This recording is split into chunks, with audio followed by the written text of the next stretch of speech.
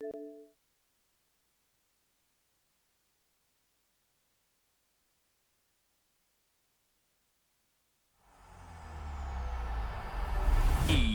Sports. His nobles and priests discussed what to do with the great wooden horse. Some wanted to burn it, but that would anger the gods. Others wanted to leave it where it was. But the glory of carrying that offering to the gods to the temple square in Troy was irresistible. Cassandra, the discredited priestess, begged the Trojans to burn the cursed monument, for it would ruin Troy. However, she was once again ignored, and they still scoffed at her, who had predicted years earlier Troy's defeat in the war. But the Trojans did not know that lurking inside the horse were dozens of Greek warriors. Among them were Odysseus, Menelaus, Diomedes, Pyrrhus, and Epeius, a magnificent carpenter responsible for building the gigantic horse. With considerable effort, the Trojans pulled the horse up to the gates of the city. The great gate was partially demolished so that the huge horse could pass through it. In a nearby creek, the great Greek armada was hidden. Thousands of soldiers were waiting for the signal to attack. The great wooden horse was stationed in the center of the temple square inside the city of Troy, and a great feast began. The whole city celebrated the victory over the Greeks after 10 long years of war. The king opened the doors of the royal cellar and offered his entire stock of beverages to the people. Everyone was to celebrate that great day with joy and plenty. As night advanced, the city fell silent. The people of Troy were fast asleep after the long day of celebration. Suddenly, a trap door opened in the belly of the wooden horse. Dozens of warriors began to emerge from that hiding place. The Greeks stealthily initiated their way to control the city gates. The sentries were surprised to be attacked from behind by the heroes infiltrating the city. At the top of the wall, a signal fire was sent to the tens of thousands of warriors outside the walls. The gates had been conquered. Led by Agamemnon, the gigantic Greek army stormed the city and started a massive bloodbath. Unarmed young men and women were not spared. The bloodthirsty rage of the Achaeans seemed unlimited. Many Trojan men, even without proper weapons and armor, tried to stop the Greek advance. But Troy's fate seemed sealed. Nothing could stop them. Achilles' son led the men in the final assault on the royal palace, the last stronghold of Trojan resistance. The Trojan War was nearing its end.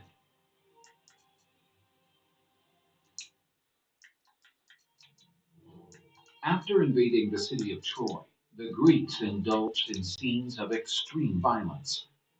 Ares, the god of war, could not be more pleased with the rivers of blood that flowed through the city streets.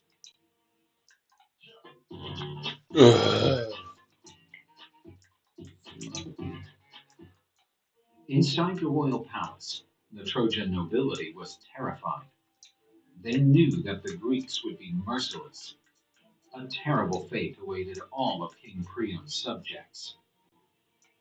Aeneas led a heroic resistance, halting the advance of the Achaeans and buying time for many Trojan citizens to escape the city. All hope of victory for the Trojans had gone up in smoke. Achilles' son, Odysseus and Menelaus, broke down the door of the royal palace, and the goddess of victory stood beside them. Menelaus's blood boiled as he searched for Helen of Troy. He had an enormous desire for revenge. Odysseus was fighting the last men of the royal guard, who, even though outnumbered, offered strong resistance.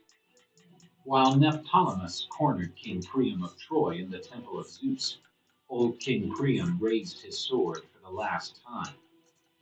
The king's white hair did not move the son of Achilles, who pierced the old man's belly with his sword. Menelaus found Helen in the chamber of Prince Deiphobus, her new husband. The Spartan king wished to dye the room with the couple's red blood. Deiphobus raised his sword and advanced against Menelaus, but he didn't stand a chance against Ares's apprentice warrior, who killed the prince as if he slaughtered a pig. Helen came face to face with the man she betrayed and abandoned. Menelaus was bathed in Deiphobus's blood and hopped like an angry bull. The queen of Sparta was resigned, for she knew that her destiny was Hades. But the gods had not yet abandoned Helen of Troy.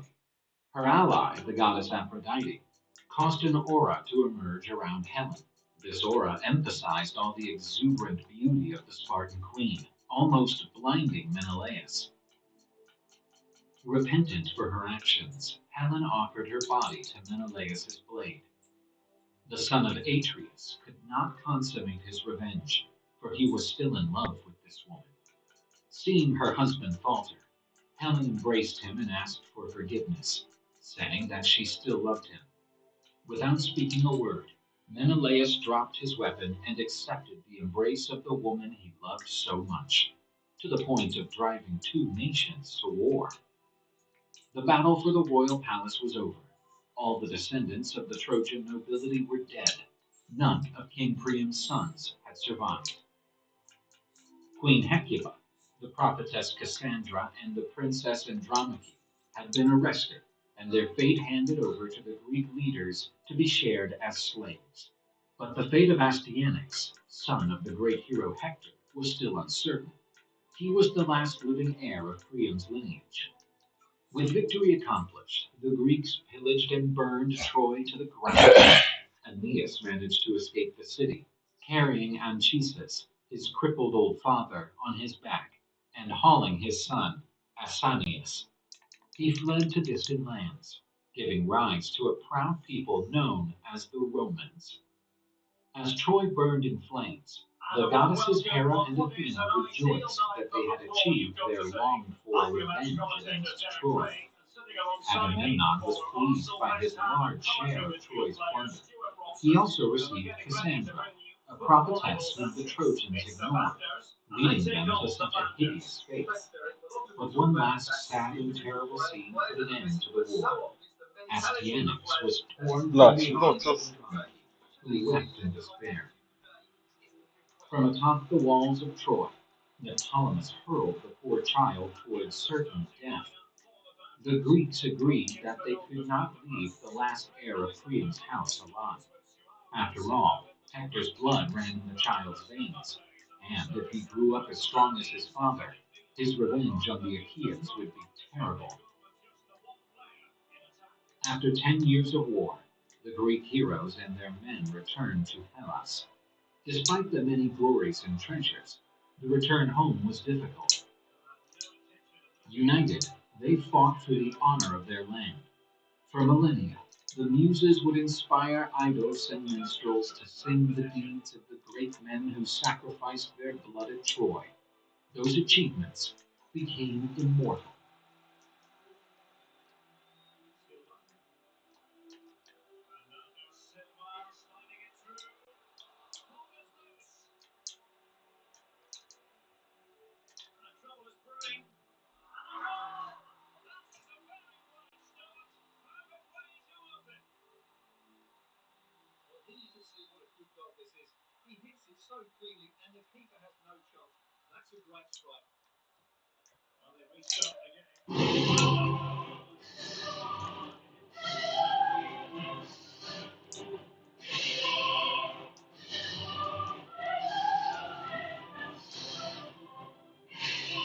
The congregation shivered in the cold.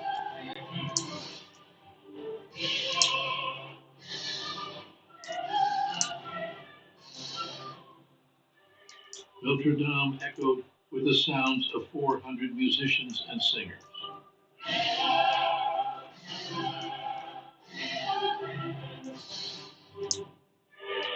The young man, born on the island of Corsica, moved impatiently forward. Napoleon Bonaparte, 35 years old, was about to be crowned Emperor of France. I found the crown of France in the gutter, he said, and I picked it up. It was December 2nd, 1804. Within 3 years, Napoleon's conquest would extend his empire across almost all of Europe, and he would rule over 70 million people. Not since the ancient Caesars had one man held so much power. Napoleon changed the world. Here is a man who rises not on the basis of his blood, not on the basis of his background, but on the basis of his ability. No one else has appeared like him, has dominated the world like he has. Yes, what is Napoleon? C'est une main. It's a hand in a shirt. It's a strange hat. Si, if you show the hat, if you show the hand in the shirt, in Japan, the United States, or France, everybody will say Napoleon. Napoleon. He was above all ambitious. He loved power. He said, I love power, like a musician loves his music.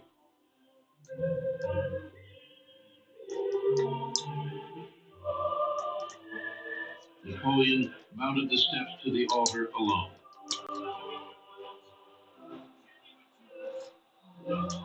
You can see Seizing the crowd, I can't move my keeper. You can see I haven't moved my keeper. I tried to move him before, they won't move. Brought it to rest on his own head.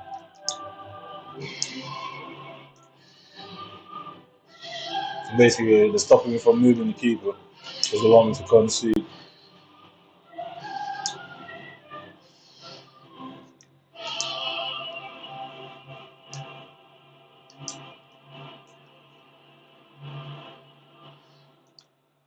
That morning, he had quietly told his brother, if only our father could see us now.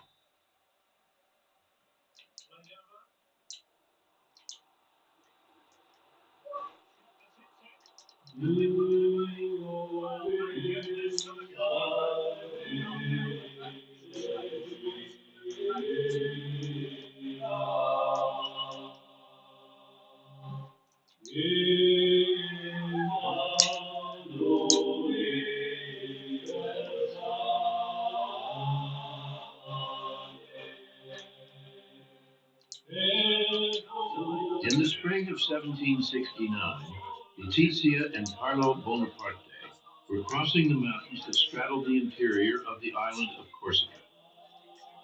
They were Corsican patriots, determined to repel a French army that had invaded their tiny island nation.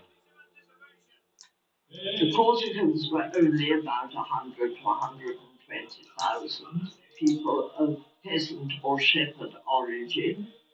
They had very few firearms, very little gunpowder, and that was all. They had to defend themselves against the 22 million population of France, then the most advanced country in Europe. The Corsicans never stood a chance. After a year of fighting, leaving thousands dead and wounded, they were defeated, and Letizia and Carlo were going home. Letizia was 6 months pregnant.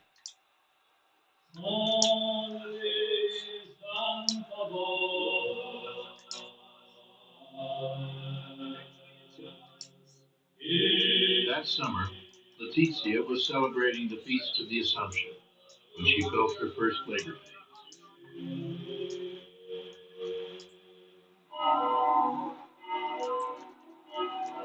Later that day, August 15, 1769, she gave birth to a son, Napoleone Bonaparte. Born just after the bitter French conquest, Napoleon would spend his childhood hating France, the nation he would one day rule. I was born when Corsica was perishing, Napoleon later wrote. 30,000 Frenchmen spewed onto our shores, drowning the throne of liberty in waves of blood. The cries of the dying, the groans of the oppressed, tears of despair surrounded my cradle from the hour of my birth. Corsica was now a French colony. Suspended in the Mediterranean between France and Italy, for centuries Corsicans had fiercely resisted invaders, Romans, Moors, Genoese. After the French victory, Corsican rebels fled to the mountains, where they continued to fight on. But Napoleon's father, Carlo, a 23-year-old university student, readily submitted. Soon he was wearing powdered wigs, embroidered waistcoats, and silver-buckled shoes. Napoleon never forgave him for betraying his Corsican heritage. He would later say harshly that his father was rather too fond of pleasure. I think Napoleon always held a grudge against his father for having submitted. Il savait que la partie était perdue. But poor Carlo, he knew he had lost the battle. He realized the French were there, so he had to live with them and make the best of it. Carlo began practicing law, won election to the Corsican Assembly, and rose in the esteem of the French rulers. But Napoleon rarely had a good thing to say about him. He saved his praise for his mother. The beautiful, strong-willed Letizia. As a mother, he would say, she was without equal.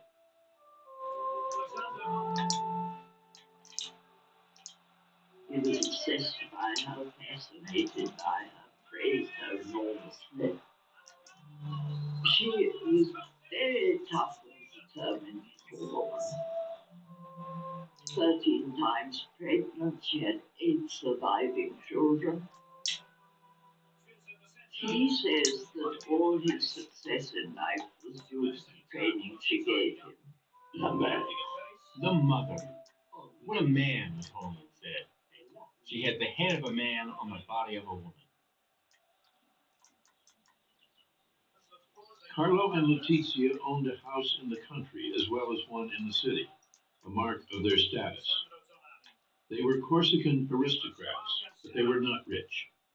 With 8 children, they struggled just to get by on an island that had been impoverished for centuries.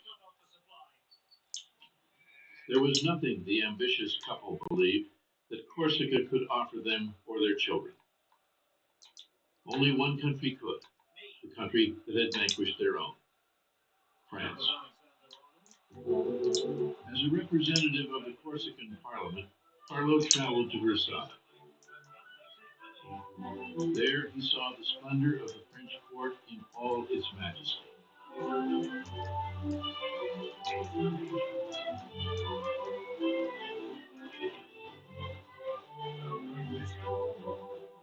France was the envy of Europe. Great Britain, Austria, Russia, Spain, none had more people or greater wealth. While America was just beginning its experiment with democracy, Versailles gave testimony to the power of kings. Carlo was an awestruck provincial. Rumblings of discontent with King Louis XVI and aristocratic privilege were no concern of his. That Queen Marie Antoinette and a frivolous court were draining France of precious resources did nothing to diminish Carlo's delight in everything he saw. He dreamed that one day his children would become noblemen in that glittering citadel of power in which he had no place. For years, Carlo had nourished a plan. In Versailles, he saw it come true. He secured Napoleon a scholarship to a school in France. Napoleon set foot in France for the first time in the winter of 1778. A thin, sallow 9-year-old, accustomed to the warmth of the Mediterranean, suddenly alone on the windswept plains of northern France.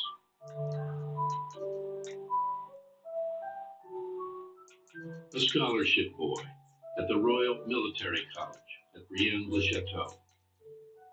He could hardly speak French. For the next 5 years, there would be no holidays, no visits home. He had no love of France.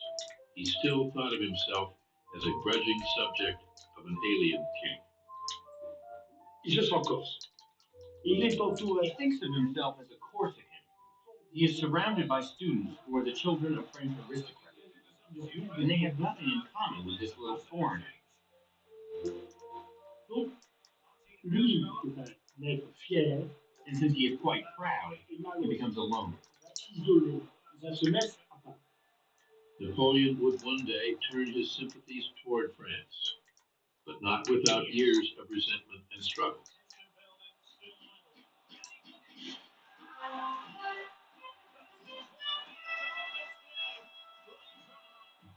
He was 15 when he was promoted to the Royal Military Academy in Paris.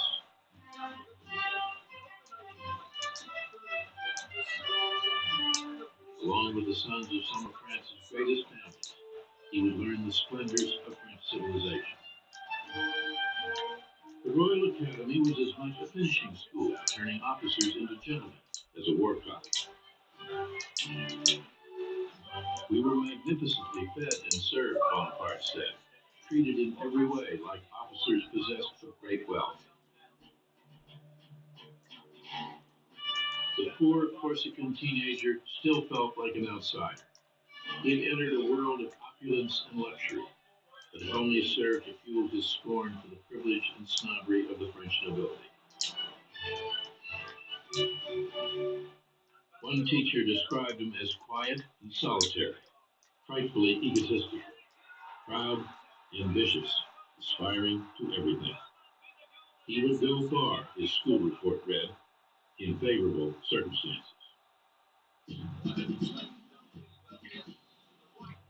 He began his apprenticeship as a soldier when he was 16, a lowly second lieutenant, training with the best artillery unit in the French army. He grew expert at sighting a gun, handling rammer and shot, deploying men. One of the greatest careers in military history had begun. On sent très bien que c'est un He feels that the regime will not let him have the position he dreams of. les postes supérieurs sont réservés The top positions are reserved for the noblemen.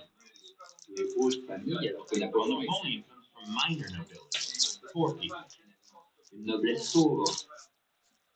Frustrated in his military ambitions, Bonaparte dreamed of becoming famous as an author, wrote a brief history of Corsica, even tried his hand at a novel.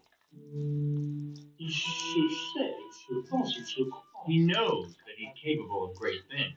Appelé peut-être à un grand destin. He feels that perhaps he's destined for greatness. But at that point, how can he possibly believe it? Il s'ennuie à mourir. He's bored to death.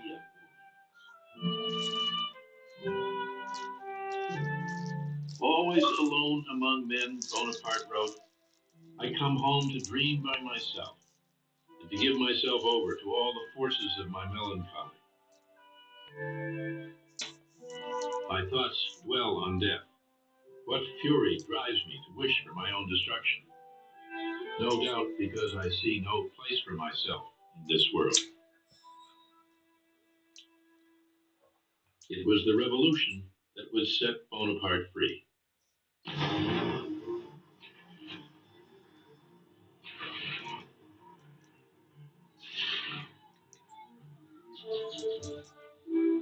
On July 14th, 1789, Paris erupted.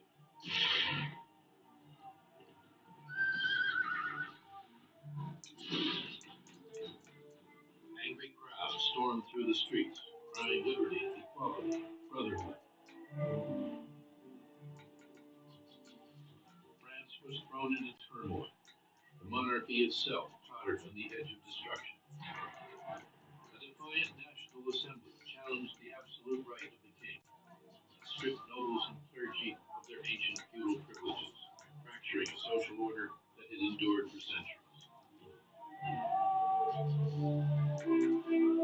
After years of injustice and inequality, the revolution had begun.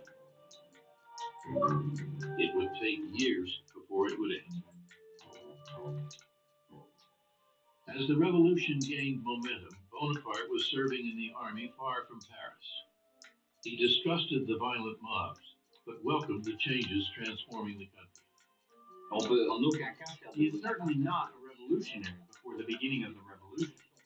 Mais Bonaparte accueille la révolution. But Bonaparte welcomes the revolution as good news. Qui, It almost has a religious impact for him. pour lui, Because all of a sudden he feels that the revolution is going to open up French society. la révolution va ouvrir la société française. L'abolition des privilèges, le fait que la société française ne va plus It would connaître abolish privileges, hiérarchie, put an end to hierarchies and the kind of condescension from which Napoleon had suffered while he was growing up. Napoléon dans sa jeunesse. Bonaparte était un jeune homme. Bonaparte was a man of his time, and to be 20 years old in 1789 is very important. Napoleon's destiny and the destiny of the whole country become the same.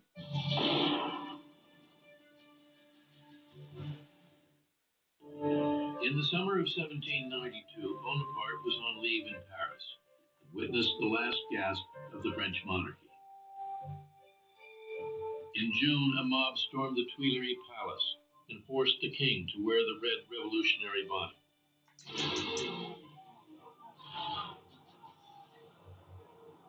In August, the mob massacred the king's Swiss guards. King Louis XVI was dethroned. French Republic was proclaimed that fall.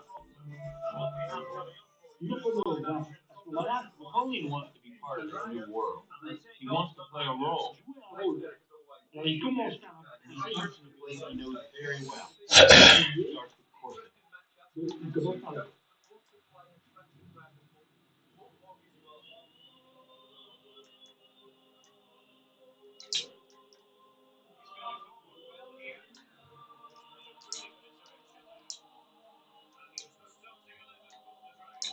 Bonaparte was 23, an idealistic revolutionary, when he took leave of absence from the French army and returned to Corsica.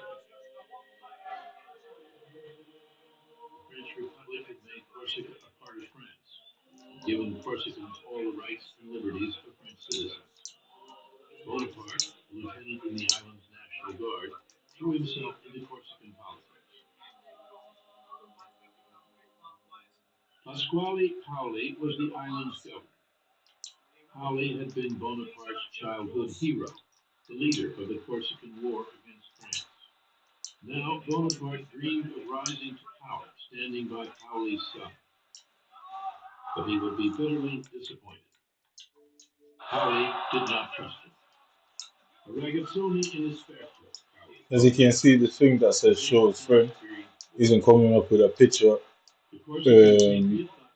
So all of a sudden that's happening that don't normally happen. All of a sudden it's happening. Bonaparte and Paoli are on totally different ways. Paoli retains the idea that Corsica should be independent. By this time, Napoleon Bonaparte is perfectly comfortable with a Corsica that is part of revolutionary France. Bonaparte soon became the leader of a faction opposed to Paoli. Clan rivalry ran deep on the island, intensifying the political struggle between the two men. Paoli's partisans and Bonaparte's were soon at war. In the end, Paoli proved too strong. Bonaparte's home was sacked, and he was forced to flee to the mountains.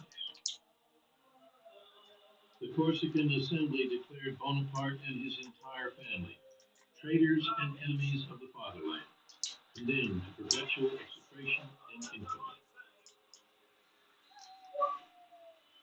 Bonaparte no longer had the right to live in Corsica. He had been given a death sentence by his own people.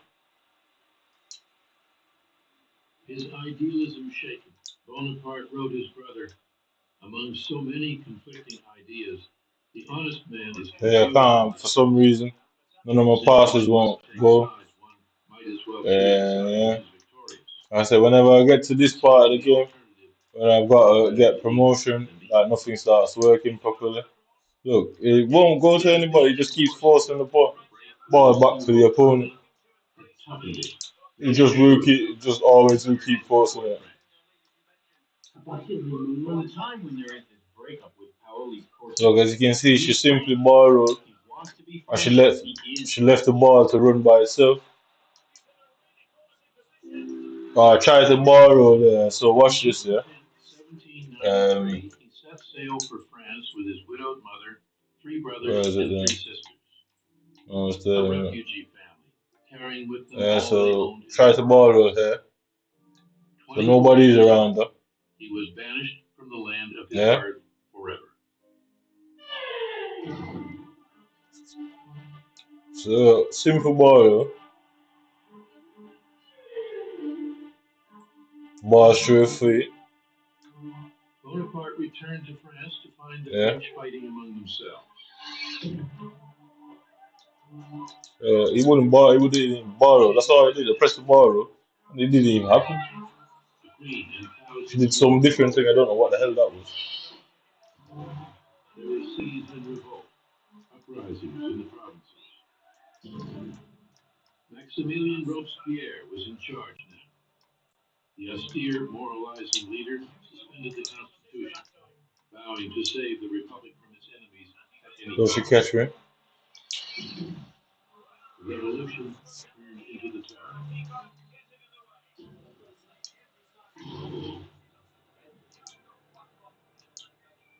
Torn by civil war, France was also at war with almost all of Europe. Austria, Spain, Prussia, and Great Britain were bent on destroying the new French Republic, while French radicals promised to help all peoples rise against their rulers. Reinstated in the army as an artillery captain, Bonaparte was ordered to Toulon, a city of 28,000 on the southern coast that had rebelled against the Republic, throwing its port open to the English. The British fleet defended the city from the harbor. 24-year-old Bonaparte Like I thought he said, knew how to drive them out. there's no reason for that to He happen. argued that if his soldiers could seize the heights commanding the harbor, they could bombard the fleet, drive it away, and the city would fall. It was a simple plan, but none of the generals would listen. And the generals in Toulon were total incompetence, or a little worse. Finally, a fairly competent general showed up, listened to Napoleon's plan, and said, naturally. This would be Bonaparte's first great chase. With aristocratic officers fleeing the country, there was suddenly a vacuum, an opportunity for rapid promotion for soldiers who could prove themselves under fire. So you can see the ball bouncing off it for no reason. I say anytime it gets to the promotion game, that start happening. Passes start messing up even more than usual. The ball bounces off me in simple positions.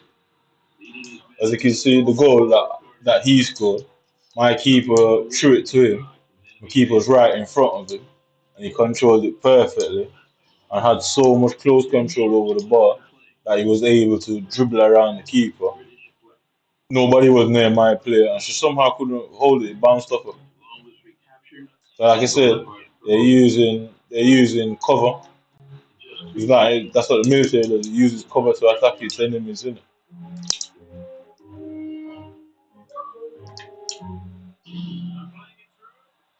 So watch this now.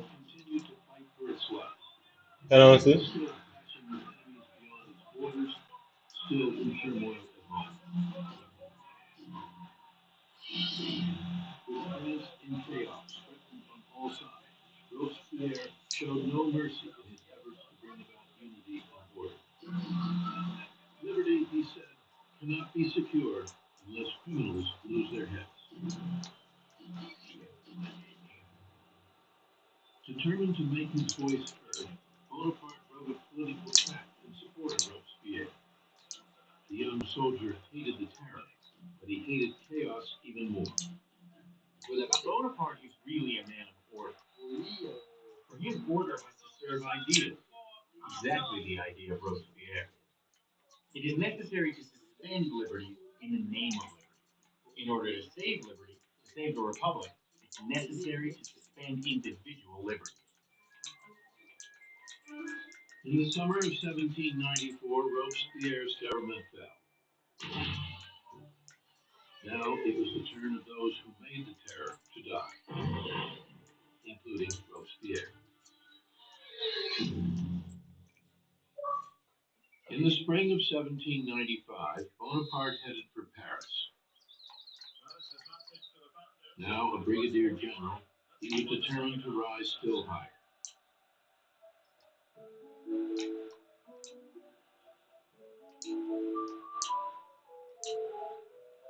France had a new constitutional government. The guillotine, riots in the street, the war still raging along the frontier, all seemed forgotten.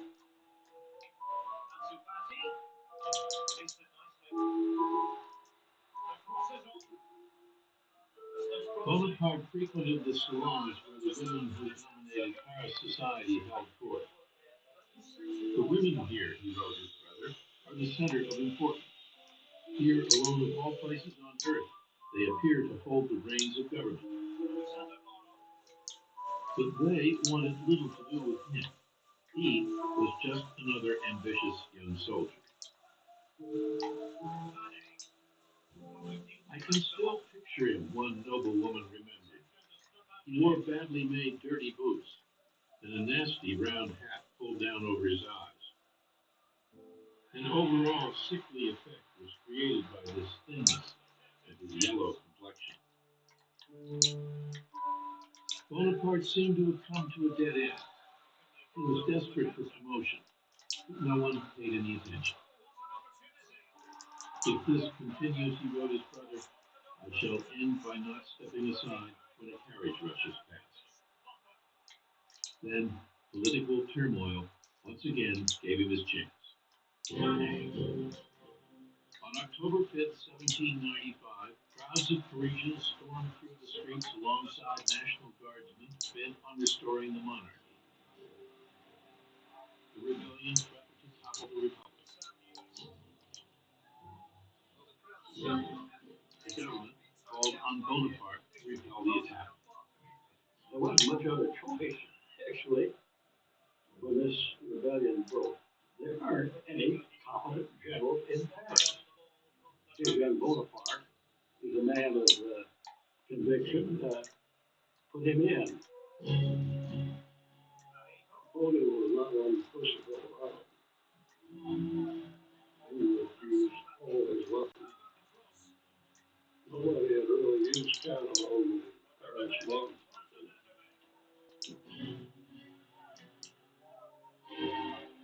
He was going to shoot until they could see the whites of their eyes.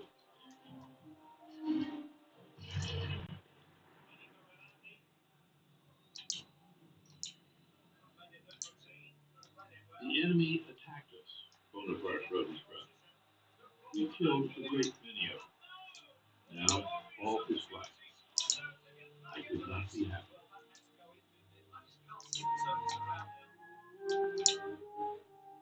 3 weeks later, he was made a full general, commander of the Army of the Interior. He was 26.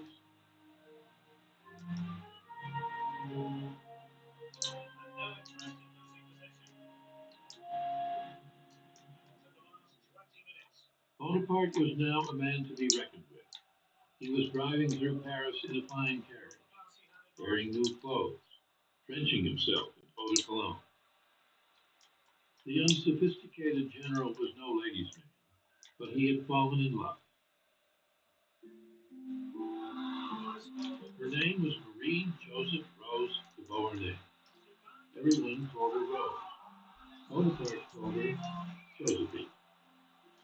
She was a Creole aristocrat from the French colony of Martinique, a 32-year-old widow with 2 small children, deep in debt, trying to make her way in Paris alone. Languid, with a nonchalant shading into indolence, she was known as a woman of refinement, charm, and grace. It was said that she even went to bed gracefully. Bonaparte was dazzled by her. I was naturally timid among women, he said. Madame de Beauharnais was the first woman who gave me any degree of confidence. Josephine was what might be called a slightly false woman. She'd been married young, her husband had died of the guillotine. She had no There was often helped her out, and it was well known she had affairs with men in high French society. No one stood higher than Paul Marat, the most powerful figure in the new government. Josephine was his mistress, a woman of influence in the most fashionable salons in Paris. Bonaparte saw her in a world of power. She was at the center of society. She had all these connections. She was very much someone who could be useful to him. And then I think he just found that enormously. Josephine lived in a little cottage set in a pleasant garden. Some said it was Marat who paid the rent. But Marat was growing tired of her. Now Bonaparte visited her there. Josephine seemed amused by her new lover. Although she knew how to please him, she did not return his passion. When Bonaparte proposed marriage, she hesitated. She wasn't attracted to him at all. In fact, she told a friend later that for a long time, she had to overcome a feeling of repugnance. He was so serious and he had no sense of humor. He was skinny. His hair was kind of hanging and he was unkempt. Mais elle sait que la beauté passe. But she knows that beauty is vanishing. Already her teeth are bad, she's getting wrinkled. Napoleon doesn't see it, but others see it, and she sees it. Her looks fading and her debts mounting, she needed a protector. On March 9, 1796, Napoleon Bonaparte and Josephine de Beauharnais were married. A gold enameled medallion was the general's wedding gift to his bride. On it were inscribed the words, "To Destiny." Bonaparte was sent to the Italian Alps. Josephine's former lover, Paul Marat, had helped win him an appointment as supreme commander of all French forces in Italy. His assignment was to challenge the Empire of Austria and their Italian allies. He had never commanded an army before. Young and untested, no one expected very much from him, especially his own generals. Everyone makes fun of him before he gets there. This little general who perhaps owes his command to his wife.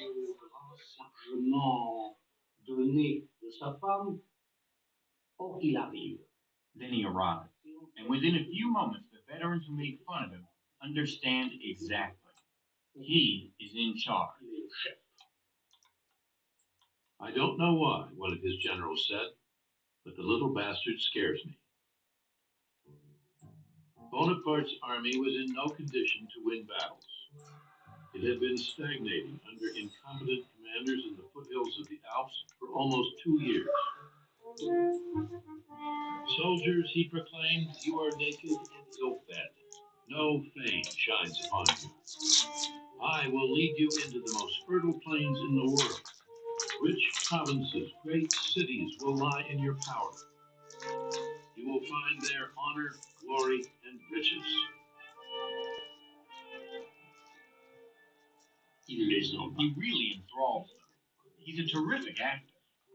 He's capable of laughing, smiling, and then suddenly he's passionate, inspiring fear, horror, and anger. On April 2nd, 1796, Bonaparte led his army forward. He was badly outnumbered. 38,000 French soldiers faced 38,000 Austrians and their allies, 25,000 Piedmontese. Bonaparte planned to isolate the Austrians from the Piedmontese, then conquer each separately. He would strike first at Piedmont. In just 2 weeks, he won 6 battles, took thousands of prisoners, and broke the back of Piedmont's army. One Piedmontese officer would later complain, they sent a young madman who attacked right, left, and from the rear. It's an intolerable way of making war. On April 26th, Piedmont surrendered. Bonaparte demanded gold and silver and paid his troops, the first real money they had seen in years. Soldiers, he said, we thank you. So look at it now, I'm at 140 pings for some reason. So it just dropped from 140 pings to 60. 2 nights ago, I was at 28. On Friday, I was at 22. Look at the behavior. For what reason would my internet be jumping up and down with signal issues? Over the last 3 days, I'm having pure signal problems. So every month, I got to call the internet company about internet issues. I don't think so. Now in 2023, you're gonna have erratic internet like that. Innit? No chance. Everyone's using fiber optics now. So why would that issue be a possibility? Some people have 8, 9, 10 different things on their internet service. I've only got two Xbox, a laptop, and a phone. That's it. That's only me in the house. So literally, two Xboxes, a laptop, and a phone. The laptop isn't on the internet now. Obviously, not using my phone. What's going on with the internet, innit? So I've got to stop, restart my whole internet now over bullshit. And very often, if one had the other in check, that would be the end of it. There would be no fight. So we're gonna go and do that. Modern general.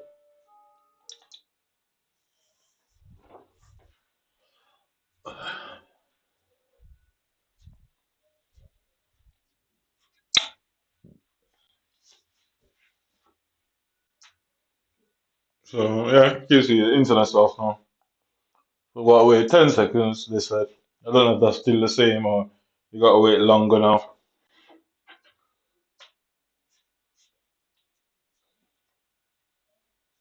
That's what they do. They hack my device. Obviously, it's like if when people online, or whatever they call hackers doing, they find some way of getting it off the internet. But if you get it through someone's device, like the IME number and all that, serial number and all that, you can basically go into the Wi-Fi settings in it because obviously the Wi-Fi have a settings that you can put password in and all that. At some point, I'll do that. At some point, but I don't see why I should have to. You know what I mean? I really don't see why I should have to. But nevertheless, that's the case, isn't it? There you go, the internet stuff. I'm waiting for it to come back on.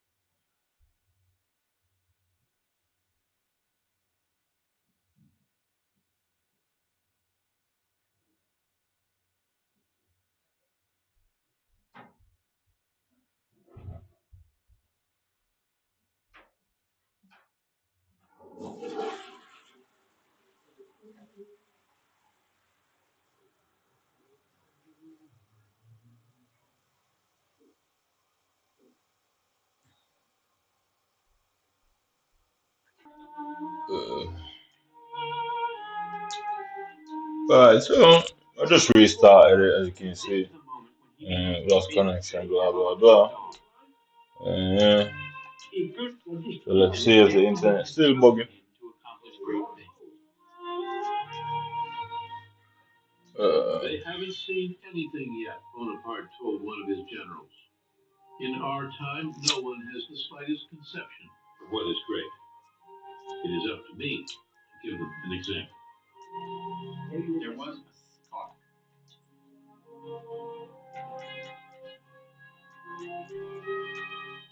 I don't know what the fuck Gilla means. I really don't know. Yeah, it's crazy. There's a Gilla. From that moment, he said, I foresaw what I might be. Alright, so how much of that? I think I might be. I might have one more game left in the As if I were being carried into the sky. this what's that? Team, so first 22 games. Evolution Mastery. There's not much of them for them. League Mastery. Oh, I needed that. I needed four of them. On May 5th, French division. 1796, Bonaparte led his victorious I armies forgot into about Milan. He was greeted by the Milanese as a heroic liberator, the general who freed them from their Austrian rulers. We come to break your chains, Bonaparte proclaimed. So I need. Our only quarrel is with the tyrants who have enslaved MLS.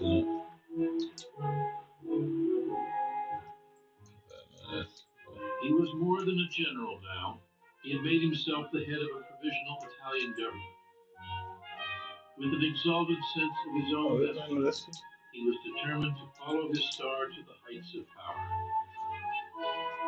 Great men become great because they have been able to master luck. Where the hell is it? MLS. What the vulgar call luck is a characteristic of genius.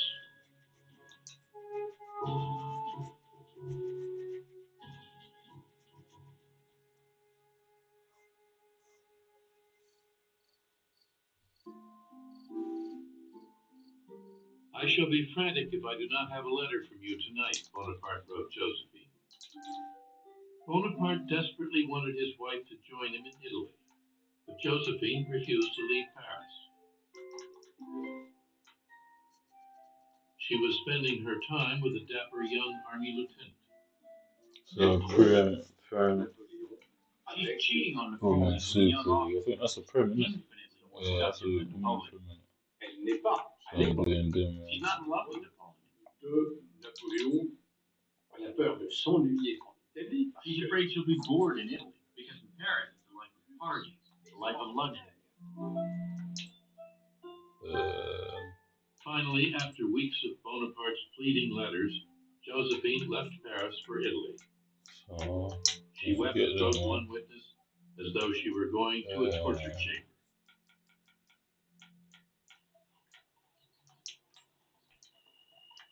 She arrived at Milan's Cervelloni Palace to find that her husband had filled it with flowers in her honor.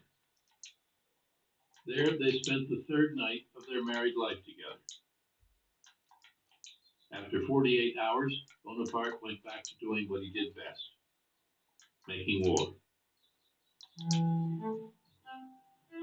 The Austrian army with fresh reinforcements was still a threat.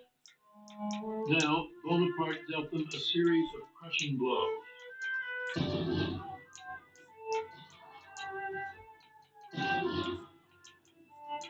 Finishing them off in January 1797 in a 3-day battle at Rivoli, 60 miles west of Venice. His victories in Italy began the legend of his invincibility, immortalized in a series of romantic paintings. Bonaparte was not only a warrior, he was also a shrewd propagandist. Bonaparte, dès ses premiers succès, From his first triumph, Bonaparte understood that it's not enough to win victories. il utilise l'image. He uses images to make sure that his victories in Italy are widely publicized in France. Connu en France. Il a très bien compris. He understood that art is also a means of propaganda. Il commande un tableau. He orders a painting after a victory. Il ordonne. He dictates the theme, Il ordonne the layout of the characters. le personnage. Il va même jusqu'à He even orders the dimensions of the frame. Napoléon d'emblée. From the very beginning, Napoleon gave himself an image. Il a d'emblée arrangé. He created his own history. Il crée une presse. He created his own newspapers, France and the Army of Italy, and the newspaper of the Army of Italy, which exalt his victory. Bonaparte lui-même qui Bonaparte himself actually wrote some articles.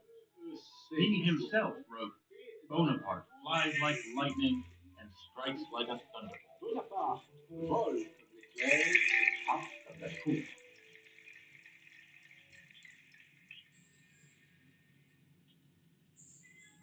While Bonaparte's fame grew in France, he was wearing out his welcome in Italy.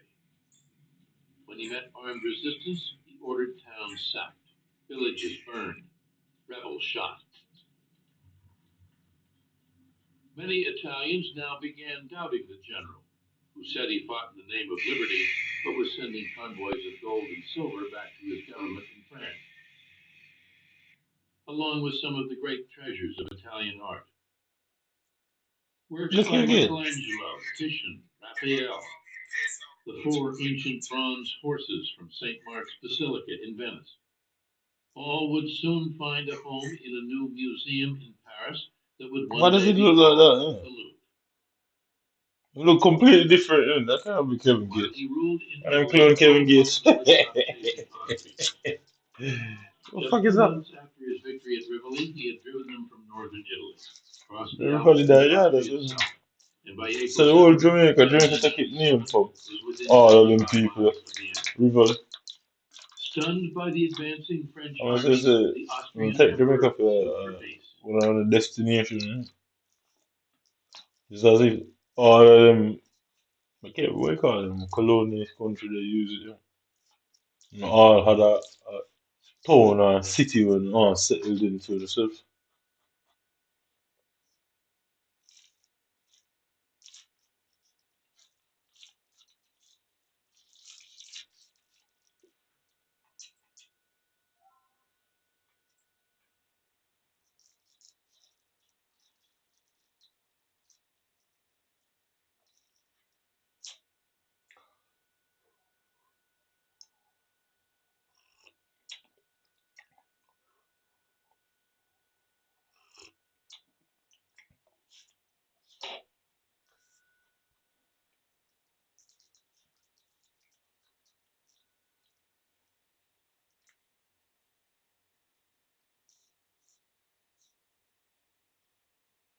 Like a madman.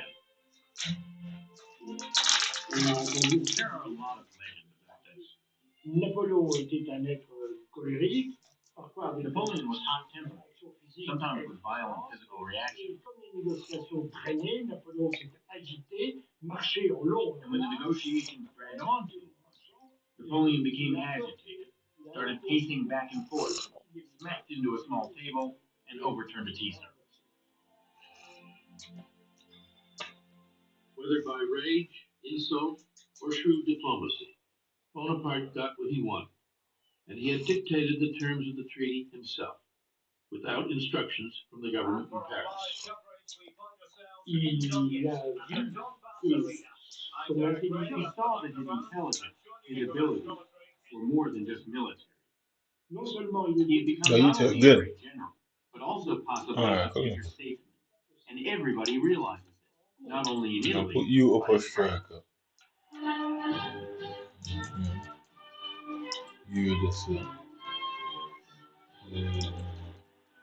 the end of 1797, you can 28-year-old you Napoleon listen. Bonaparte returned to Paris and handed the government a treaty which brought a fragile You peace listen. to the continent of Europe.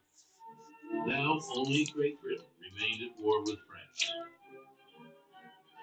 In just 1.5 years, he had taken his dispirited, tattered soldiers, marched them hundreds of miles, and defeated the army of the Empire of Austria without ever losing a battle.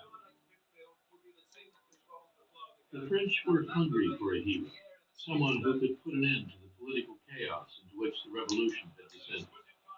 One government after another. Oh, I don't know what is going on with me. I don't know what is going on with the defense.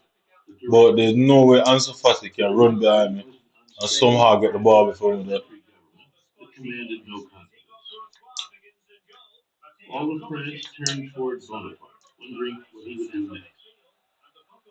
What I have done up to now is nothing, he said privately. I am only at the beginning of the course I must run. I can no longer obey. I have tasted command, and I cannot give it up. While Bonaparte waited for the right moment to seize power, he set his sights on new glories in the exotic East.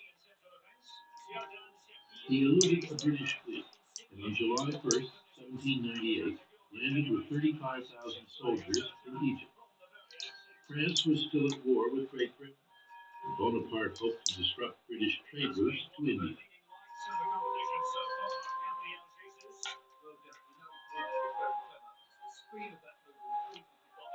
I'm moving the keeper.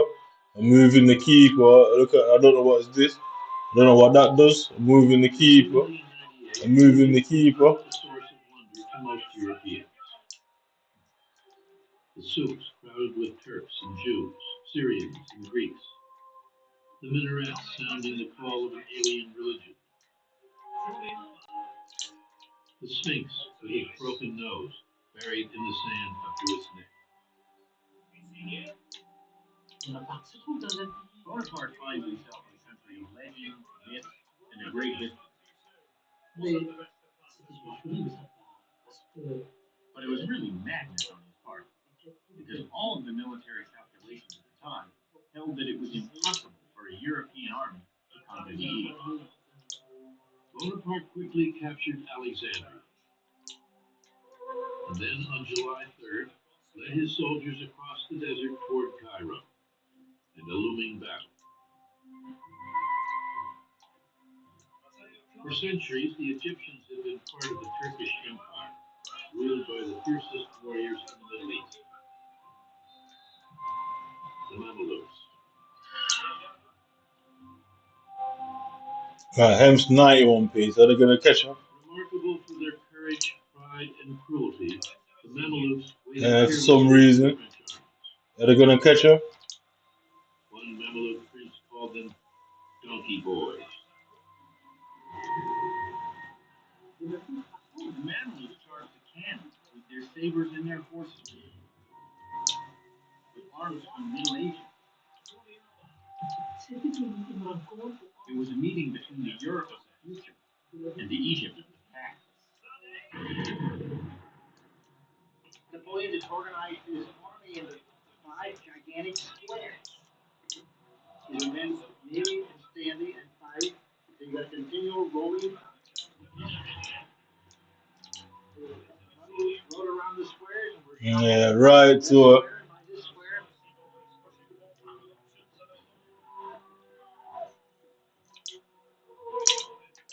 French lost 30 men. The Mamelukes lost probably 5 or 6,000.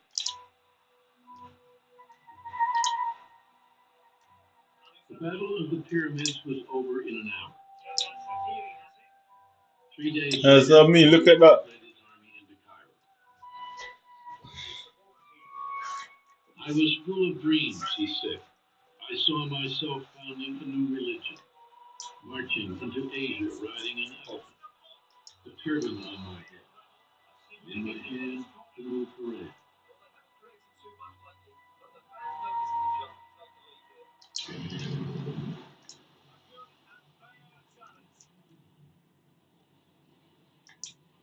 But Bonaparte's dreams of empire were quickly shattered. Again. And then it just opens up unimpeded. I mean, I'd win the ball, and it just all opens up unimpeded for him to just run straight through to my back line. Again, I mean, where's any of my players that's gonna come and help me there? None of my players are there to help me.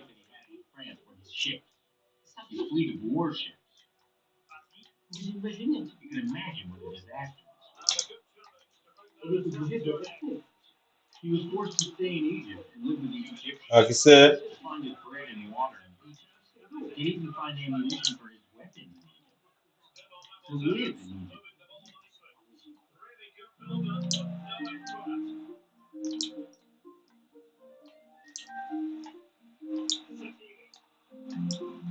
While Bonaparte was marooned in Egypt, his I'm wife looking for the returned guy at the back. home. Yeah, there you go. A manor house 6 miles from Paris called Malmaison.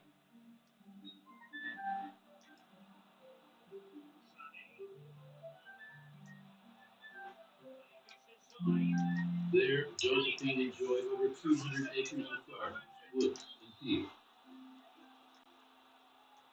and the companionship of her lover. When an aide dared to tell Bonaparte the truth, the general was crushed. The veil is torn, he wrote his brother. I am tired of grandeur. All my feelings have dried up. I no longer care about my glory. At 29, I have exhausted everything. No, fuck you, man. Fuck you. Furious, he took the wife of one of his officers for a mistress. His friends called her the general's Cleopatra. Cut off from France, Bonaparte remained undaunted. Installed in a palace in Cairo, he imagined himself an Eastern potentate, following in the footsteps of Alexander the Great. He était venu en Egypte à la tête d'une armée. He came to Egypt at the head of an army, and suddenly he found himself at the head of a nation. And it's not just any nation, it's Egypt.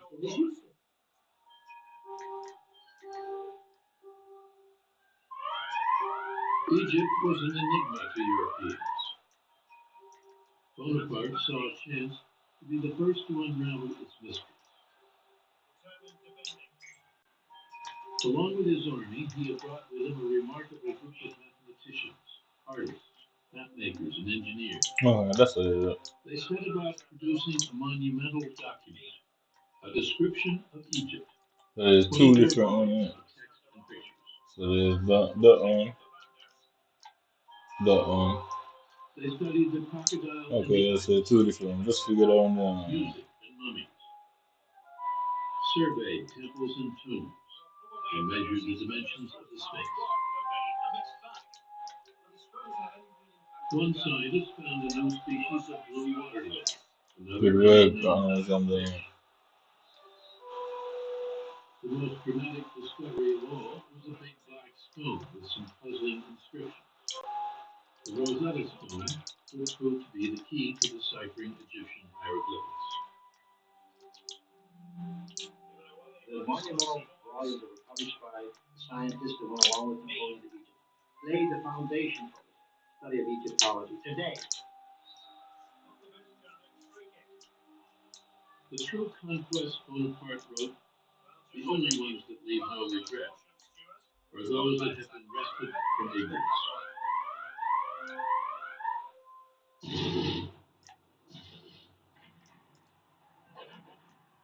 In February 1799, Bonaparte took 13,000 soldiers into Syria.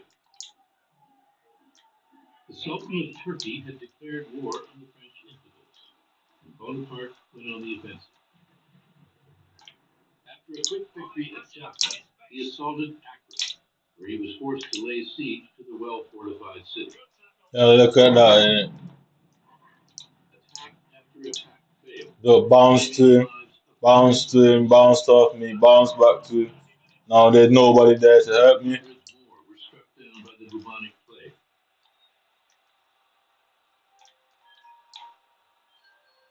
I mean, look at it. It's just this empty blank Bonaparte space in front of me all the time, retreated to where my Cairo players are with running a away small from me. army of sick and wounded men. But Bonaparte refused to admit the extent of the disaster. I am returning to Cairo with many prisoners and flags, he proclaimed. I raised the ramparts of Accra. There is not a stone left standing. On August 23, 1799, Bonaparte secretly set sail for home. abandoning more than 30,000 soldiers with little more than an apologetic message. Extraordinary circumstances alone have persuaded me to pass through enemy lines and return to Europe. Look at this shocking shit, man. This guy's obviously not good at it, man. France was once again at war with Austria, Britain. Obviously, look at this, look at this. Civil war continued to tear the So country as when he wins the ball, yeah, look, they just transition into an attack immediately. When I win the ball, it's got a bounce around it, and his whole team is immediately pressing. Bonaparte dreamed of rescuing France. Like, look. Look. Look, look.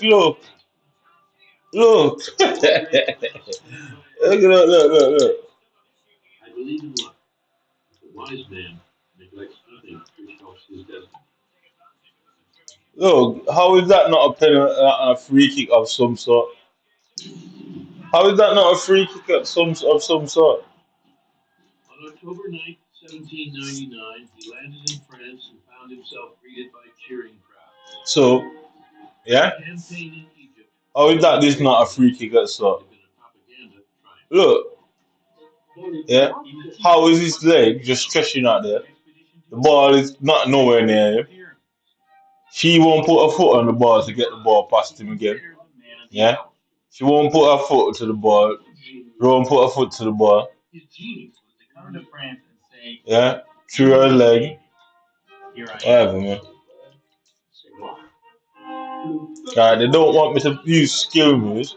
As soon as I use skill move, the defenders or the opponent's player just basically just get this weird aggression out of nowhere that they didn't have before. As soon as they use a skill move, they just become very aggressive. And above the first brigade, the star. Look, look. October 15th, Bonaparte was in Paris. Yeah, He would settle with Josephine. that's Britain for you, As innit? he rise to fame and power, the dynamic That is Britain. Look, there you go, say that in the internet again. sophisticated As soon as I say it's Britain for you, my internet went off. Bonaparte Triggered, lad. determined to avoid his wife. He Triggered. returned home, locked himself in his room, and refused Back even to post. see her. No. I will never forgive her, he said. Never. Promising that you will never do it again, but just open the door. 10 minutes to go. By the time the Yeah. sun rose, Bonaparte had reached. The next morning found husband and wife in each other's arms. Yeah. Josephine would never take over. Yeah. Back to him. And while Bonaparte would always insist that he loved Back her, to him. he would do as he pleased. Yeah. Back to him. He's gonna fucking try that. Try that. Yeah. Give me the ball. No. Alright. There you go. Back in France, less than a week, Bonaparte saw that the time had come to act. Solemnly deliberating in the Luxembourg Palace, the Directory was about to be swept aside. The debt from 8 long years of war was mounting. Draft evasion rampant. Yeah. Tackle. Bounce back to him. The government seemed Yeah. My players don't want to pass the ball to each other. As the crisis ripened, Bonaparte determined to find a way to seize power for himself. His moment, he knew, had arrived. He allied himself with one of the plotters, a member of the Directory, Emmanuel Sieyes, who needed the support of the popular young general. This coup that he has planned is a parliamentary Yeah. coup, a political coup. Yeah. Sieyes is in charge. The force will only be used if something goes wrong. General Bonaparte is only supposed to have a supporting role. On November 9th, 1799, Bonaparte and Sieyes set So there was a woman when I was younger from where I came from, in my community called Verona. So I don't know what the Verona FC is insinuating there, innit? So this guy's OG shining. I'm gonna block him. Hopefully that means I never have to play him again. Because I think the game gave him the advantage because he's not a normal quote unquote normal player. He's not just a random player that the game just randomly found for me. He's purposely there. It's a spoofed game, innit?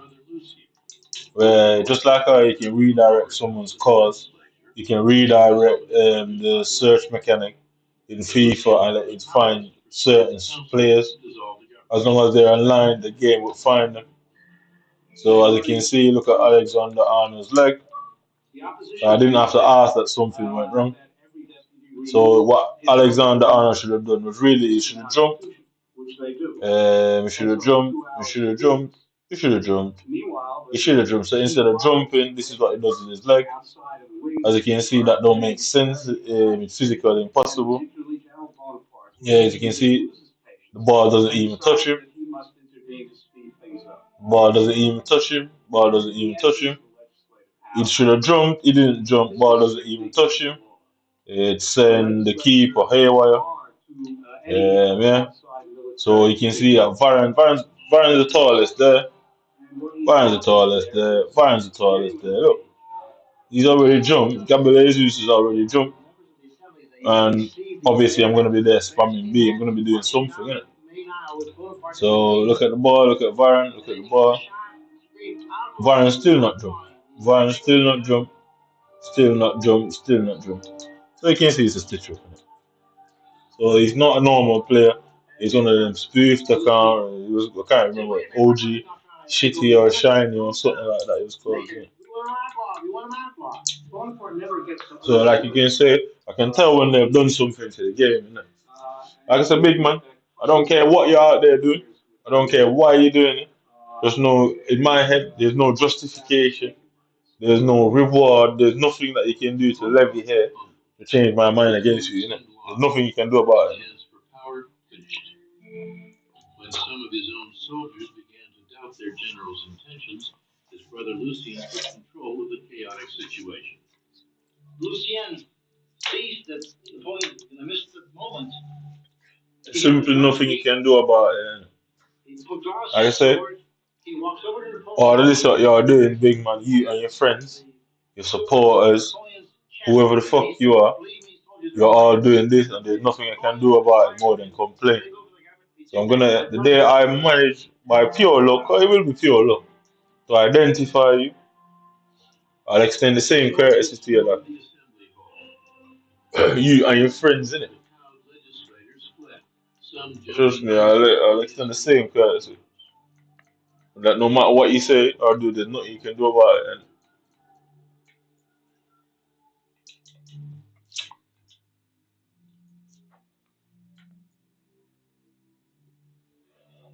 I've been playing for an hour and a half. That's about 3 or 4 games. Not won one. I've lost all the games. Can't be asked going through uploading this, uploading. I should really upload it. Or probably I'm gonna do it in a minute. Innit? Yeah, probably I'm gonna do it. I'm gonna upload that when I'm finished doing all this. Can't be asked stuff on now. So we got French division, MLS League One. The parliamentary coup had become a military coup, and the strongman is no longer CS. Now it is Bonaparte. Within weeks, Bonaparte outmaneuvered the other consuls, rewrote the constitution, and made himself head of state under the title First Consul. As the year 1800 began, Napoleon Bonaparte, 30 years old, was the most powerful man in France. The revolution, Bonaparte said, is over. And then he added, I am the revolution.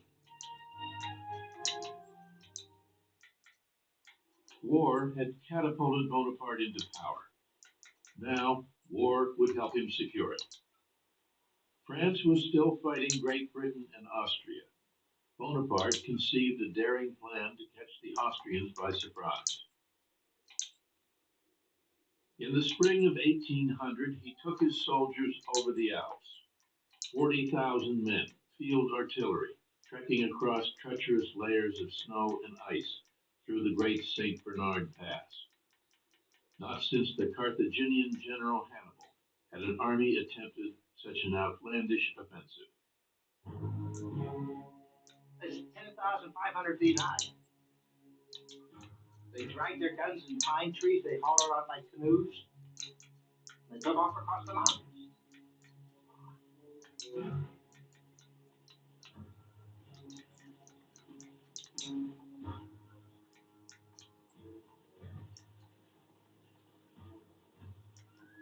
On May 20th, Bonaparte made the crossing himself.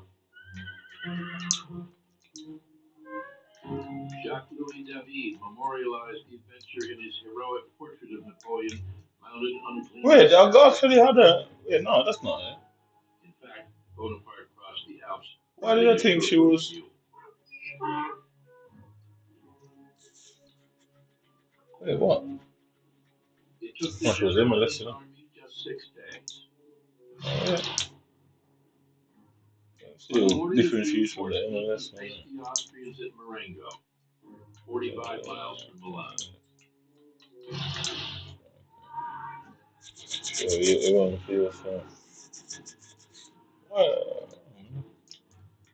By the end of the day, there were 6,000 French casualties. I should not play striker. Nearly twice as many Austrians had been killed or wounded. The French had won.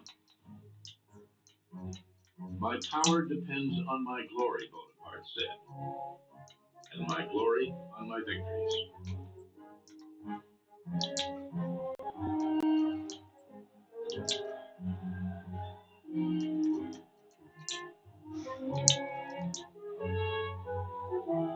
Early the next year, the Emperor of Austria ordered a halt to the fighting and signed a treaty with France.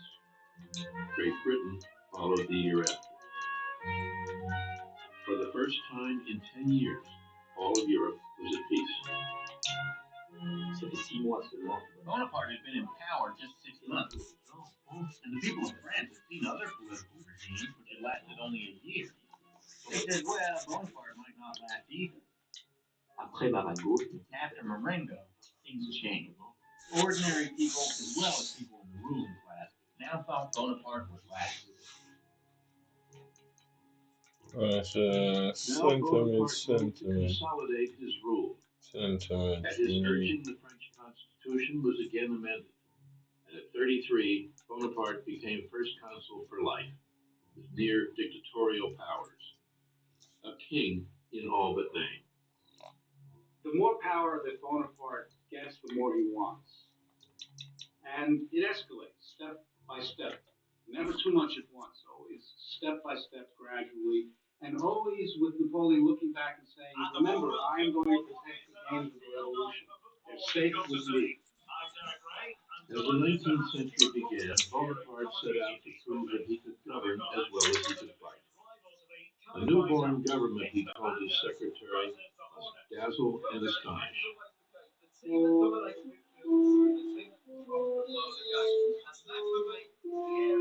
He built new parks. So again, you can see my internet is giving some kind of issue again. All of this is because I've got a promotion and they don't want me to get into Division 6 or 5 before Thursday. So they just have me here in limbo, just stuck at Division 8. So I'm not allowed to move up divisions. Like, well, I gotta do it once a week, innit? So one bit a week, you get me? Innit? So I can only move up one division this week, then the next division the other week, and the next the other week. I gotta move up divisions weekly.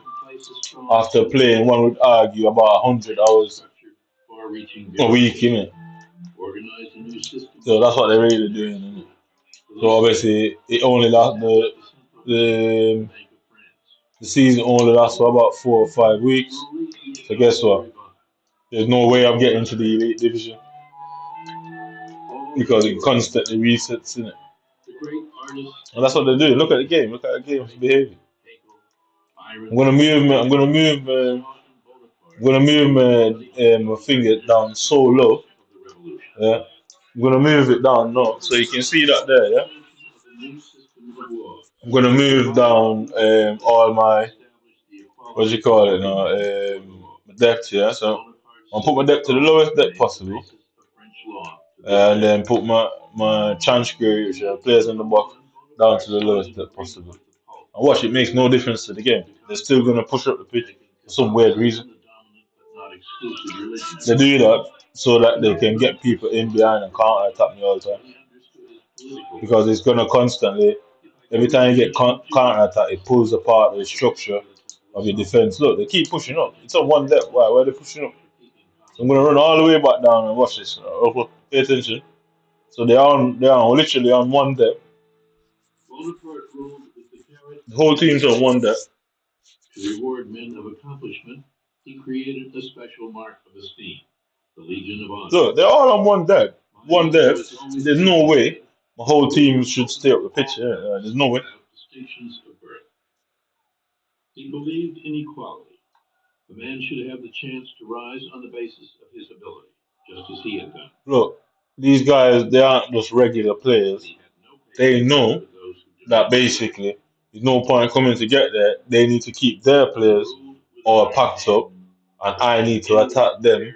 So basically, all my players will eventually push up the pitch, just like how it is now. They'll push up the pitch, which gives them an easy outlet. Yeah, the AI is gonna basically do all the hard work for them, win the ball. They just play it out randomly and just run to the back of it and score. It's a setup and it's a stitch up. These players aren't real players because you just would come and get the ball, innit? You wouldn't just stand there and not try and come and get the ball because it's boring to just be there, you get me, innit? So that's one depth. As you can see, my players refuse to come back, innit? Like, none of them are coming back into the box. I specifically ran into the box for a reason to show you that that one depth should carry them about a hair. Yeah? So, in theory, my whole back line should be just there, right beside all in the line there. Innit? Why they're not coming back? Look how broken the back line is. Notice you can't even see the map on the pitch properly. Yeah, so let me do this. Notice you barely seeing the map. Yeah, you can't see the map properly. So I'm gonna go through all the map settings. The map just pops up now for no reason. As you can see, look at the position of it. The map goes again. Yeah, so I don't have a map. So guess what? They push my team depth up where no matter what I do, no option works to lower it. And after that, then they make the map disappear. So guess what? Every time I'm in pressure, I don't have an outlet because guess what? I can't see the outlet because the map's not working. France and Great Britain had signed a treaty of peace, but no one expected it to last. Even before the treaty was signed, so I triggered them to go for a run. They come back. They just won't come in the box with me. What's wrong with being in the box? I don't get it. Why is my team not trying to come in the box? I don't get it. Like, why is my team not literally not coming in the box? It just won't. No matter what I do, it won't come in the box. He knows. The player knows. Like I say, it's easy to prove that they know because I'd play everyone and they all would play the exact same. Yeah, look, Rob Varne's in the box now. The left back won't come in the box. Yeah, the left back won't come in the box. The right back won't come any lower. Look where it comes. I want him to come down there. I want him to be in a line with me, innit? I don't know what settings to get them to stay in a fucking straight line, innit? I don't know what settings that could be. I can't find that settings on the game. If that settings is not on the game, that means that they did it, innit? It's as simple as that, innit? The two armies peered at each other across the English Channel, neither willing to risk battle. France held at bay by the British Navy. Britain afraid to send soldiers to fight on the continent. Yeah, so. But as Bonaparte waited and readied his troops, his confidence in himself and his star remained unshaken. He's not got his thing on one depth, so let him try. Let him pause it and put it on one depth and prove it wrong, innit? Why can't your players go in the box? In real life, players stand in the box all the fucking time, but 34 years old. My players got constantly. Look how fast it's deactivating me for inactivity. Now he decided. Look how fast it's deactivating me for inactivity. The game, I'm literally just moving there. His idea is that Look, how am I deactivated for activity? For what reason?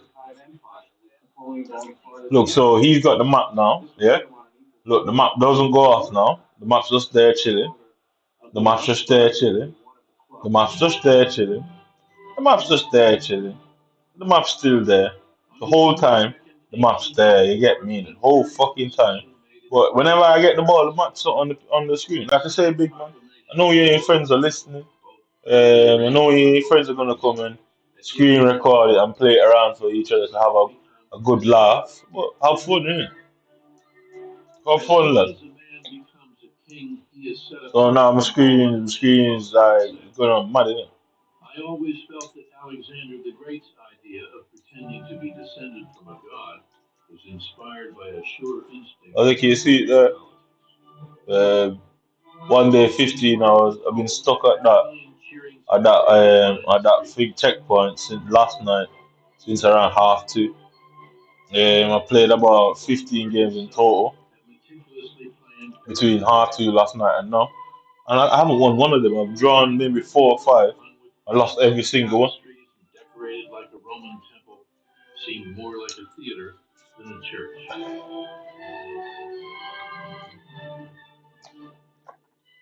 But Bonaparte wanted his elevation to glow with the aura of religion. The Pope had been brought from Italy to sanctify the occasion.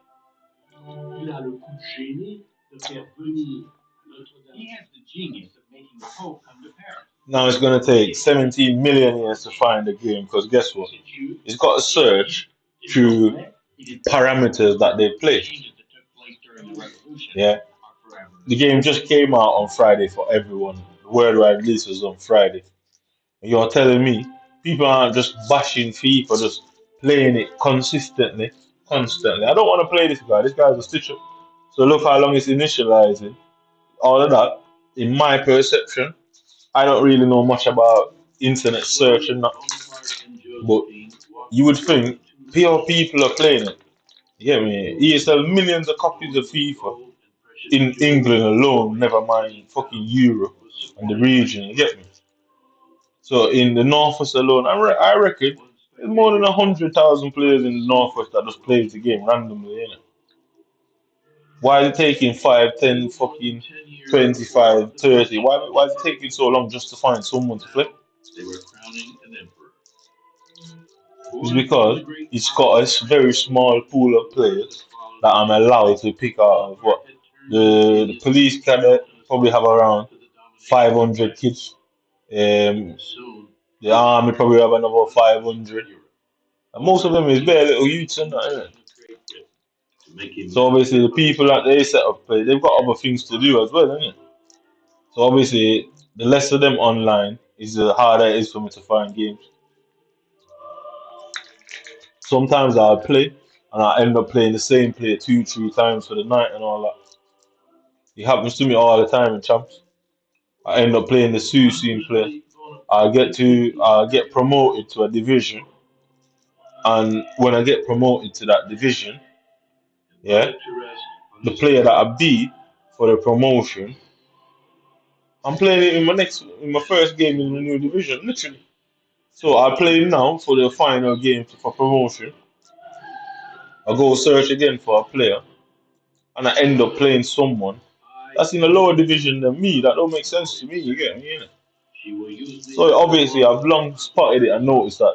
And that don't make sense. That means that I've got a pool of players that they want me to play because they can't let everybody see it. They can't let regular people see it and take notice of that. So obviously the only people that are going to be glad to see that and ignore that is the people who are doing it.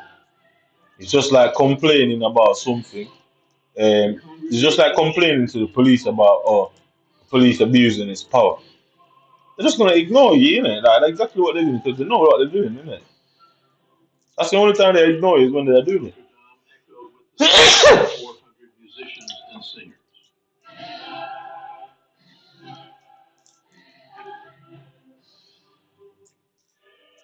Napoleon Bonaparte was about to be crowned Emperor of France. If I had any ambition, he said. Look, so 131, 231. Let's see how long it takes to find a game. That it is like the blood. 231.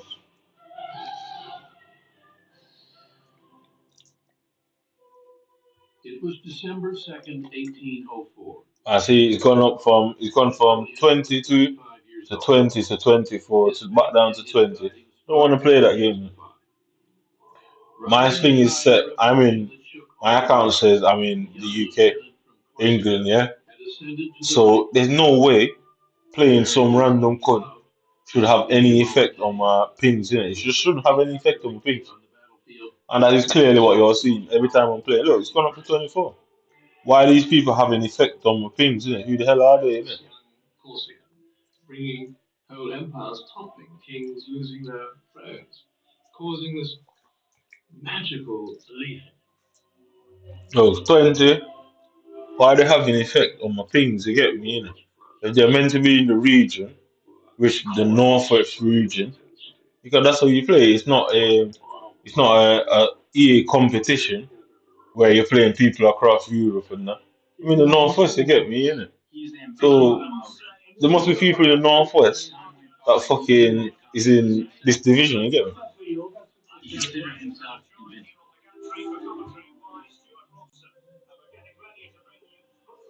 So I'm in Div 8. Look at his team for a Div 8 team. Napoleon mounted the steps to the I mean, look at his team for a Div 8 team. seizing the crown in his own hands. I mean, look at his team for a Div 8 team. It don't make sense to me. Why would we stuck in Div 8 and spend all that money? Yeah? So you're gonna spend all that money in Div to be in Div 8. You won't spend all that money and not have the ultimate version. Yeah, because that don't make sense. You're not gonna spend all that money because there's no way you got that lucky. So you're not gonna spend all that money to be in Div 8. You would have bought the ultimate version to do all them SBCs, Pat Van Dyke, blah de blah de blah. Because that means he was playing from last week, you get me? As 1805 began, Napoleon was planning to cross the English Channel and invade Great Britain with 2,000 He ships. was playing he's been playing since last week. Obviously with the team he's got he's got Dembele, he's got that SBC Madison, he's got that Green Van Dyke from the Nike promo. Which means he's got the which means he's got the ultimate version, innit? Because unless he got that from his 10 hours, which still means he was playing it. But no doubt, you're not going to pack all them players, luckily. So he's spending money on the game. So why would you spend money on the game and still be in Division 8 at this point on Wednesday morning? They had a week last week to play, and now it's Wednesday morning. Why would you still be in Division 8? Like, it don't make sense, innit? Like, so logically speaking, he's obviously not a Division 8 player. He's spoofing the account. They're spoofers. So they hack my account and then basically farm me into, look, and farm me into situations. Might be coming any day. We despised him in the cartoons at the time, but incredibly vicious. Look, he's got Kudus, Madison. He's got Kudus, he's got Madison, he's got Van Dyke, foot founder. Why is he in Division 8? You got me? I don't make. He's got James. Like, why is he spending so much money on the game just to be in Div 8? That don't make sense to me, but He was a little dwarf, facing literally don't make sense to me. He's quitting because I'm only making an assumption here that they can listen to me. There's nothing weird about it, nothing fake. You can go all over the internet and find people hacking people cameras and computers and watching them and listening to them. They're actively listening to what I'm saying, and obviously because it's being recorded, they can't just come and bomb me that bombard me now, because then it wouldn't make sense. Why do you spend money on the game? Why you're in this in Division A, spending all that money on the game? You're obviously playing the game because you just wouldn't spend that amount of money on it. So why would you be in fucking Division A?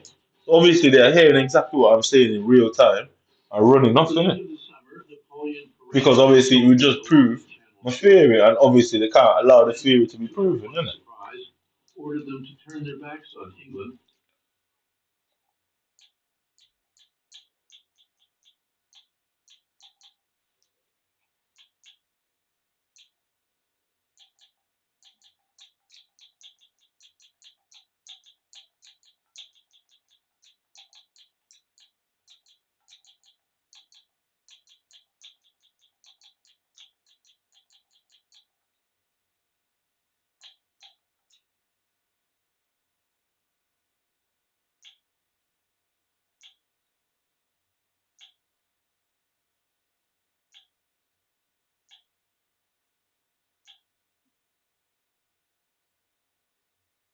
Hello world, how you can be hacked from a simple Google search.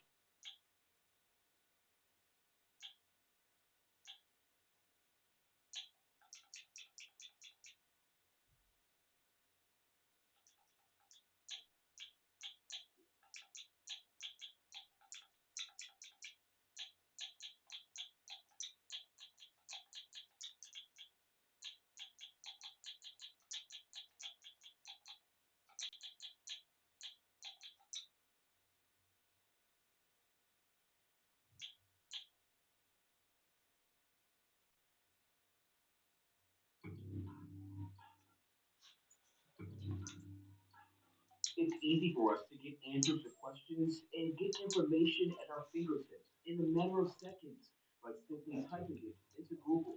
But cybersecurity experts are warning hackers are now preying on that curiosity. This particular approach seems new, or we maybe just started. Chris Rogers with Colorado SEO Pros says cyber criminals are using what Look, is known as taking search ages to search again. or SEO techniques to target people searching for stuff online. And it all starts with hackers getting access into the back end of companies' websites. They may be, you know, buying these passwords and logins on the dark web. They may be using programs to try to get in that way. And once they get in and have access to the site's content Look, it's gone to management, 28 megabytes now. hackers are using techniques to understand what people are searching for. He says they'll create web pages that look to answer that search question, make a fake message board that appears legit, and then prompt users to download a file that seems to be a solution or response to their problem. At that point, if they download that file, they're essentially starting the process of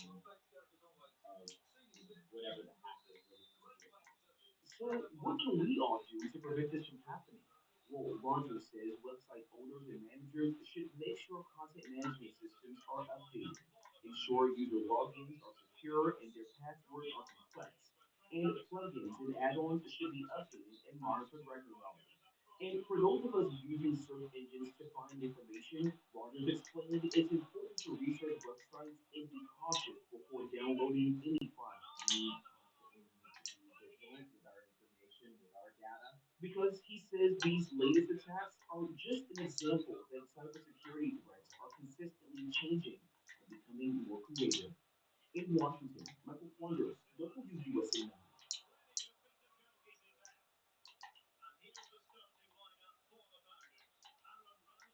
Some of the features that I really liked on site business was that we were able to share payment links with customers to make getting paid really easy. When I complete a job, create a payment link with Monzo app, send it to the customer, they get paid there and then.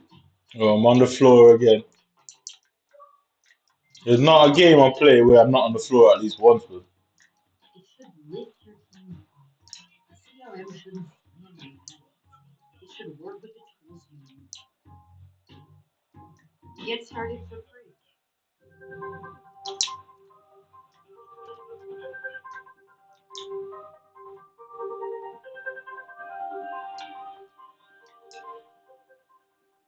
Hey guys, welcome back Alright, to so watch this now, yeah? on hack. So we're back to Open Web Application Security Project, Muted Day 2, and we're going to learn about JSON and how it could be manipulated by hackers to be able to gain access into the site with run cross-site scripting, all right, and many other different kind of attack methods that they could utilize once they manage to exploit the vulnerability. And we're back to Mutual Day 2. Yeah, you can see. I tell you, they've hacked my game properly, hacked the account. For us to learn all about analytical hacking, all right, on web application systems. And of course, the best part about this platform is that it actually detailed down, all right, OWASP 2007 all the way to 2017, especially in the way that more modern web application technology could be coded in. So in this case, we're on Firefox call Linux, and we have on this page in front of us pentest tool lookup.php. So I can go ahead and select a pentest tool, like for example, any of the tools here, like Web Securify, and click on lookup tool. All right, so right here, we have the pen testing tools information. All right, so we have the tool ID, the tool name, the tool type, base used, and the comments.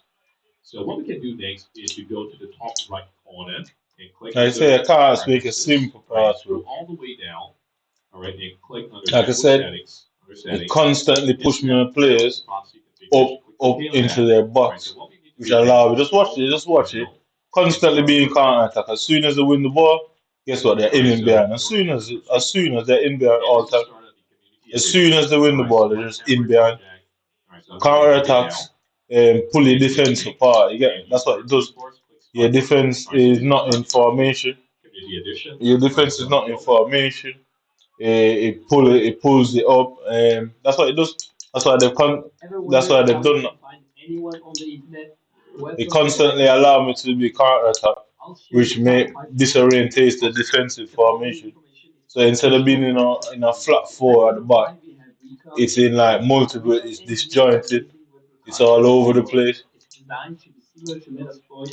Oh.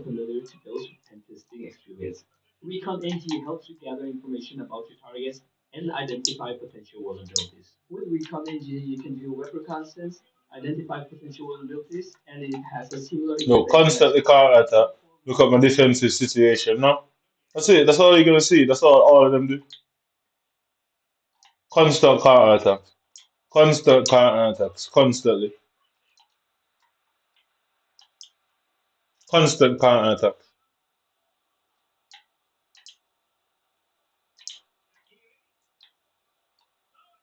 Constantly counter. Look, right up the pitch. Look at it. Pay attention to your striker. Pay attention to my defender. Constant counter attack. Constantly. Over and over and over and over and over.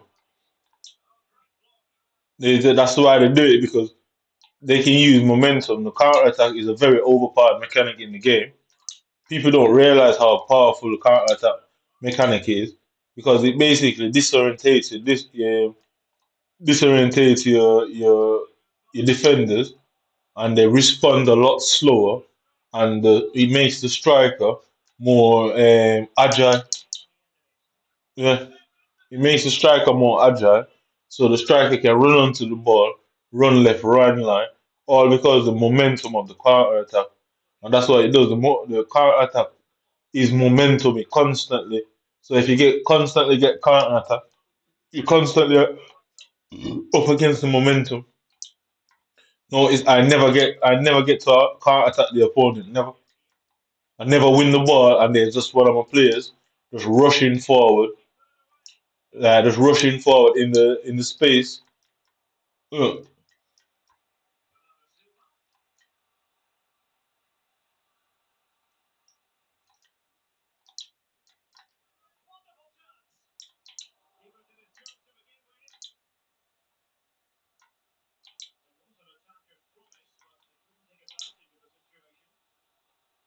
Uh, no, it's it. Yeah, I can't get the counter attack going for some strange reason.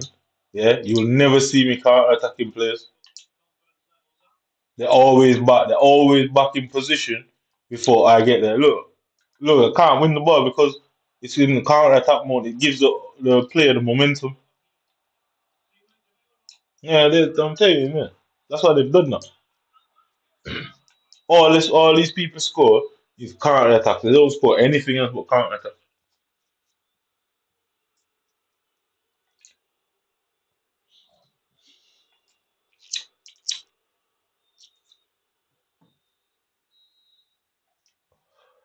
You will notice that yeah, I can't win the ball unless they get basically down to box, and it can't translate into a counter attack.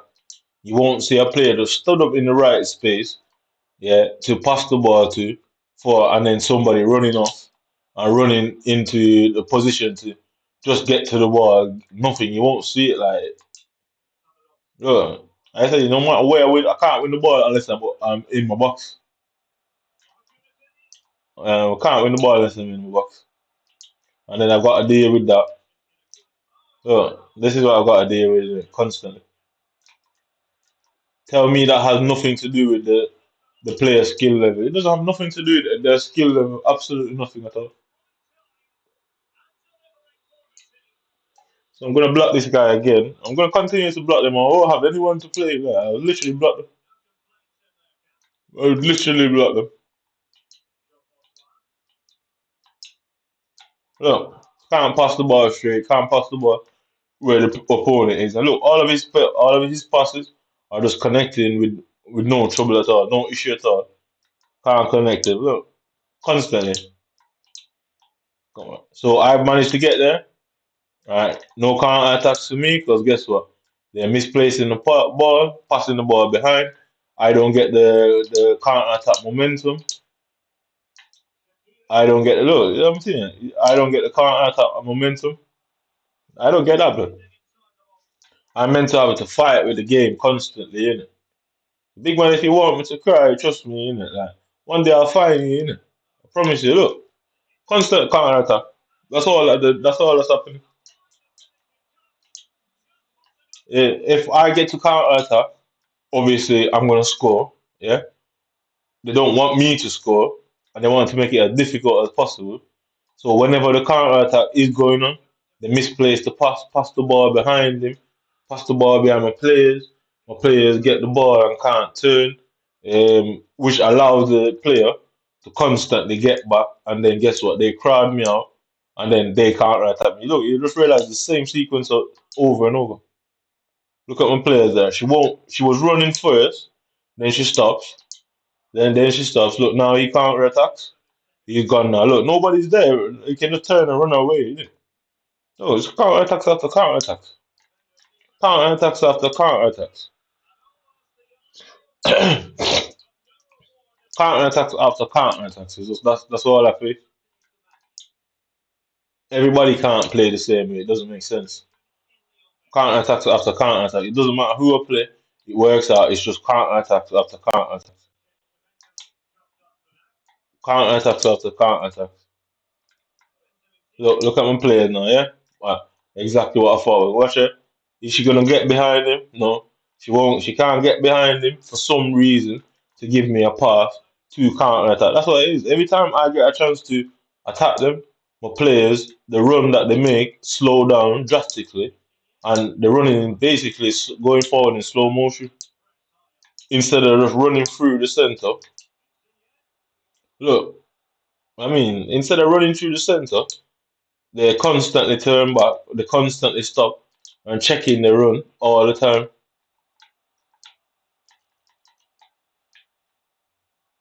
Look, look, counter attack immediately up the pitch. Simple as that. Yeah. Constant counter attacks. Look, constant counter attacks. That's what counter attacks does. You give your defense become frantic because guess what? You got to have to run as fast as possible. He's got the ball. He can turn left, turn right, anywhere he wants to go with the ball, isn't it? Look, constantly. You go anywhere you want to, but you have to constantly react to where the striker is going. He's always gonna have the upper hand, and that's why they make sure when I get the counter attack situation, my players can't move, they can't turn. Look, I mean, where is the left right that he's doing? Why can't I just go left right? Well, I watch this there, so I'm going for the counter attack. Yeah, look at the ball just bubbling up in the center there. Look, he's on me already. He's on me already. For some reason, I do not get the same. Look, it's just open space for him, open season for him. I've got my thing on run forward as well, but you won't see them running forward. They're constantly checking the runs. Look at the game. Now, I tell you, innit? Constant counter attack. So he's down the line again. So right now, back to him. Yeah, down the line again in open space.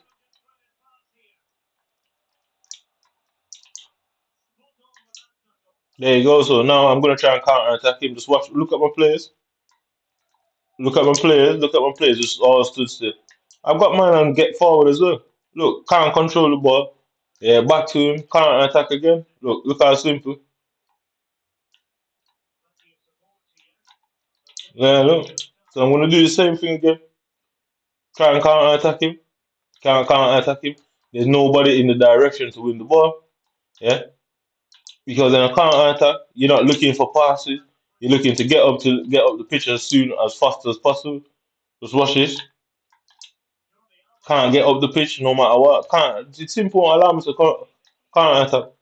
I've got to slow down every play, turn it back, bam, bam, bam, and play fucking all over the place. You know? I simply can't just turn and run up the pitch like everyone else does. I simply can't just do it. Can't just turn, run up the pitch. Simply can't just turn around the pitch. Counter attack after counter attack.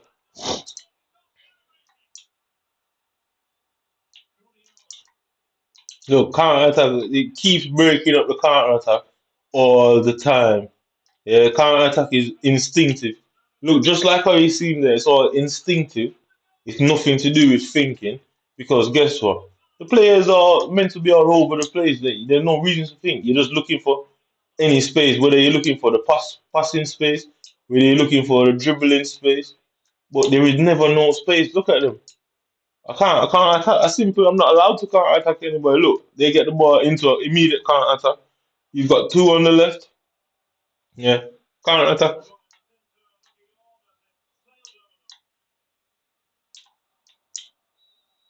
Yeah, somehow he jumped over me as well.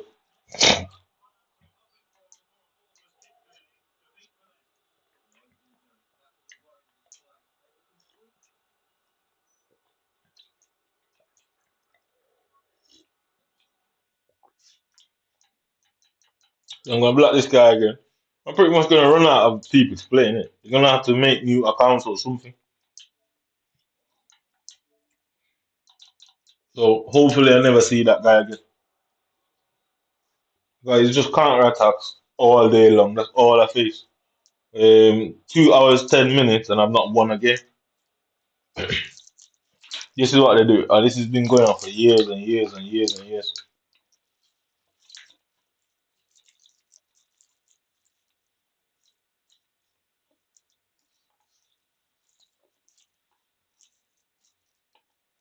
To make sure I can't, they've done something to the game. Because, like I say, if you can go in the game and code it, you can place the players at any starting point you want.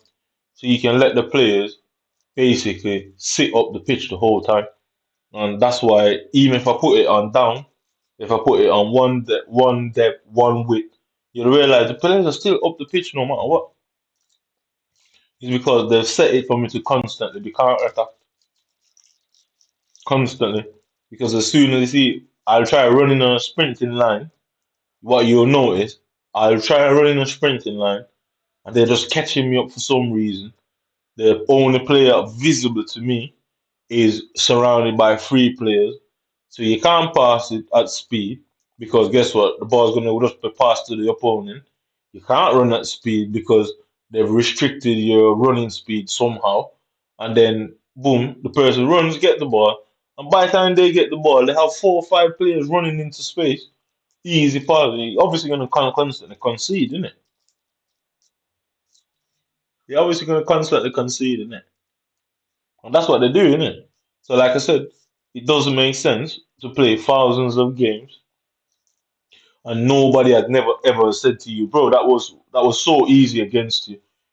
They've never acknowledged it. They've never said, oh, that was so easy against you, or your tactic shit. They've never mentioned nothing about it because they can't mention anything about it because one, obviously, it's gonna highlight me that well, yeah, people realize exactly what I'm saying that they would fucking realize it themselves. So they can't mention nothing about it. Them not mentioning it. It's no different to the police prosecuting someone and hiding evidence that mitigates or absolves the person from the crime they're accusing them of. The police do stuff like that all the time. They'll ignore evidence that mitigates it sometimes if they've got personal vendettas against you, or it's malicious. Innit? Mm. When it's malicious, that's what they'll do, innit? They'll just ignore it and that, because it's malicious and it's intended.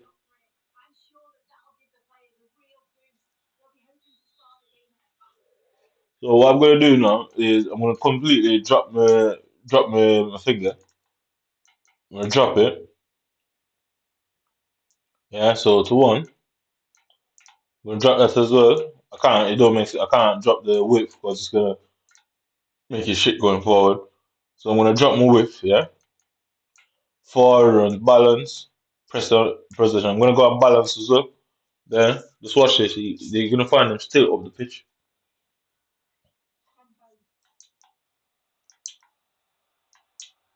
because they basically the options there don't do nothing for me. They've set the game for the options. The options is just a skin on the game. It doesn't. They've disabled it, nerfed it, whatever you want to call it. Look, as soon as he gets the ball, he's there. Look at the guy over there. Look at the guy over there. Look at the guy on the left. Look at the guy. Look at it. What is he pressing that's allowing that to happen? Because he has no control over that. The game's just deciding to do that for him. So if the game's deciding to do that for him, why is the game not deciding to do that for me? You get me, innit? So now I get the option to counter attack. Look at the situation I'm in. The striker in front of me, she just stood up. She won't run ahead. She won't run in behind. Yeah, she look what pay attention closely now, yeah.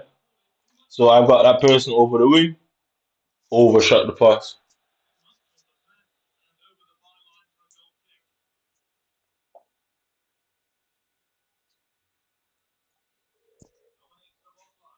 So I'm gonna try and win the ball up the pitch. Can't win the ball, can't get close to him. Yeah. Back to back post. Why is my keeper letting the ball just roll past him there? He shot it at the near post. He shot it at the near post, and the keeper turned his body away from the ball, allowed the ball to go into the near post. When the keeper was at the fucking near post. So if I do get up the pitch, watch them save a ball from the fucking 6 yard, point blank range, yeah, with 3 bars of power. Because I tend to hit the ball with 3 bars of power. Look at the keeper. It's the problems after problems, no matter what. It's problems after problems, isn't it? Like, look, what is the keeper doing? The ball, look where the ball is. Why is the keeper not putting his hands on the floor? So look at it now. I've got 3 players there. Look, none of my players are coming over here to help me. Yeah, I've got to beat all 3 of them before she decides to move. Because guess what? I don't need options in it. So as soon as I turn, he's there. As soon as I turn, he's there. Try to fake shot. Guess what? He wouldn't allow me to fake shot and turn back. Look, running past me. Running past me. Yeah, players on the floor for some reason. Look at him counter attack. Now look at the player in the red boots. Look at the player in the red boots. Look at the player in the red boots.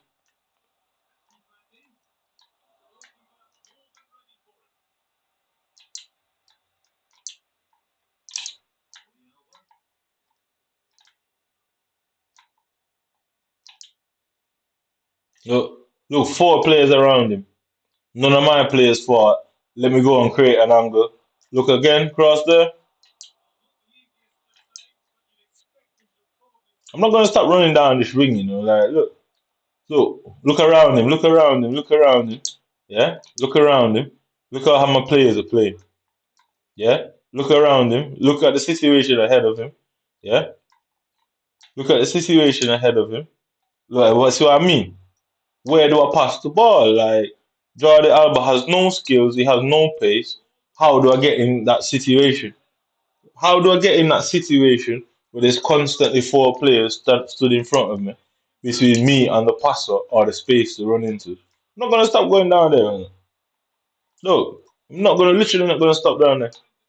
I'm playing 4-3-1-2, yeah, and the centre mid on the left will not come into the space under any circumstances behind their midfielder. The centre mid on the left will not come into that space. I've got it on 1 depth, and you can see. Look at the situation. They will not come into that space.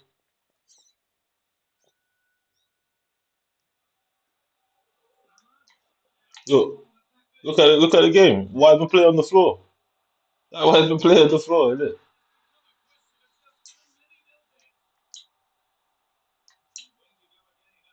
I'm not gonna stop going down there. Look at my players. They won't run. Look at her. She's jogging. She's jogging. She's jogging. She's not moving forward behind him. I've got it on get forward. Look at him. Just like how he's got his on get forward. I've got mine on get forward. Why are they not getting forward? Get forward stops you from having to trigger the run yourself. And the players just get forward. Look, he's still not getting forward. They're still not. Where is the burst of pace that is coming from their players? Yeah? Where is the burst of pace? Where is that burst of pace into the space that they're doing in it? No, where's the burst of pace? Look at the game. Where's the burst of pace? Look, where's the burst of pace? You know what I mean? Where is it? You still can't see. So all my players are in this box, yeah? I don't want to play like that, innit? I want my players to stay back, innit? I want space to run in behind, just like how they running behind me, innit? I want to run in behind people and run away from their defenders and score nice goals too. I don't want to have to constantly fight through a crowd of play all the time, innit? That's very stressful and it's fatiguing, innit? Exactly, innit?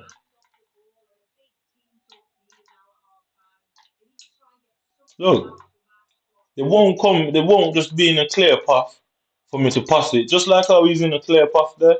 Yeah? Look at this now. Pay attention to this now, yeah? So he's behind the defender. He would not just go out to the wing there, just like that. He wouldn't go out to the wing. He runs and stops and stays exactly behind the opponent's defender. He won't come there. Yeah.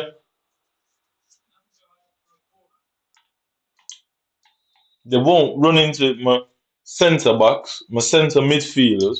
They won't run into the gap. Yeah, they'll just sit there. They'll literally just sit there.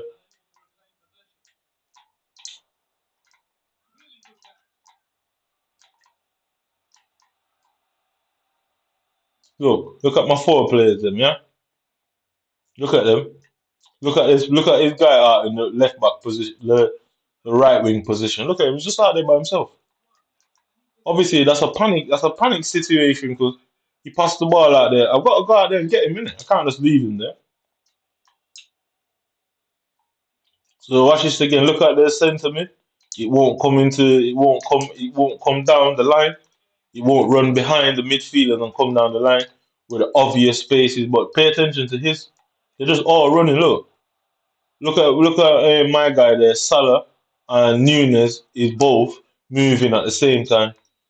Both Salah and Nunes are moving around, creating the space for him. When I get the ball and I'm running to look for the pass, you just see my players just stood up. They just stood still, running, and they just stood still and not running. Like I say, there's nothing you can do if I lay eyes on you, blood. Like, it's as simple as that, innit? I don't care what you want to say. I don't care how your countrymen feel. I don't care how your race feel. I don't care how your religion feel. It's just that you cannot let me lay eyes on you, blood.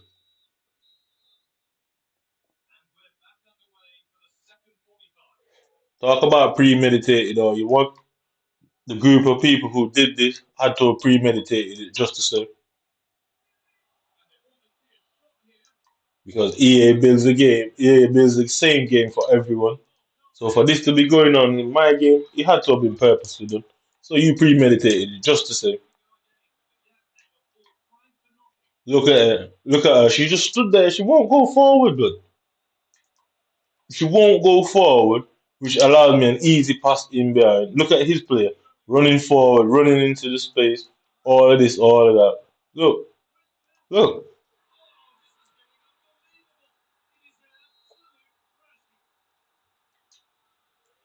I'm supposed to run around, try fighting against it. I'm supposed to come up with a way to beat this. For whose purpose? Why am I doing that? I come up with a way of finding you and beat you, like they get me, innit? Trust me. I choose to go about it that way, innit? Look at it, like I mean, look, she literally had the space to run into. She basically jogged across the pitch and look at his players. Look at them. They're all just running, all running at the same time, all running forward. Look at my player. I've got to send her on a run. If I don't send her on a run, she will never move. She just stand there and watch me. Look at them. Look at his players. Both the left and right side are attacking.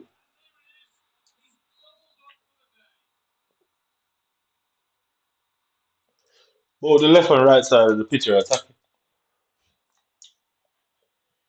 So I've got it on one depth. I've got it on one depth. I've got one depth width, and one depth in the box. Yeah. So one depth in the width, one depth in the box. Yeah. And look at them. So what does one depth do? You get me in it because I can't see what it does. If you've got one depth width defensively, yeah, it means you should have fucking be close to each other. That's what it means, isn't it? That's really what should be happening. Look at it. They won't do anything. They won't come. So tactics don't matter in the game, innit? Tactics really don't matter in my game, I should say, innit? Because look at it. Yeah, look at Alexander Arnold still running up the pitch. Look at the left back still up the pitch. Yeah, Varane comes into the box. I want them all to come down. I want them all to come on the screen so I can have 3, 4 passes. Where is the right back? Look at the right back. This is where the right back is. Look, this is where the right back is.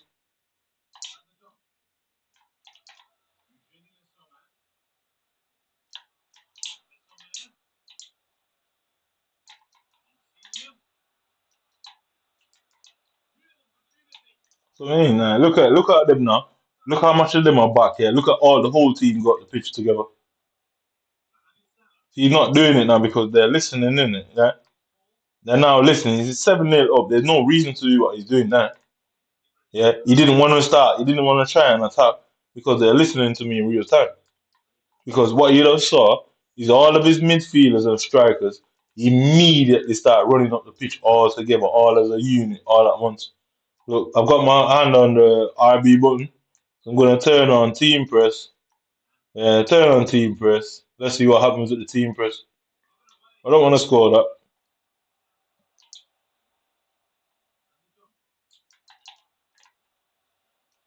Look, he just stood there. My player dribbled past him, and for some reason, my player left the ball behind him and allowed them to just stand there and get the ball without doing anything. They literally don't have to do anything to get the ball. Look, so I got the ball now. My player's on the floor again. Players on the floor. Yeah. As you see, watch it. Just watch this now. I'm gonna go out wide. Look at you see Alexander there, yeah? Look at Alexander Arnold. Yeah? Turning him back. Through the center, turning him back, through the middle, turning him.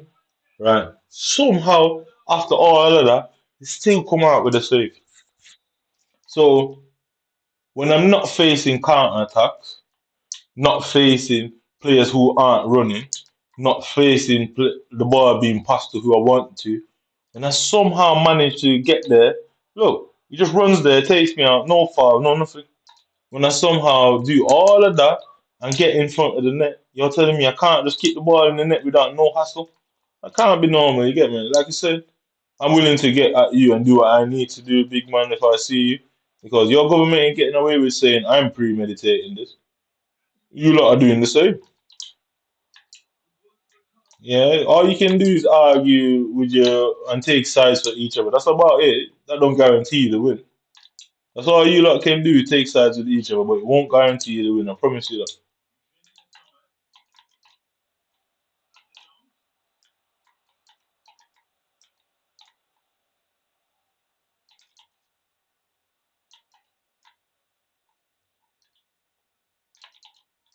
Look, get look at it. I'm doing skill moves and she refused to do anything.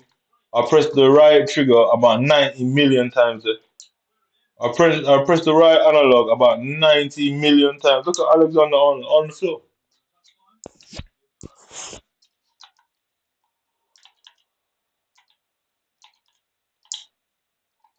Little guy just running over, just somehow just running over my players that my players aren't even there.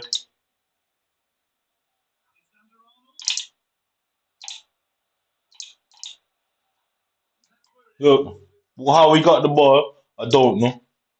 Look at his newness. Look at his Salah. Yeah. Look at his newness. Look at his Salah. Name one time in the game where I got that, where you see that happening in my. I can't control it. He's not controlling it. His game's just doing that. So, which one is wrong? Is it wrong that his game's doing that, or is it wrong that my game isn't doing that? I've got mine on get forward just to say why is it his? Why isn't mine all running forward and bombing up the pitch, just like he's bombing up the pitch? I'd like to understand why my players aren't just bombing up the pitch when I somehow win the ball. It's because they've taken the counter attack out of my game. I don't have the counter attack mechanism. It's not in my game. So they decide when I win games and don't win games. Like I say, it's weekly. I've got to go one division up weekly. Monday, I'll win a couple of games. Tuesday, win some, lose some. Wednesday, I ain't winning none on Wednesday because Wednesday's the night before what do you call it? Before rewards on a Thursday. Innit? Literally 2 hours and 30 minutes. I'm not one game. It's impossible. It's just impossible. It's a game, innit? You have to win at some point, innit? Can you imagine playing COD for 2.5 hours and not shot one person? Every time you see somebody shooting you first. I've even been through that, innit, where I'm playing COD and can't kill anyone, bro. I literally see someone there, their back's turned to me. I'm shooting at the person, and the bullets aren't affecting them now. The bullets are doing nothing to them, and they just turn around and bam, bam, shot me, and that's it. There's literally been things like that. Like I say, I'm willing to go. I'm willing to go to the extreme levels with you and your friends, your supporter, teammates. I'm willing to. I hope you lot are willing to, because I'm willing to. Because I'd like to hear what the prosecutor and Greater Manchester Court has to say in it, and tell me how well I premeditated this. Like this wasn't premeditated as well. It don't matter if EA is doing it. It really would not matter. Why would EA just do that to my game and not nobody else's? Mm. I can play the game and show exactly what's meant to happen. I say I can match the opponent that I'm playing, team for team, tactics for tactics, and show you that you will not find the same things happening for me like him. And they know that that is a fact in that courtroom. That's exactly what I'll do to them. We use the exact same team, exact same formation, exact same player, exact same tactic. Because what they're going to do, are they going to go into that courtroom, yeah, and make it obviously that way?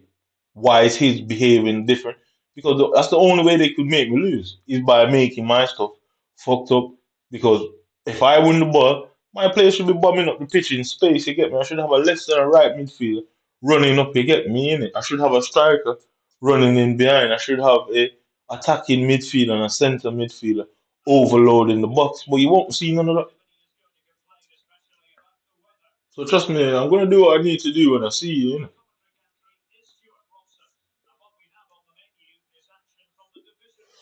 I'm gonna do what I do if I see you because I don't care who agrees. With. I really don't care who agrees.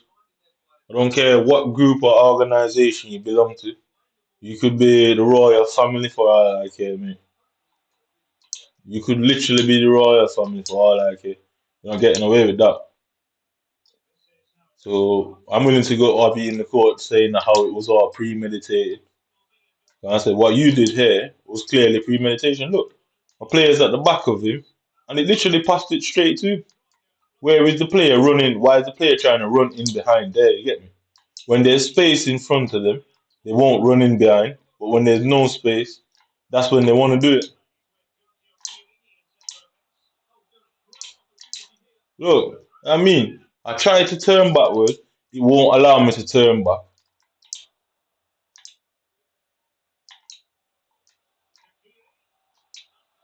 Won't allow me to shoot. Won't allow me to turn.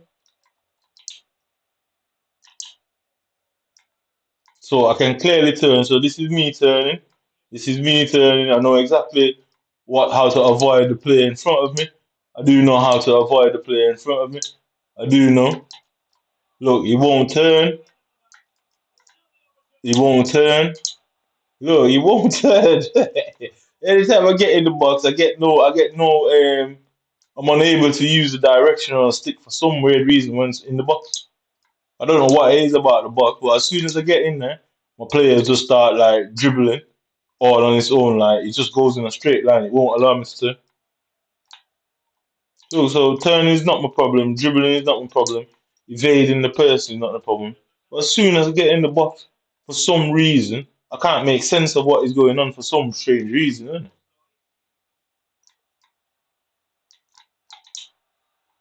Look, I tried to pass the ball into the fucking person. I tried to pass the ball to the. So I won the ball there. Yeah. So you can see the girl there. You can clearly see her there. Nobody is around her. Nobody is around her.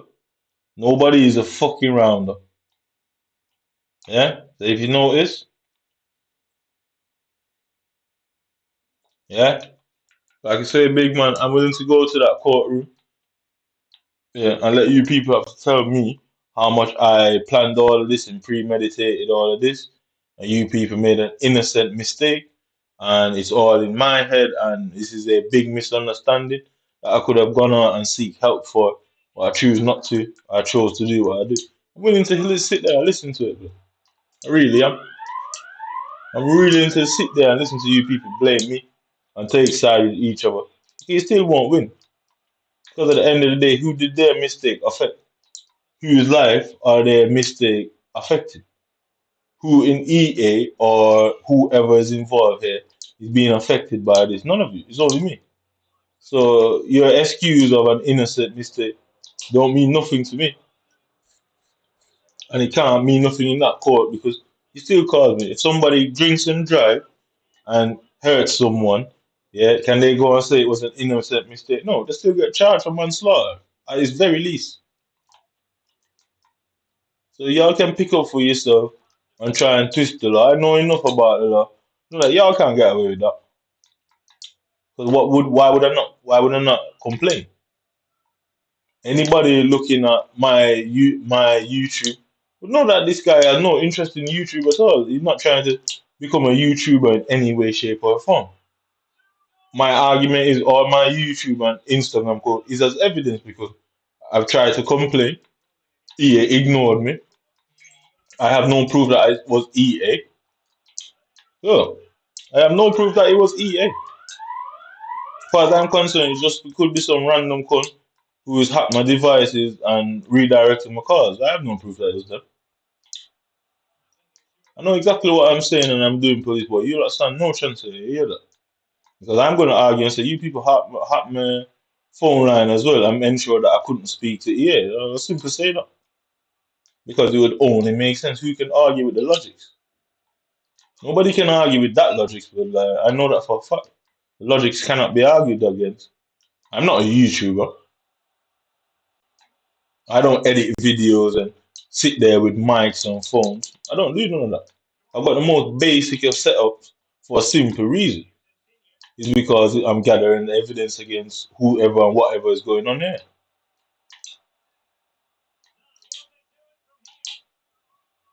That's it. That's what I'm doing. Who can argue with the logic? Nobody can. So I'm willing to go and sit there after I do whatever I think is necessary and listen to you people try your best to pick up for each other because, well, I can't argue with that. It would be expected, innit? It would really be expected. But I just know you lot can't win. Even if you pick up with each other, twist the story all you want, who can argue with the logics? Like, I have no interest in YouTube. What I'm doing is just uploading evidence because guess what? I play thousands of games in a FIFA cycle every year. Where am I going to store that? YouTube is the only logical place to store all that. So who can argue with the evidence? Y'all will never win this one.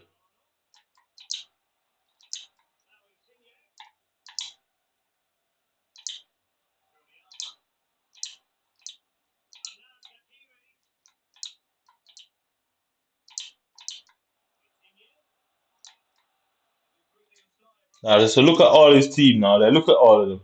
He won the ball and immediately they all went up the pitch. Look, immediately. Immediately they all went up the pitch. Immediately they all went up the pitch. Immediately. Immediately they all went up the pitch. All his midfield and all his attackers ran from inside his own half all up the pitch to get in my box. All of them. Yeah, so basically look at this now, yeah. I got mine on get forward. Pay attention to the screen. Yeah. Where is all of my players bombing up the pitch? Where are they? Innit? So there is being shit. Yeah, you can't see a pass, you can't logically make a pass. But what do you say when there is no pass? What do you call that one, innit? So it's shit not to be able to pick out a pass because you can't look on that screen and say there was anybody on that pitch unmarked. Yeah, the only unmarked person is him. Why do I constantly have to do that? It takes momentum off the attack to spray the ball all about the place. Look at it. Yeah, look at his play. Just look. Just look. So I got the ball now, so I'm going for a counter attack. Look, my centre midfielder is staying in the middle. Yeah, she's not going down to the line. So she's down the line now. Right, watch this. Blocked. So the only time they run is when the opponent's player, is basically on my ass. Like that's the only time they run is when I'm already tackled. When I've got space to run into and to make the pass, I get no movement. As soon as the opponent gets into tackling distance, i.e., arms length, legs length, my player then decides to run, which now, guess what? It's too late because now I'm going to try and pass it. I'm going to have to pass it through the player that is an arm's length away. Because if you see the movement, you're going to react to the movement, yeah, so you're going to make the pass early. But if the run is late, the pass is going to be denied, the pass is going to be blocked. I've tried everything. I've tried, what's it called? The ball passing mechanics.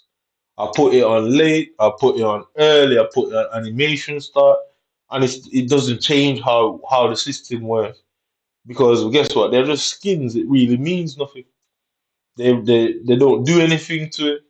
They don't affect the game in any way. Nothing. It's just a skin that just gives you. It looks like an option, but it's really just a useless skin, isn't it? It's no different to putting on a Superman suit in COD. It does nothing. It's just aesthetics, in it. Look, I'm telling you. Look at the game. I'm on the floor again. I'm constantly on the floor. I had one free kick all night, just one, and I think I'm not even sure if I had one. I'm maybe thinking about last night. I don't think I had one free kick all night. Look at my players there; they won't run in there. Look at them; they won't run. As you can see, this very same game, you will see his midfielders and attackers all running. Yeah, mine won't run. They'll all just stand in the line.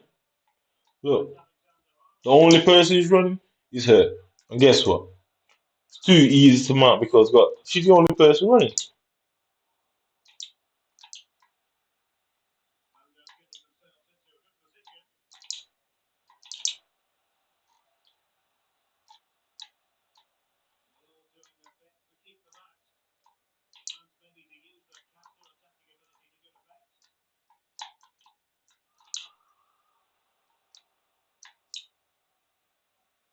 No, it's just simple. Look, right up the pitch now. Look to left, look right, look left, look right. All of a sudden, he's got a counter attacker. Look left, look right, look left, look right. You have someone running on the left, someone running on the right.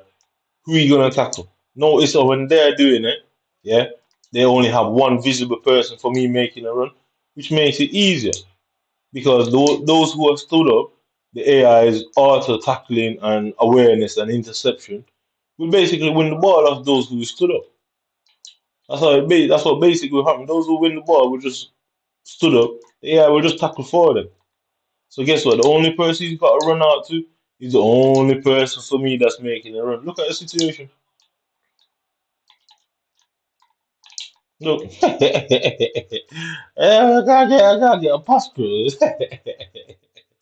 That's what it does. So I'm going for the counter attack now, yeah? Down the line to him. Does she want to go down the line? Is she faster than me? Through the middle, back to him, yeah? Immediately, the AI was on me. So see what I'm saying? When the players are stood up motionless, the AI will dominate them. It's simple. When they're stood up motionless, the AI will dominate because the AI has got the interception, whatever mechanic. So once they're stood still, the AI will always dominate them. Look, only her is running. Nobody else is running. They're all turning backwards for some strange reason. They're all going backwards for some strange reason. They're all going backwards for some strange reason instead of trying to do what he's doing. So because they go backwards and they stood still, guess what? I'm obviously going to lose the ball because they stood still. Look at his situation. Look at the situation there. So easy for him. What did he do to deserve the two goals that he just got? Nothing. My player stood still. The AI won the ball for him. He passed to who he saw, and then guess what? He passed to who he saw. What did he do to deserve? Did he dribble around anyone? Did he wait? Did he go down the line? What did he do to deserve them two goals? Nothing. Look again. You would notice the same thing, right? So watch the striker. Yeah, watch the striker. Yeah, watch the striker. Yeah? Through the middle, turn him. He blocks it. You get what I'm saying? When they've got the opportunity, nobody is there to block them. But as soon as I get it, there's just always someone. Why? It's because my game stands around all the time and get marked out. They literally stand around, they get themselves marked out, and guess what? When I do pass the ball, basically the AI is already so close to it that it makes no difference. It is gonna block the shot. So only her alone is moving up the pitch. Only her alone, only her alone, only her alone, only her alone. Only her alone is moving up the fucking pitch. Look at his now. Look at the difference. Yeah.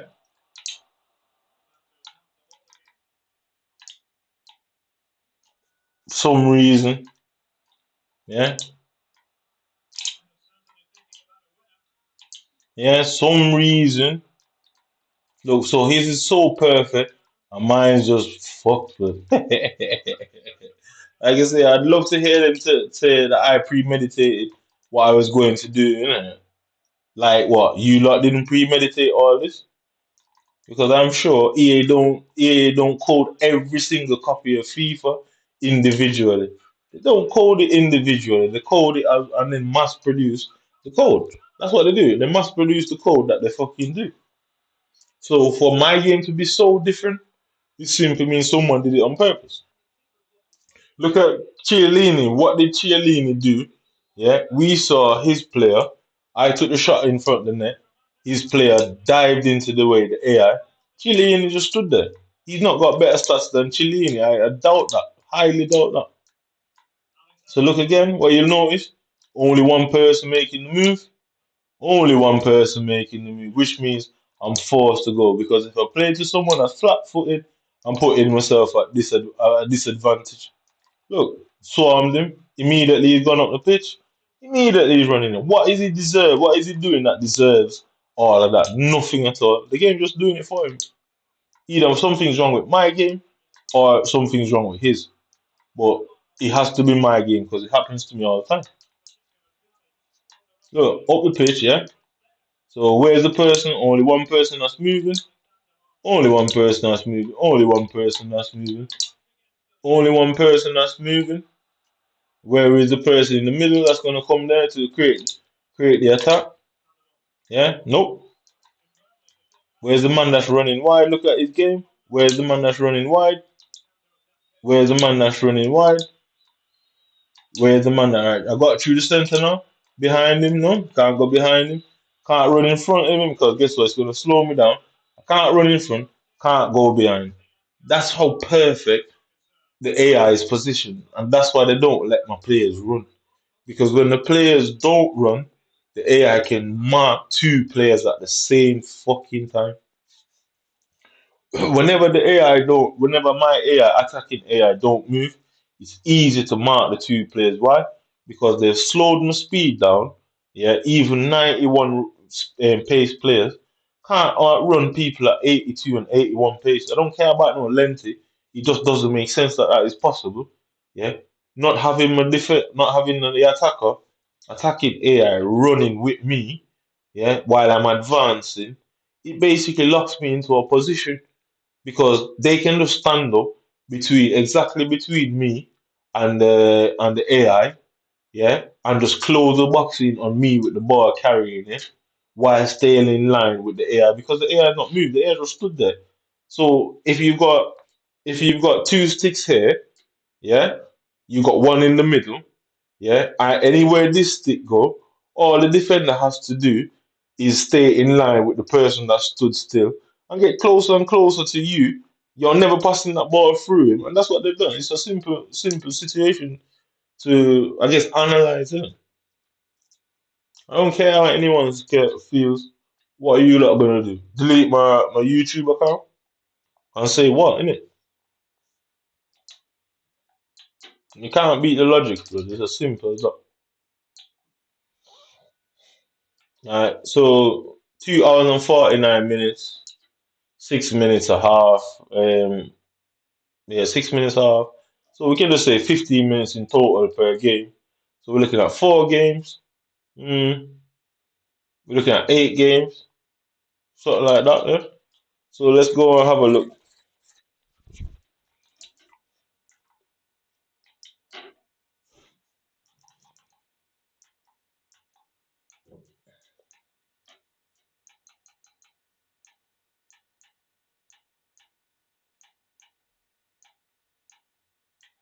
So league mastery. So yes, about 8 games because I played three with the other female team, innit? Yeah, yeah, yeah. So about 8 games in. I've not won one game in 8 games.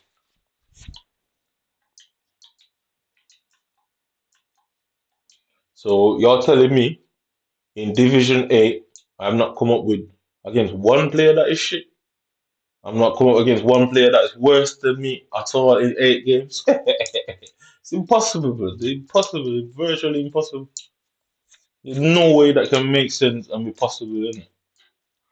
So you not come up against one person who is worse than you, one person who has worse tactics than you, one person that can't pass better than you, one person whose team, as you can see, my game's froze.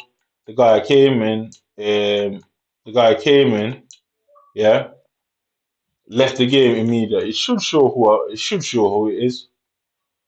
No, so you can see opponent left the match. The last person is AKI1. So that is the hacker there, yeah. It's like a DDoS attack. So DDoS attack kicks you off the net. It's the same thing that works, the same principle. Freezes the game, fucks with it. So you see the game's still there for some reason. Like, you get me? It's obvious. It's obvious. Too obvious now. Like I say, I'm willing to take the risk and go to court and listen to you people take up for each other and say whatever, whatever. I don't care if you're the British government. You still ain't winning that.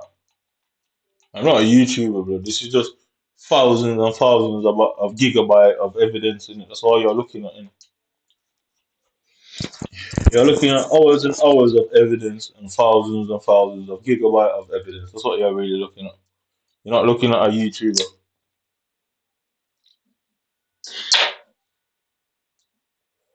There's no law against YouTube that say, oh, you can't use YouTube as a as an evidence bang. There's no law against it.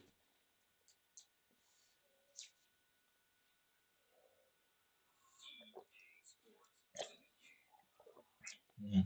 There is no law that you can't use YouTube for evidence, but that's why I don't do any. I don't edit my videos. Nothing. I'm not a YouTuber. I'm not a streamer. I'm not a YouTuber. I'm not none of these things.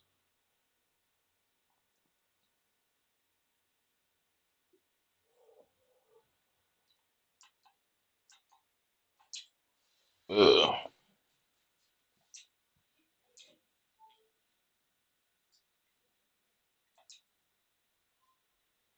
So it's now 3:35. I've been playing since around half one.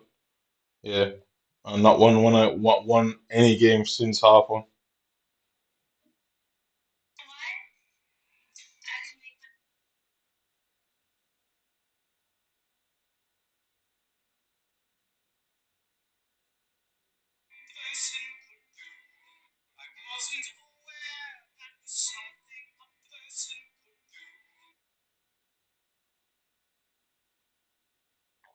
So it's taking.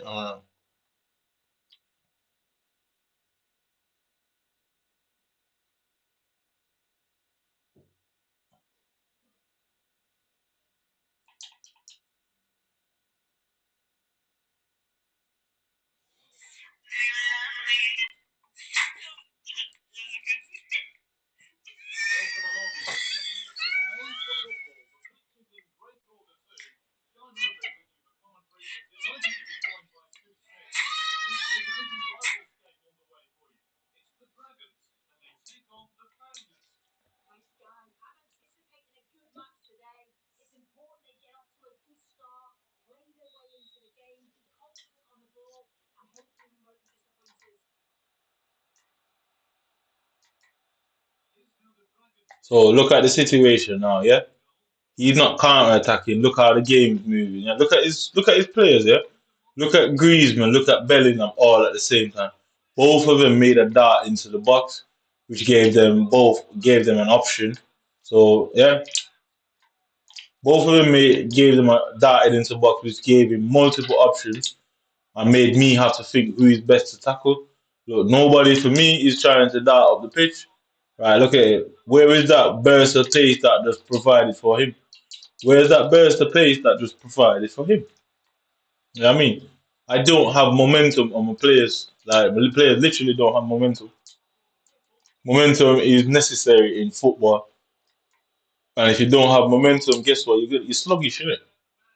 So look at it. None of them. Where's the burst? Yeah, only one player making the run. Only one player making the run. Only one player making the run. Yeah, only one player making the run.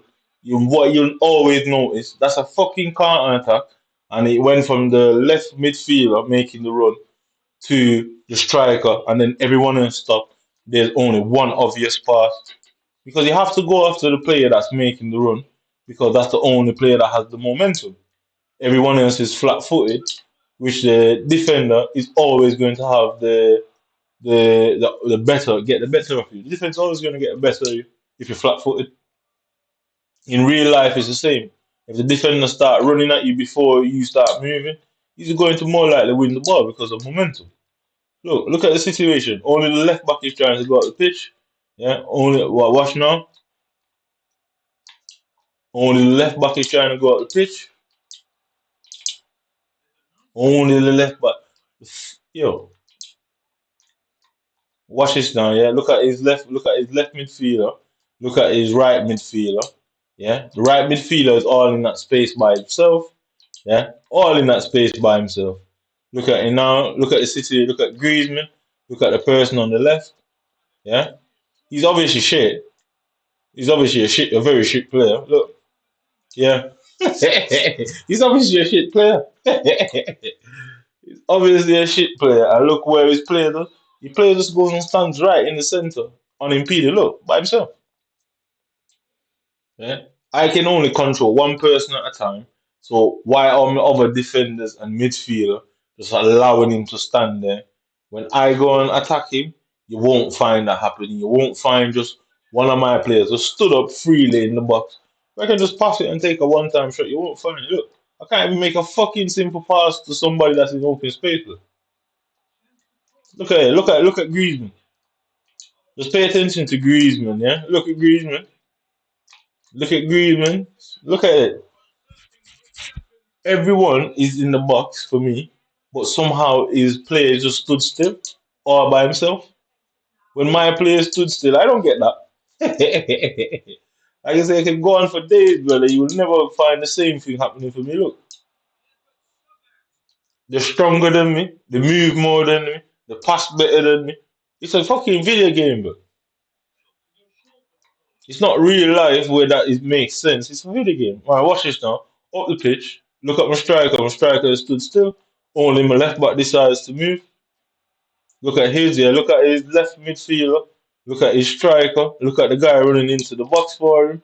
You see multiple people running up the pitch for him. Look at this though. Yeah? Only one person move. Right. Where's his keeper?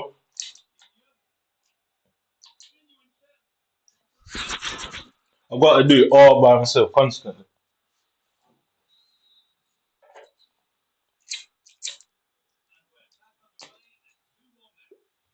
I've got to do it all by myself. So you see, the one time I got a chance to run in behind, that's the result. So that happened what? In 2 hours and 58 minutes, that's the first time I ran in behind. First time. In 2 hours and 58 minutes. Yeah. I'm trying to move the keeper. Yeah, I can't move the keeper. Like every time I try to move that keeper, whatever that shit is that with all the numbers keeps coming up. Look how far up the pitch my players are. Yeah, I want him in the box. I want him to come as close as possible. They can come as close. What's causing my players to fucking run up the pitch in that situation like that? Yeah, it's setting me up to basically pass it for his player. Look, no player, only one person running up the pitch, just the left back. Where's the striker just trying to advance? Where's the striker that's trying to advance, control it, score it? Yeah. Look, it's one person at a time. We're playing Simon Says or what we call purple touch. That's what we're basically playing, where only one player can run. That's it. There's only one player who can run. Look at my midfield, look at my centre back. Only me alone chasing him. Everyone else is pretty much stood still. Stood still. Look at him on the left, look at Griezmann on the left. Look at Griezmann, you get me? What's my defender doing? Like, look again, watch again. Yeah, only one player. Look at my midfielder. She just stood there. Look at my striker.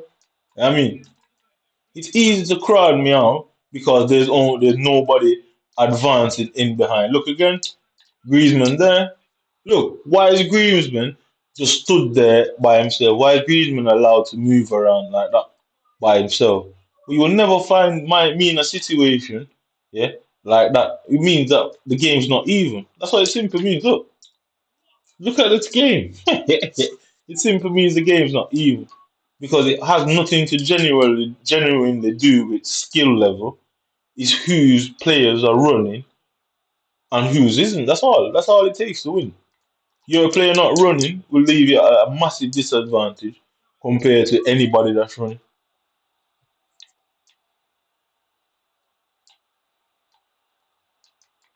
Right, so I don't want him to come down the line. I'm gonna force him out. I don't want him to come down the line. I don't want him to come down the line. The keeper dive the other way.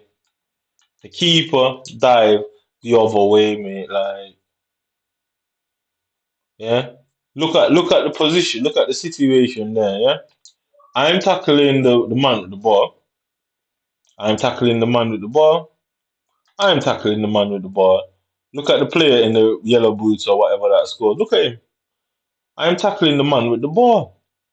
Literally tackling the person with the ball. Look at my players there, yeah. Where is Insigne running to? I'm tackling the man with the ball. I've got Alba controlling. So look at Insigne. I mean, like, How did he end up scoring from that? You know what I mean? Look at Insigne. So I'm using Jordi Alba. Yeah, look at Insigne. Yeah, look at Insigne. What is he doing there? Look at where he is now. Look at this. Yeah, nobody is around this guy, bro. Nobody is around. Look. And then make the matters worse. Look at her feet. Make the matters worse. Choose her right feet. Make the matters worse. Yeah, as you can see, his arms going inside his arms. Yeah, you can see it there anyway. Innit? Like I say, I'm willing to go. I'm willing to do life. I sit there and listen to you people try and take up for each other, and just to know that you're talking shit, lad. Plain and simple. Yeah, I just listen to you people talk that shit, innit?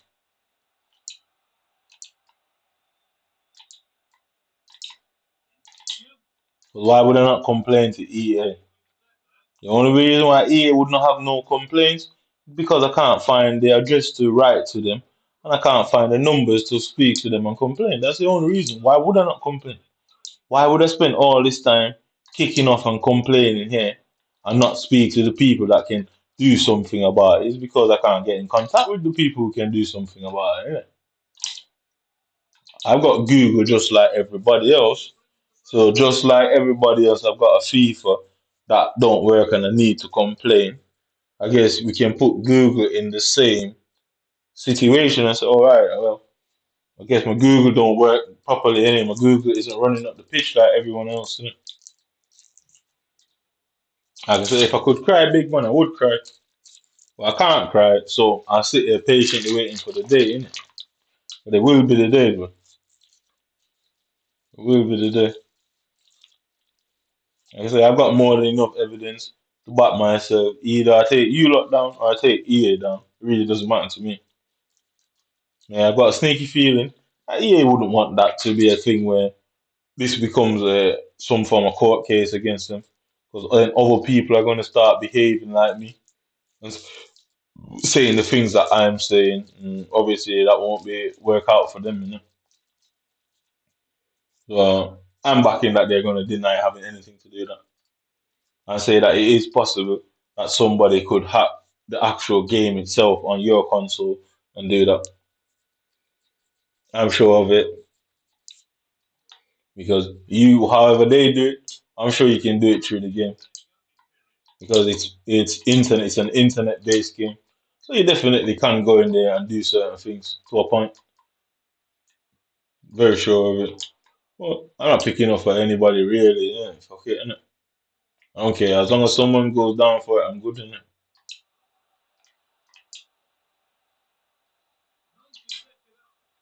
Because I was meant to go down for it. Innit?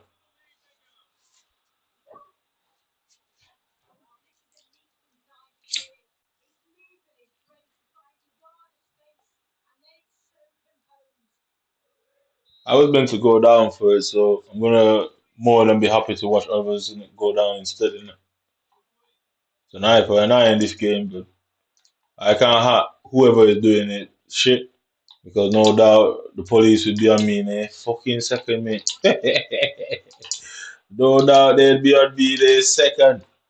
So obviously I don't have that means to do all that. So the only logical thing is for me to do is one thing. Yeah. So they would be on me in a second, bro. Trust me.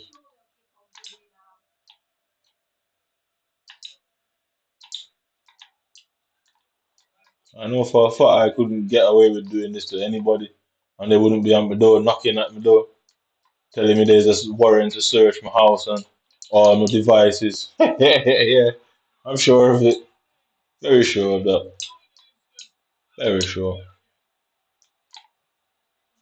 I'm sure if I was doing this, they'd be at my door telling me that they need all my devices and communication equipment.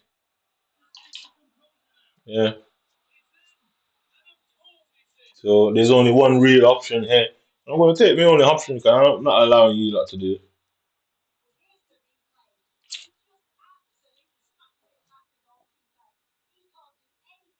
Hmm. That's it, innit? That's the one, lad. That is the one, innit? You lot are right, innit? There's not much I can do about it. I guess for the time being, if I get lucky and find your identity, I guess EA will have to change that innit? I guess EA will have to take that out of the game and stop saying that.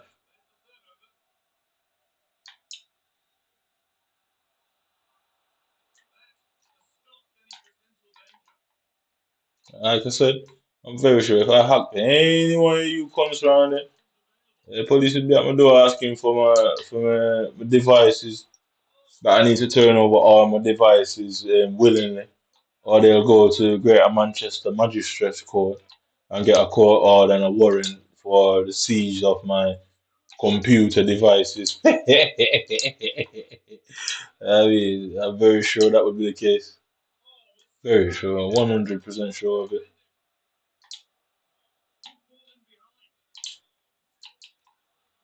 Very sure of it.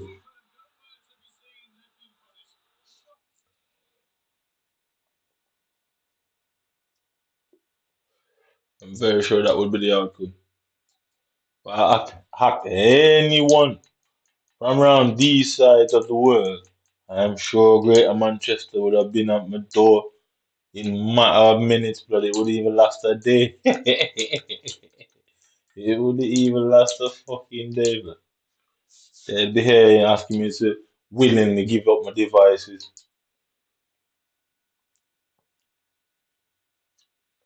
Or they turn up with a search warrant, recording me in my house, putting it on YouTube. Or he's been arrested for what you call it, computer act crimes. So it does seem like it doesn't apply to you lot. Or it does, and that's why you have to hide, innit? would seem like it does also affect you, or you wouldn't have to hide. And I think that is key in this situation, isn't it? The computer misuse act. So EA either get fucked for corruption or you lot get done for the computer misuse. I don't really care either way. Somebody's getting fucked. I spend a lifetime ensuring that that is the outcome, innit?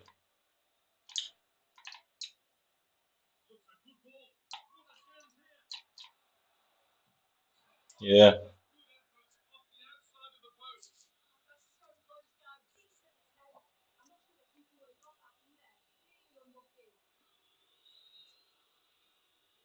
yeah, man, that's the one, innit?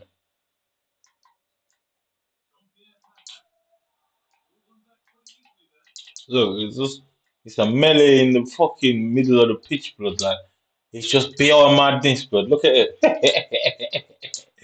It's just pure madness in the box, blood. So I'm running down the line. I'm gonna push it down the line, push it down the line, push it down the line, push it down the line. I'm gonna ball roll him out. Does he take me out? Ball roll him again down. Back. See the player in the center. Red boots. Back to him. Back there. Back in the center. Back across to there. Save.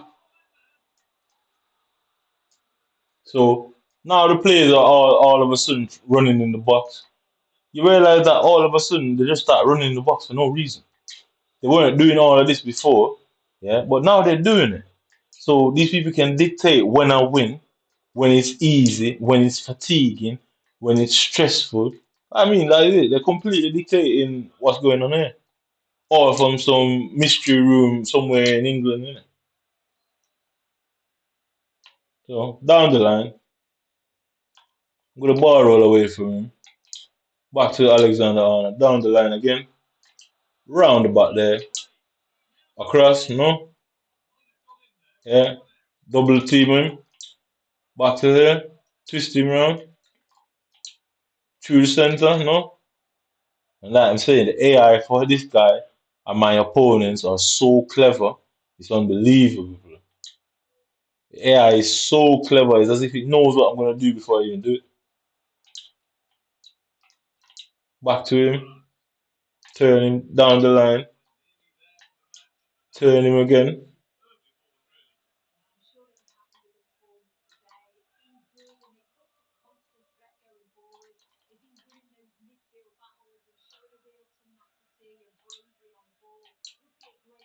Back to him. Across there. Alexander Arnold.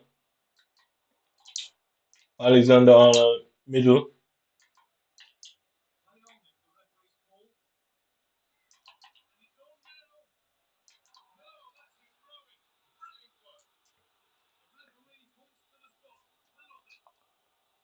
Who is this?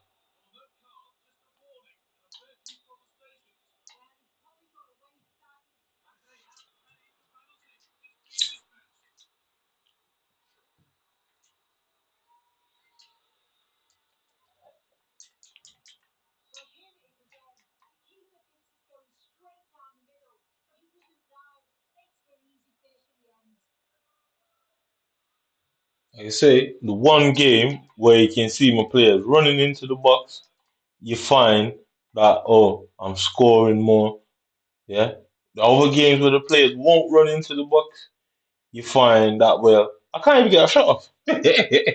So what happened in that game? Why now my AI is running into the box, running into space. Yeah, because if you look at the massive difference now, innit? Yeah. What was I doing different in this game? Yeah. What was I doing different in this game? So that's the ball. Yeah, that's the ball. Yeah. Okay. So as you can see, same thing from the last game. My guy is there. Again, you find Chiellini at the back there. Why is Chiellini going to block the keeper's path is beyond me. The keeper is near post. Look at Varane. Varane's there already. Chiellini knows got no goes to there. So if you look at that. Like basically, look at that shit. Yeah. Why Chiellini and Varane both there? Look at Chiellini still there, still there, still there. He's turning like a truck, he's turning like a truck. Which plays Griezmann on? Which plays Griezmann on? Plays Griezmann on. Plays Griezmann on. Plays Griezmann on. And this guy is obviously not very good because a better player would have just gave it to Griezmann as a simple goal. Yeah. As you can see, the massive difference with my gameplay and theirs. You can see the humongous difference. You'll never find me in a situation like that. Yeah. The one time, yeah, in 2 hours, what is it? 2 hours and 58 minutes, yeah, you go through the whole video and never find this situation. Yeah. Is that me as a player lacking the quality and the ability to have this happen? Or is this something that the game, a scenario that the game does for itself that you have to unlock? Yeah. And the way to unlock it is the game will set this up and then you have to maneuver your way into passing into the channel that unlocks that situation. But if the situation isn't presented itself, there's no way you can do that. So why is this game all of a sudden this happens? Yeah. So my skill level is very high. Because most people would just run, dink it over his head, or just hit it in the corner. That's what most people would do. I purposely did this for a specific reason. This is my how high my skill level is, yeah? So I obviously saw the keeper coming, fake shot him, yeah, saw him coming, turned him there, yeah, and played it into the corner. That most people would have been put in that corner ages ago. I purposely overcomplicated that just to show how high my skill level is, yeah, just to show it, no other reason, yeah. So Shakiri's now, let's see Shakiri's, yeah. So as you can see, the massive difference in the game now. Look at the guy down. Look at the guy to the left of the screen on the green strip. Yeah, that usually happens to me. Yeah, it never usually happens to my opponent. It usually happens to me. So now you can see he's running out there for no reason. He's gone down there more than the AI thought I was going down the line. Insigne goes through the middle now. You can see the space that Insigne's got. So now, guess what?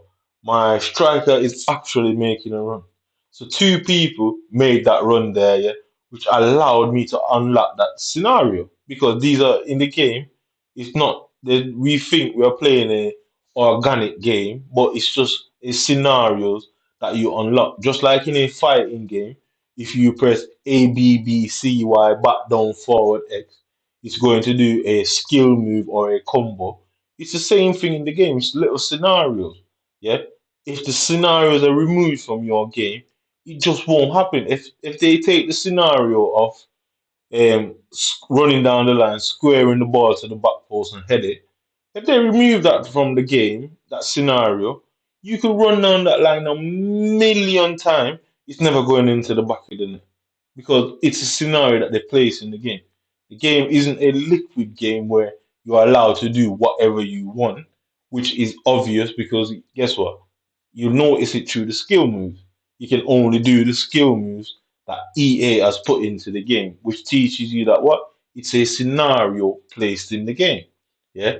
The heading mechanism, the crossing mechanism is all scenarios. So this what you're looking at is another scenario in the game. So here's the scenario where both Insigne, my striker, and my right striker and my cam are all running down the line, yeah, or all trying to put pressure in the box. Guess what?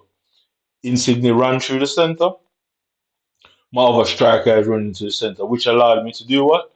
Which is obvious what most people could do. Yeah? What did I do? I took my time, composed myself, chest the ball down, let's put the ball in the corner. Why was that scenario not in all the other games? Because guess what? You have no control over the fucking AI, yeah? The AI, you have no control over what the AI does. They'll fool people into thinking there's pro players and all this nonsense. But when you realize when pros come up against pros, you don't really see these things happen. Is because there's the games that the pro player plays at tournament is a complete different game and reality that everyday people play. Because why did I not have this situation any at all prior. You're telling me in 2.5 hours, yeah, I couldn't get into that position to do this prior to it? Because why would I be able to just do it and make it look this easy? How did I just make it look that easy if it's all based on my talent alone or the lack of? So Chiesa, yeah. So as you can see, it keeps showing the penalty over and over. Yeah. So look at this now, Chiesa. Look at that, yeah. So look at the back line, yeah. Look at Chiellini. Alright. Notice all the other games, what you would have saw there is 17 players barging into the box when there's not 17 players on the pitch. Yeah. So look again. Look at Chiellini. He's got his arm behind the back. Look at Griezmann, yeah. So this is where Griezmann started from, yeah. Look at my two centre midfielders, yeah. Griezmann's there.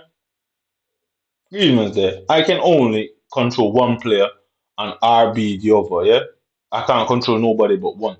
So he run past the blonde chick. So watch Griezmann now. He runs past the black chick. Okay, cool. Yeah. Look at where Griezmann goes. Yeah. Obviously this kid is not very good because the moment he got here, he would have saw that Griezmann is going across and roll the ball into his face. But obviously he did his job. He did what he was meant to do. Or he wanted to do. It worked out. But look at Griezmann. Just there, chilling, chilling, chilling, yeah? Chilling, chilling, chilling. Right? I can only control one person, yeah? Just one. Look at the scenario there. Look at the scenario there. Yeah, look at the scenario there. Yeah? Look at where it is. Look at where Varane is. Look at where Chiellini is. Look at where Jordi Alba is. How did that end up in the back of the net? You know what I mean? How on God's earth did that end up in the back of the net?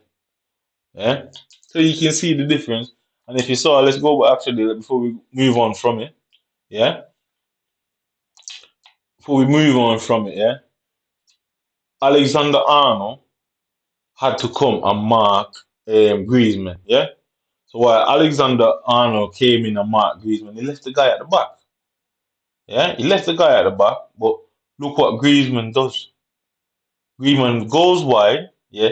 This is how intelligent my opponent's AI is. Yeah. Compared to mine. Griezmann goes wide. Okay. I don't know what she's called, the midfielder, the black girl. Look, she just stops there. Yeah, she just stops dead in her spot. Look at Griezmann. Pay attention to Griezmann in the background. Right, yeah. Before he's about to kick the shot, but just before while he's kicking the shot, look at Griezmann. Yeah, Griezmann is already anticipating something to come of it. Look, he's running into the center. He's running into the space there. So guess what? If my keeper got a hand to it, Griezmann would have got the fucking ball. Because guess what? The AI, the controller would have switched to Varane or Alexander Arnold. Griezmann already had the momentum on it. Who is making that decision? So if his game is going to make that decision, yeah, I would have conceded the deflection either way. Is that a skill issue? Is that a unbalancing of the game? Is that unfairness? Or is that he decide, all right, it's his turn to get momentum? And again, this one is the worst one of them all. This one is the worst one of them all. Right, look at this. So you have two on the penalty spot, two to the right, one to the left. Yeah. So the guy in the orange boot runs. Insigne runs to the line, just like Cellini did in the previous video. Yeah. So somebody has set my players to do that stupid shit. Yeah, because it's happened more than once, which shows you again that the game isn't an organic city thing. It's scenarios. That's what it really is. It's not organic. We think the game's organic, but if you play fighting games, you know if you got a border, you can only operate within them borders. Yeah, you can only press a certain button to get a certain scenario, as in, oh, Scorpion sending his fucking arrow thing, you get me? Tekken, you're doing the Hadouken. It's a scenario that you have to unlock. So you can clearly see that this itself is a scenario. Look at Insigne. He did exactly what Chiellini did. Went down the line, yeah. There's no reason for the AI to have gone there. Absolutely no reason at all. Yeah, there's no reason for the AI to have gone there. Why? It's impossible for the guy to shoot. Yeah, it's impossible for anyone to cause any issues there. Yeah, why would the AI drag itself into that situation and allow him to stand there? So is this a skill issue? I'm only controlling Jordi Alba. Yeah, only one person I'm controlling, is Jordi Alba. So is that a skill issue? You can only control one person at a time. You can't just switch into a player as soon as the ball is passed because it just won't work like that. The game doesn't allow you to just switch as soon as the ball because the game doesn't know who to switch into because nobody has received the ball as yet. Yeah. So Chiellini did that same thing when he ran behind Varane. I think in the last game. Now Insigne has done the same thing. Look where Insigne was. He's there. Yeah. All my players went and crowded on the 6 yard. He came out of the 6 yard box. He literally came out of the 6 yard box. Yeah. And ran back into it to cover the keeper. Yeah. Look at where he is. Yeah. I still can't take control of the play yet because obviously in real time all of that is a lot faster. Yeah. So guess what? Bang. Yeah. She now. Yeah. So you can see there the situation, Insigne running in for no reason. Yeah. You can see now he takes a one-time shot. Yeah. Very poor shot choice. You can see she used her right foot. The ball is on her left. Why she's using her right foot is beyond me. Beyond me. That don't make sense. Shows you that the game broken for some strange reason. Then you can see what's it called, the keeper. Yeah, look at where the ball is going. Look at where the ball is going. You can see the keeper's arms within himself, or whatever you want to say that is. You can see it there. You can see it there. So what's the keeper doing? Like you say, you're gonna lose in this game, and you know it, innit? You know it. You know it. You know it. Look at that. What's he saving? Look, even his legs into his other legs there, innit? He's even his legs into his other legs there, innit? So like I say, it's too easy. How is that a skill issue? I can't work out how my skill has any effect on that going on there. So I don't know about anybody else, but that cannot be a skill issue. So if it's not a skill issue and there's something wrong with the game, how does that work out for competitions? So all you need to enter EA Sports competition legitimately is Wi-Fi, a copy of the relevant FIFA, and a copy of the on a console. Yeah, that's it. You have no other criteria to enter the game. It's free to enter. You just obviously need to buy the equipment to access the game, and that's about it. So if things are happening in the game that's stopping me from getting into it, because guess what?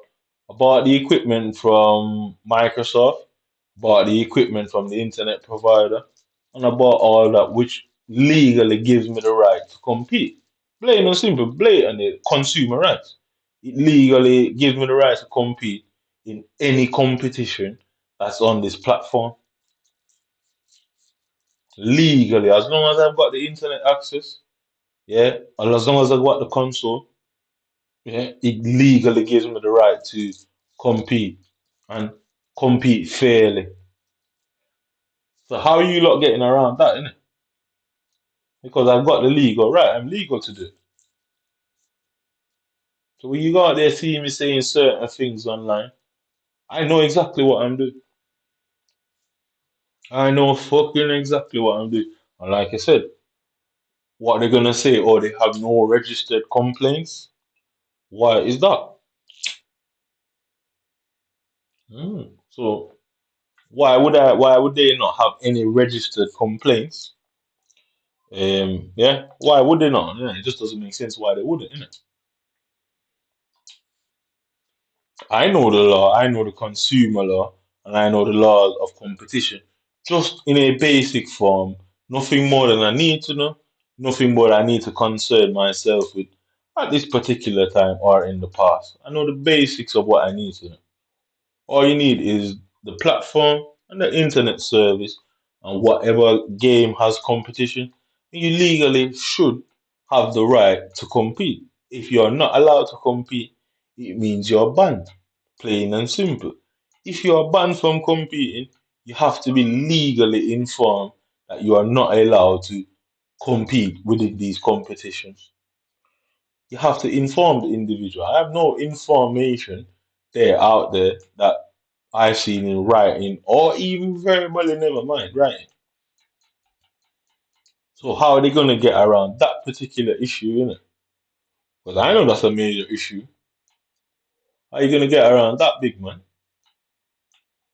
You and your friends and everybody and the six and anything you want to call yourself. How are you gonna get around that bit? I don't need the admission of guilt, do I? I don't. Between Microsoft and FC24, they're gonna have to fight it out. Who's at fault there, isn't it? If nobody takes the blame, I guess they've got to share who pays, in it. They got to argue who pays, in it. That's it. If nobody takes the blame, I don't need the admittance from anybody. If you say it's an error, y'all are screwed. You're basically giving up. You might as well say you're guilty if you say it's an error, innit? You might as well say you're guilty regardless of it. It's the same thing in this context. Saying it's an error is just as much saying it is guilty. Because who can say it wasn't done maliciously and not to be seen as malicious people and corrupted people, you're just saying an error. You'd go down a rabbit hole that you couldn't crawl yourself out of. Because how was that error made? You'd have to explain how exactly the console is made. You'd have to explain exactly how the game is made. So it's no these games and console are made in no different to a car factory. Can you imagine you buy a BMW M3 basic package, but in your M3, yeah, the sixth gear doesn't work. The reverse light turns on the headlights. When you turn the steering left, it turns on the wiper. Can you imagine? But the person next door bought the exact same car and it works fine.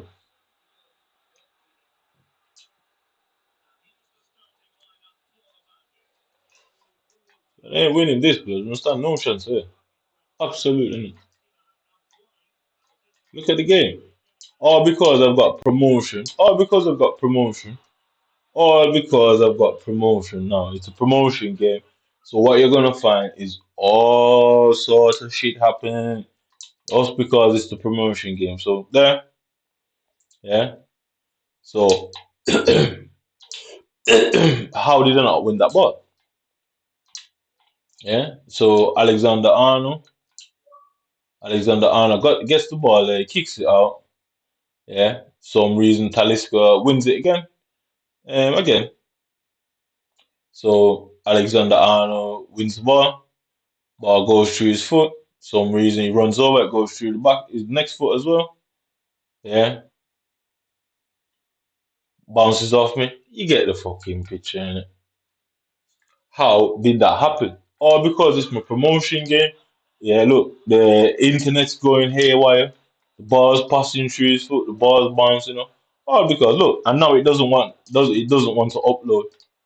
Yeah, so that's them stopping the game uploading. So they can literally stop it happening because not 1 minute it will upload, the next minute it won't upload, then it will upload. They know they're being caught and there's not much they can do. They're probably having to plead with YouTube to get away with it. That's it. They're probably having to plead with YouTube to delete the channel and YouTube saying what we're gonna delete it for. That's why you're gonna drag YouTube down with you. I'm guaranteed they're trying to get onto YouTube because guess what? They can't just delete it and say I deleted. That wouldn't make no sense. So what are you trying to do? Bring YouTube down with you? Yeah, I mean, look, perfect save. I mean, what are you gonna do? I know these men have gone to YouTube trying to get YouTube to take their sides because guess what? Other people might have taken their sides, But it's different with YouTube, you know. It's a much different scenario because guess what? It's really tampering with evidence. That's really what it will come down to. Because if YouTube have no violation at all on the account and just close the account down for what? Even if it's their account, they're still a legal trader at its very least. They're legally allowed to trade. And when you sign up for trading, I'm sure you have to say what kind of service you're providing. Yeah? I'm sure you have to say what kind of service you're providing. So if you're just going to close a man account down, I'm sure you have to have some form of reason, stupid or not. I'm sure you're going to have some form of reason. So I'm sure you lot have been to YouTube, pleading with YouTube to close it down. And then say, what for what? Because YouTube going to wonder why you want his channel closed down. Can you go and say, oh, he's saying certain thing about British people? Yeah, this is not the military, bro. There's no alliances in the public, you get me? Yeah, the British government and the American government might have allegiances, but when it comes to companies, there's no allegiances there, bro. As long as I'm not violating YouTube's terms of service, and that would be very difficult to do, is they can demonetize it easily, very easily.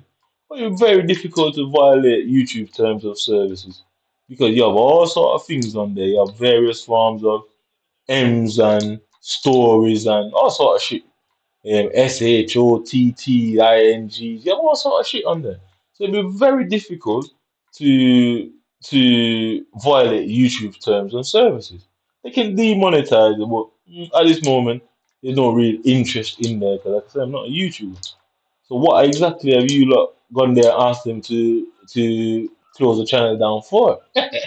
You were just dragging the YouTube down with you. And obviously, the more people there is to say, well, you were asked to do this. They're not a British company. And that's the best part about YouTube. It's not British. Best part of it. Microsoft, yeah, you can argue. The context there, there's some connection there. But the reality of it, it's not a British company. Why would they put themselves in that situation?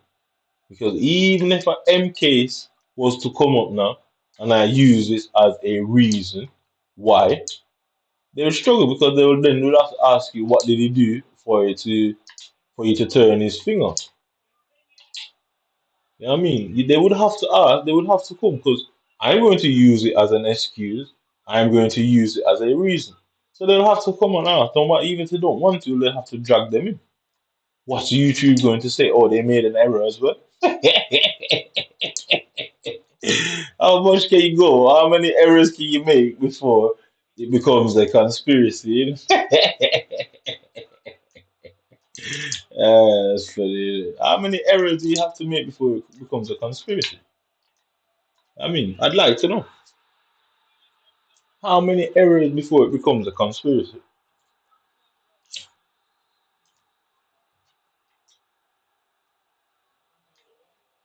How many errors before it comes to something? How many? What do you say? How many British men does it take to screen a light bulb?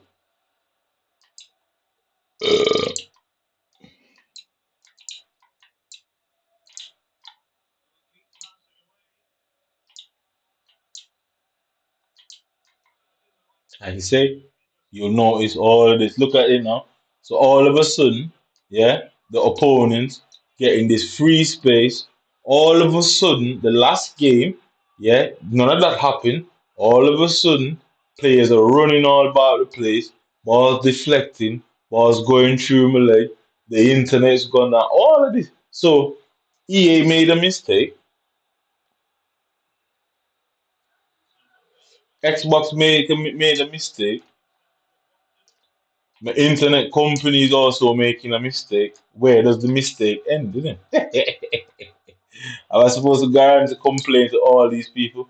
When does it becomes a conspiracy? You know what I mean? When does it becomes a conspiracy?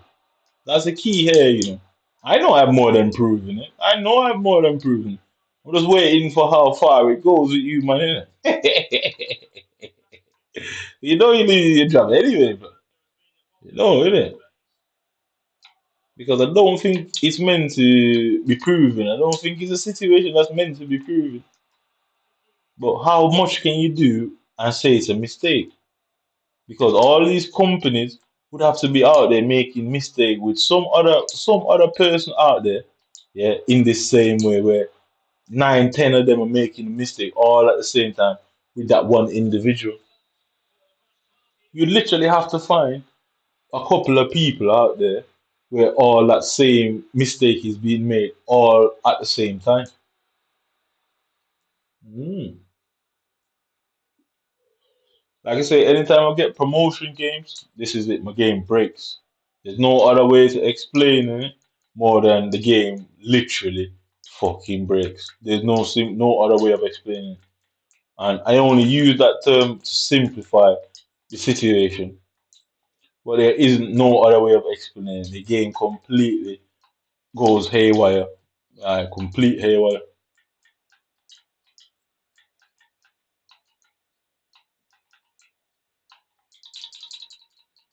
Complete haywire, man.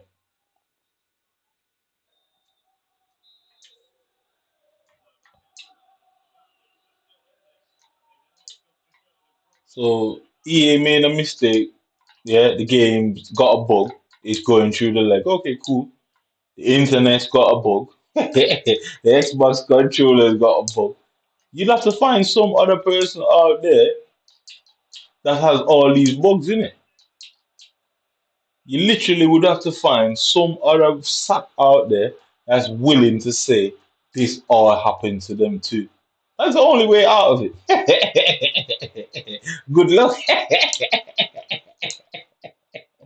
Good fucking luck, man. Because then they'll have to have as much evidence as I have to prove that this indeed was happening to them too. They would have to have equally. So good luck, blood. Fucking good luck.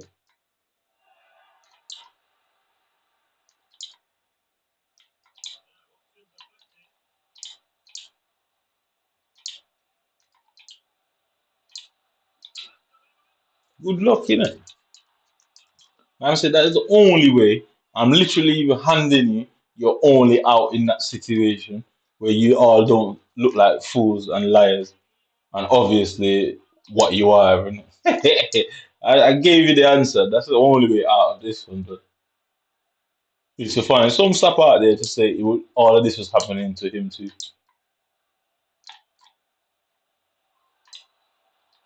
I mean, you literally have to find that person. And good luck.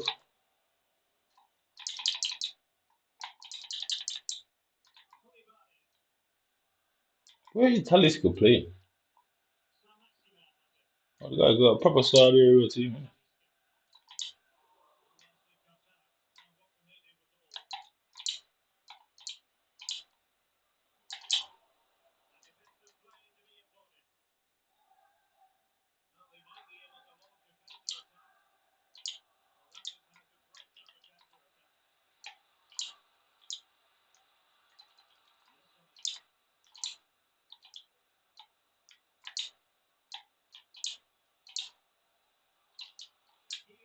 You see what I mean? How on God's did the keeper save that? The keeper was running out to me. The keeper was running out to me. I used the outside foot of my boot for my left footer. And the keeper still managed to fucking get a arm to it. That's bad this.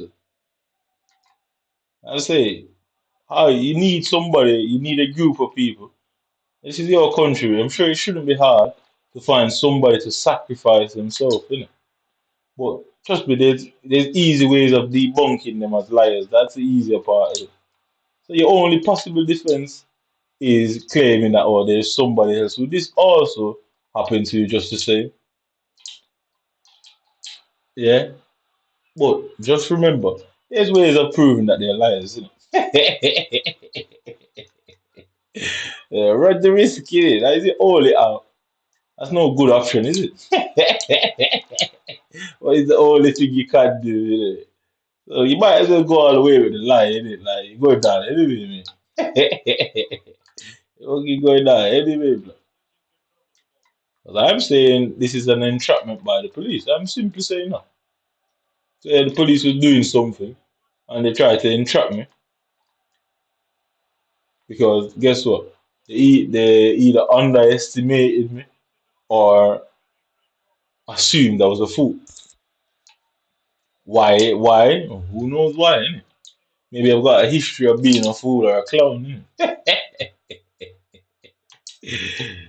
mean, go and say I planned all of this. I couldn't tell you how to do that.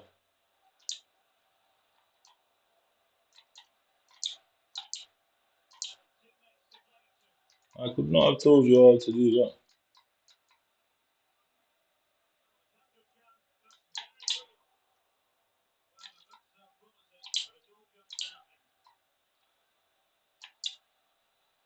Yo, it taking so long. I'm telling you, it taking so long. I passed the ball and he literally just took ages, bro.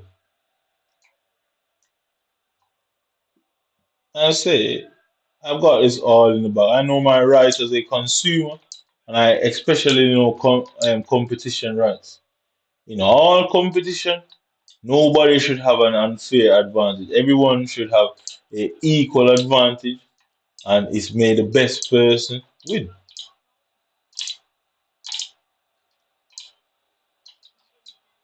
They come say, may the best person win, blood. Wow, that's funny, man. So I'm not gonna keep the ball. I could keep the ball. I could run around in the back and keep the ball. But I don't think these players are good enough for me to have to play the running around and keep the ball at the back sort of game. I mean, I don't think they're good enough for me to have to do that. Obviously, if I got to certain places, I would play like that, knowing that they are good enough. I don't think these guys are good enough, and they should not even be scoring. They shouldn't even be fucking scoring on me. Never mind, never mind. Right, he's gonna dive to the right. He's gonna dive to the right. I'm gonna go left. Yeah, they should not even be scoring on me. Never mind me have to play keep away with the ball, innit? Like I should be burying these players, but 700 goals to nil, innit? That's what it should be at the end of the game, innit? Because if I can analyze the game in that level, trust me, you must be able to play it, but you know what I mean? If I can see what's wrong with my game, it obviously means I'm able to play it.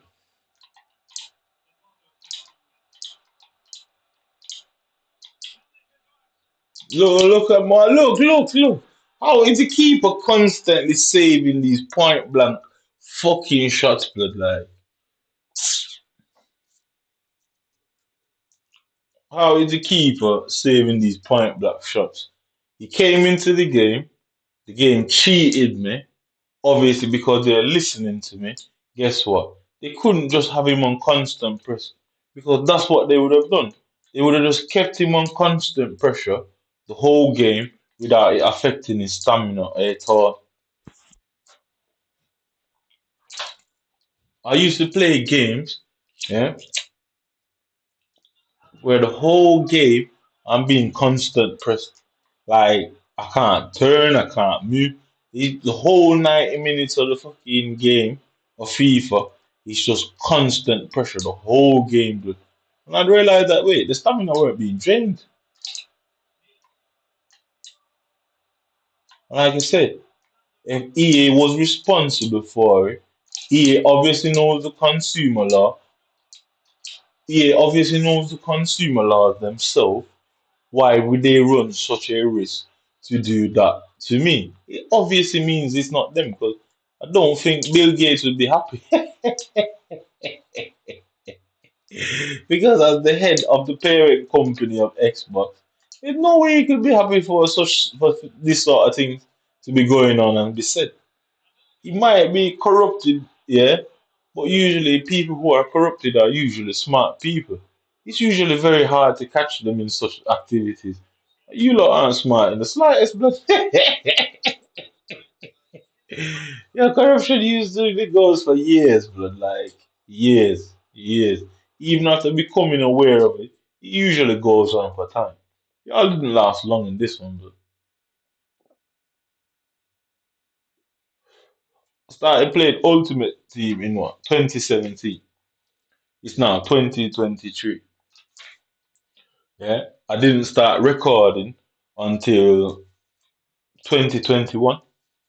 So in 2 years, I was able to get irrefutable proof against you people. Yeah, break it down myself to the point where you people have nobody that can outright say I'm talking shit. You can't even try to say I'm talking shit, man. Because you can't explain why their teams would be behaving like that. And mine is when you're on basic, yeah, it should do all of the above. If you keep everything on basic, all options available to you should be implemented. The AI just choose which one is best for the particular scenario. So on basic, on the defense basic, yeah, it should choose when to constant pressure. So you have team press option that you can select, yeah. The AI should decide when to constant press an individual, yeah.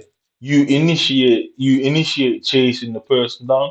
When it's on balance, the AI should also start constant pressing because you're pressing the person, you're pressing right B to double team. The AI should actually take effect there and start constant pressuring. You have the ball, you lose the ball now, yeah. You should then decide, oh right, well, let's press on Fucky after losing the possession. Oh, he's made a bad touch. All right, let's change off pressing, yeah, and press on his bad touch. Oh shit, now they're attacking us. Drop back. That's how balance is made to work and should work. You have all of the above options available within your tactics. When you pick a tactic, but it's like a default controller. Yeah, yeah, balance is default, innit? Which everything is available. So keeping it on balance is not laziness. It's not a mere act of not knowing what to do. It's the best option because putting on constant pressure on forward runs is like hitting the sport button in your car, isn't it? Everything's different, isn't it? But you can't in real life. Nobody can play like that. Well, if that was possible in real life, you wouldn't be a human being. But anyway, the moral of the story is you can't try losing them badly as well, huh? Y'all can't even come up with a reasonable defense for this one. I guess saying it was a mistake would have worked to a point, innit? When there was no actual video game footage of multiple things all going wrong all at the same time. My internet's fucking up, my passing's not working, my game is closing down itself, the game is freezing. So not only the internet's giving problem, the Xbox is also glitching out and freezing the games. The application is being closed. The passing mechanic is broken. The keeper is a superhuman keeper. All that's going on. And then the worst of all, the ball's passing through each other's feet. So there's a collision mechanism in the game. And if the ball is passing through each other's feet, the legs are passing through each other. How does the collision of the game work? How do you collide with somebody that's basically, is it translucent, transparent? No, it can't be. Transparent is seen through someone. Translucent, innit? So my FIFA game is behaving like a ghost that's walking through a wall, bro. How does all of them things be an error? I mean, you lot have the right to argue that it's an error. Anyone can make up any defense. Obviously, I'm gonna have my own defense in it to say it can't be an error because that just seems like a lot of cover and smoke and mirrors used to keep me out of competing. Who are you people to ban me from the shadows? It's shadow banning, isn't it? That's what it is. You're shadow banners. But y'all ain't winning this and you don't stand a chance here. Because EA can't say they banned me because they have to give a reason why I was banned.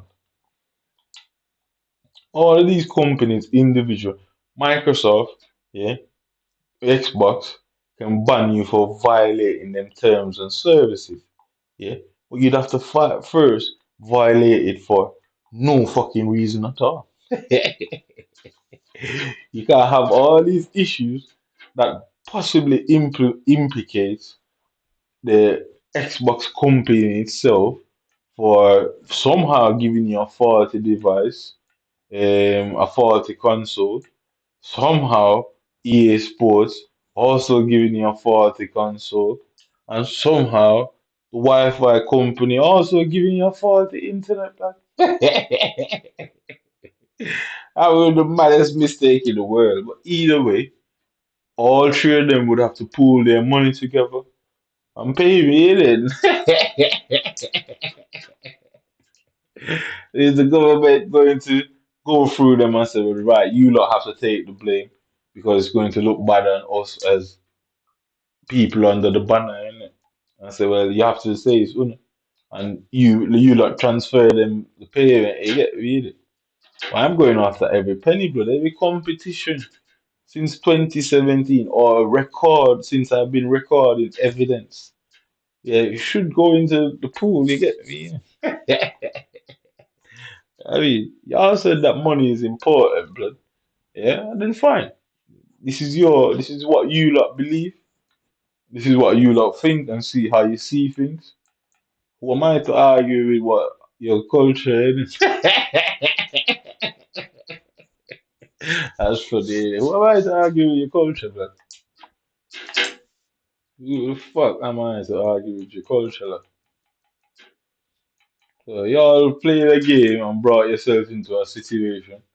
And I am conceding that you know what, you lot are right. Money is fucking important, bro. It is fucking important. Uh, Me having money and at your cunt's expense. Oh, trust me, it's important, but hey, I didn't ask. There's nothing I could have done to get you people to do this.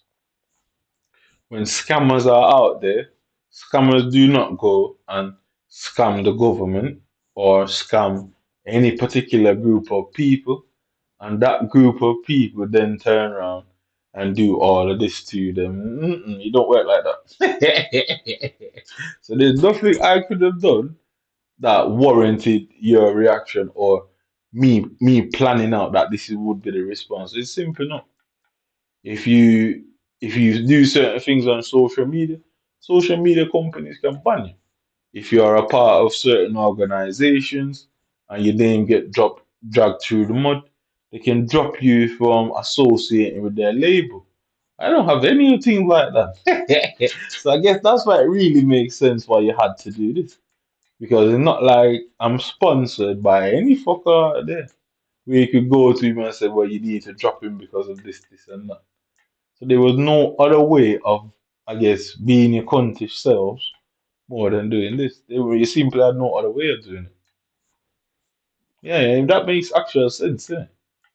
Because if I had a proper job, like a decent job, or I was affiliated to any brands or stuff like that, you lot would go to them and say, oh, drop him. And then obviously that would mess with me, innit? But because there was nothing like that going on, you had to do it this way. I couldn't have set them up for do that and set themselves up. I don't care about why, I don't care about who. I mean, I really don't care. What I care about is that you people constantly reminding me that money is important. If I had money, this probably would have never happened to me in the first place, innit? Mm. So, the longer you hide is the more I accumulate, innit? Mm. The longer you hide is the more I accumulate. The more you do is the more easy it is for me to show it's a conspiracy, innit? Because the definition of a conspiracy is people plotting to do harm. You know what I mean? That is the definition in itself. And whether FC EAFC was complicit in there. I don't really care whether they were complicit or not. It really doesn't matter to me. The end result is the same, innit? I get paid and y'all get fucked today. That's the end result, bro.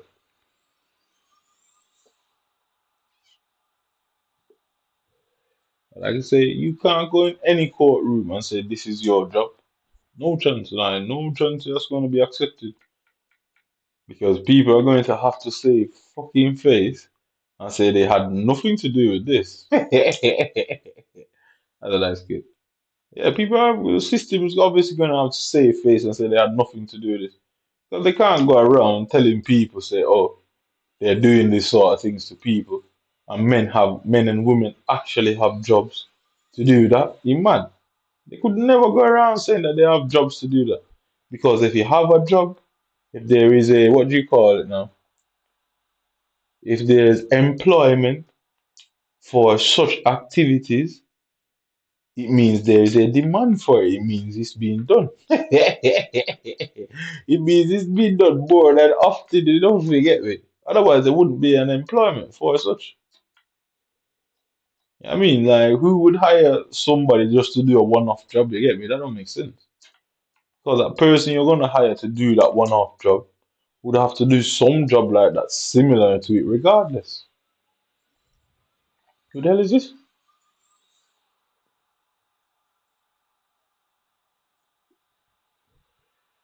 Like I said, there's no way y'all get around this, but like, no way. I stand no chance.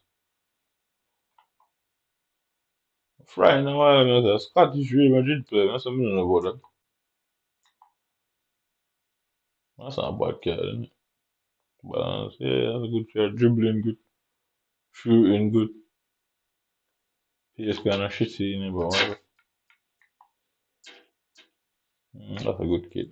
You know, fuck up. I say, laughing all the way to the bank, but can't steal it. I simply can't find Microsoft's complaint department. I can't find EA Sports.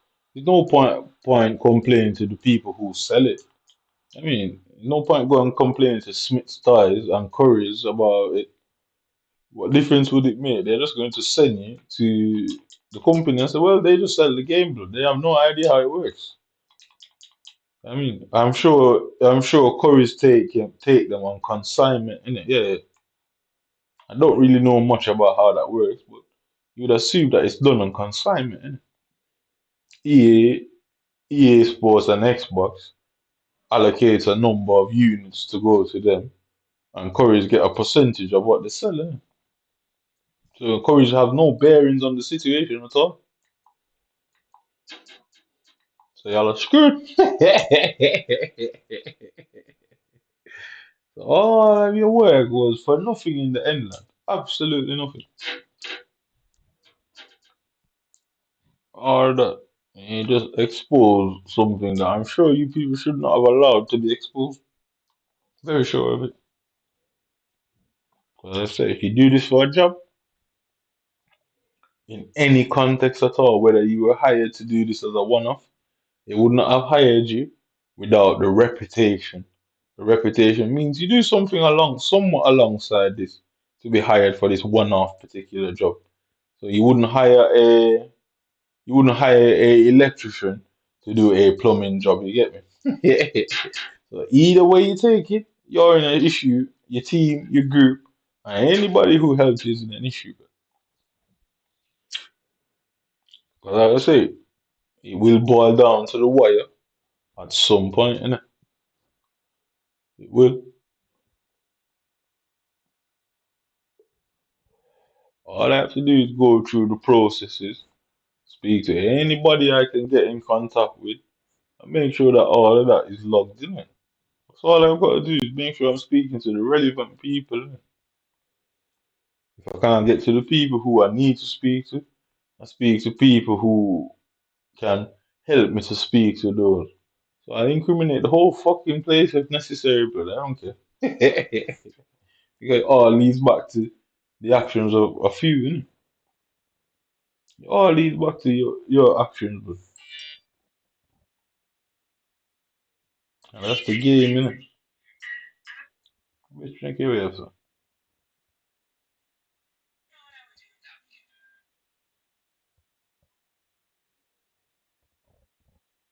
So come up with your Satan bullshit.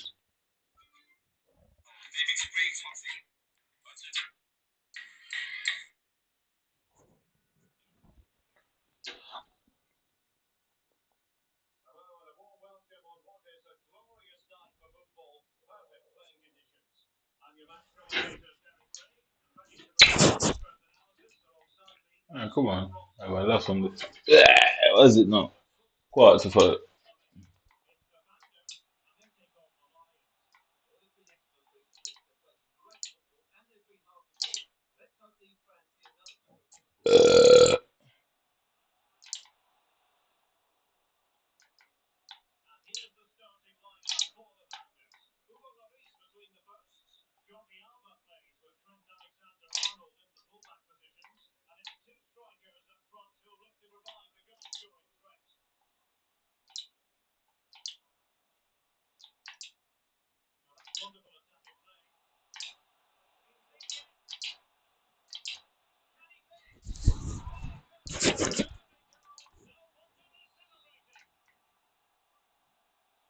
Well, only a matter of time, but I'm say only option here is to see me drop down flat, though. Flat line. No third option, no fourth option, and no amicable solution more than me defeating Babylon here. I mean, you know what the can't remember them say that pussy, it must mean him Heron or Hercules, you get me?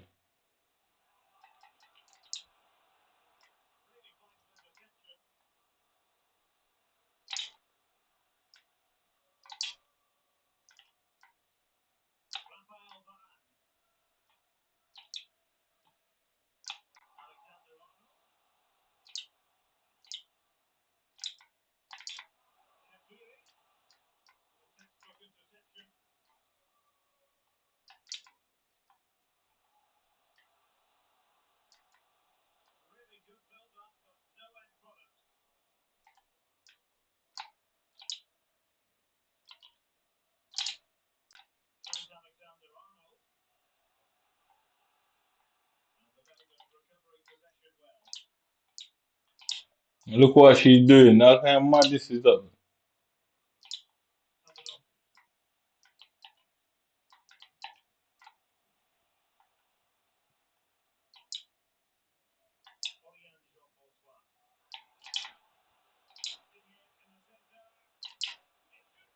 Ah.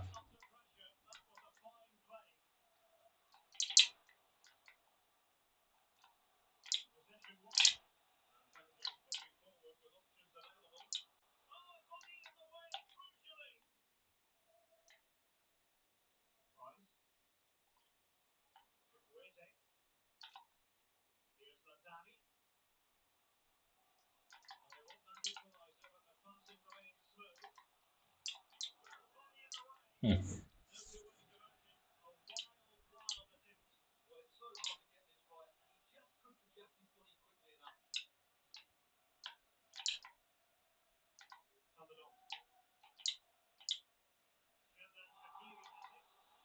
Where is this one?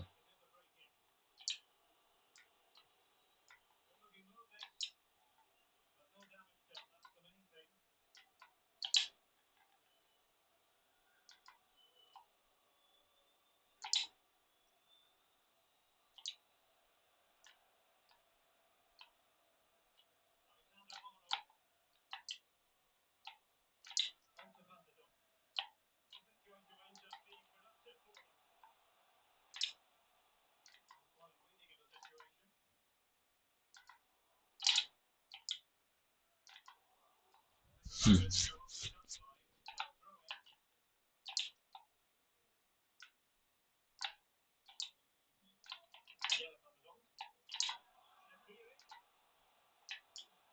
Hey, Shaki, why you keep the ball with your right? That meant to this is some obviously wrong with the game. The nigga is a left footer, blood. In body position, obviously, dep on him left. Why keep the ball with your right a while ago?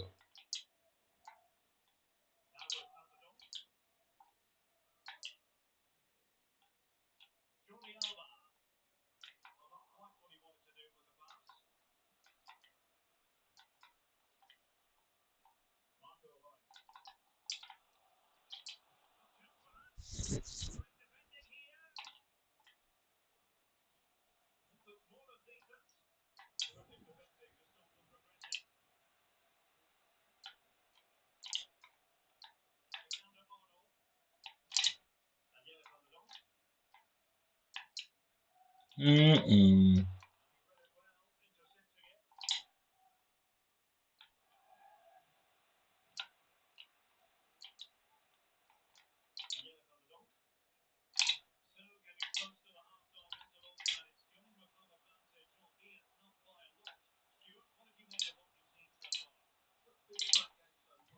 That was tip him too.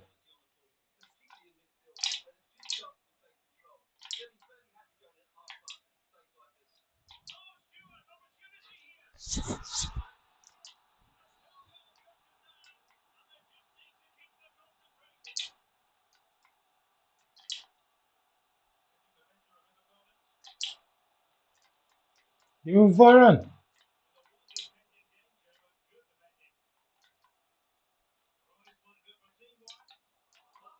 Let's come out of this one.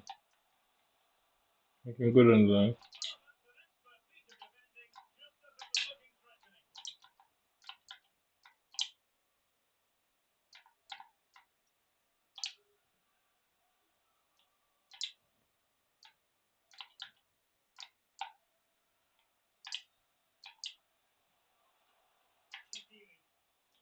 It's okay, shocking.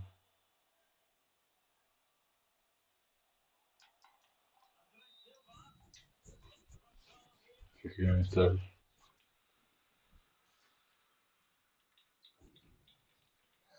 I can't.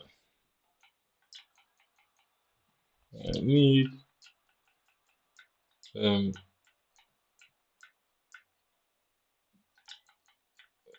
camera finger. Yeah. Well, see how it is. No, I guess it's not. Good. I guess it's camera finger. Good forward. I see this up.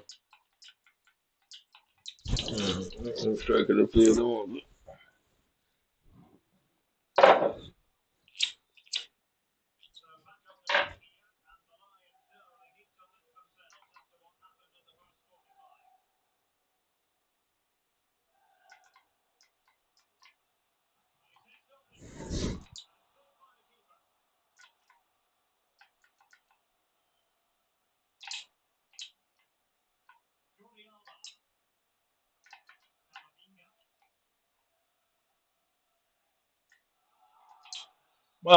play on this one.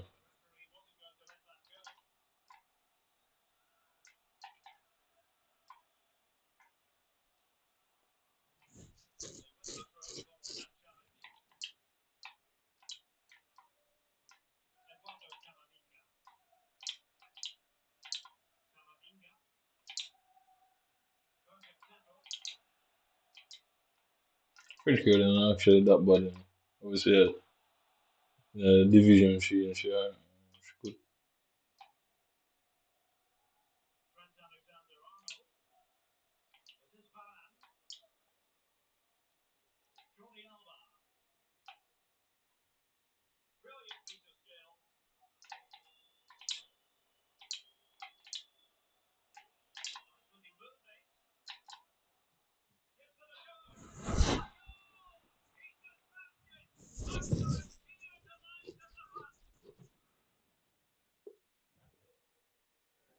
A virtual do. It's honorable.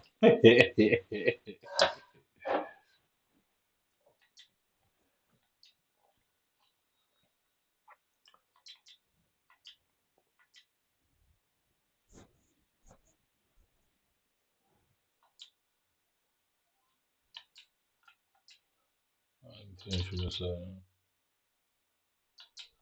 Me, my best formation, I give 100%.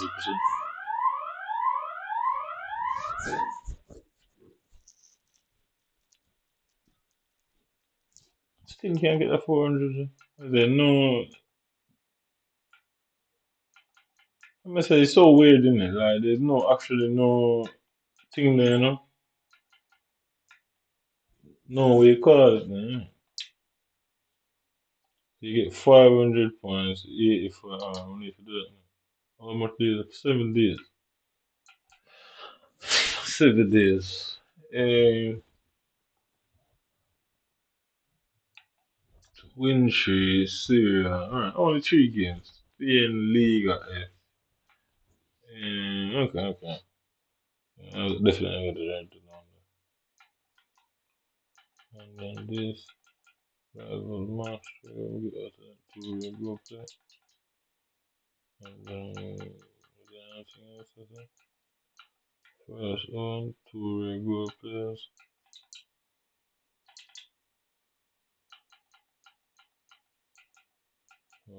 So Spain League F. If this is alright, so that one they correlate with the man. Fuck it, yeah. Where's the next thing? Something. Evolution League Master. So 2 for that, 3 for that. 2 for that, 3 for that, 2 for that, 3 for that, 2 for that, 3 for that. And then live team pursuit, team pursuit, team pursuit. So much money? 5 from Syria. 5 from Syria.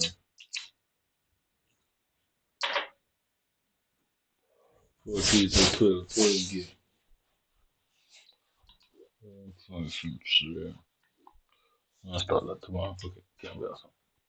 Do some of them on squad battles, make it much easier. Fly through them quicker. Uh,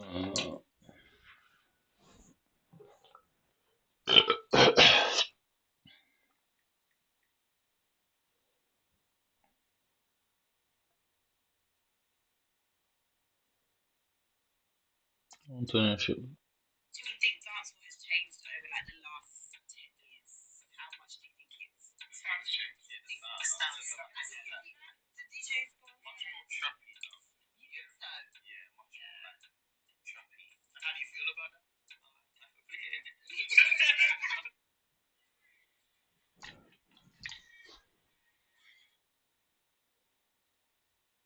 Oh, fucking one, nigga.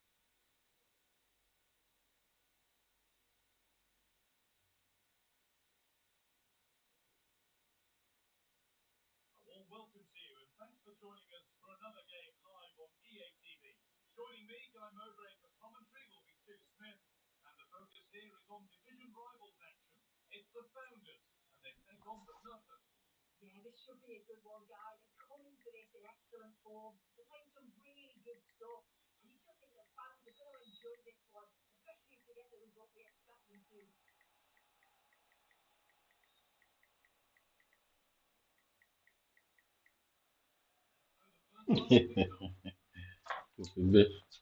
I get set up all the time.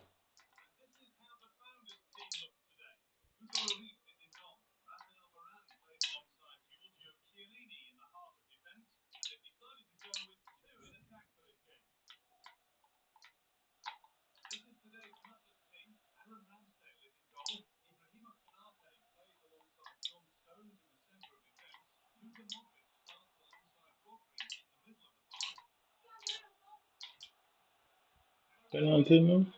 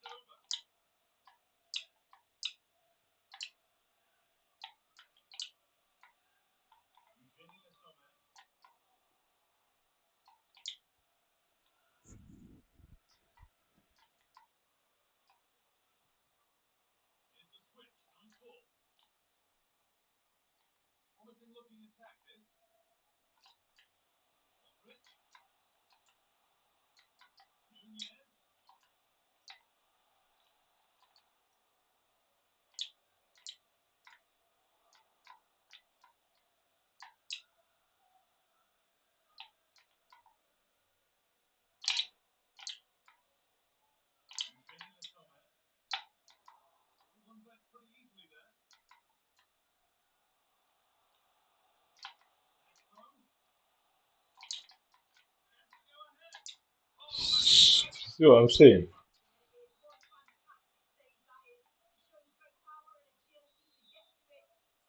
I need to get him out of there so it doesn't run back and clog up that bit there.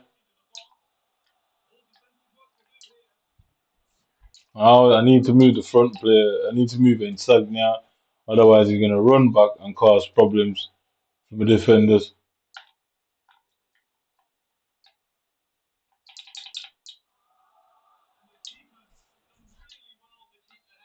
I got to get him out of there because he's going to cause issues from the defender. Look, he keeps switching it, innit?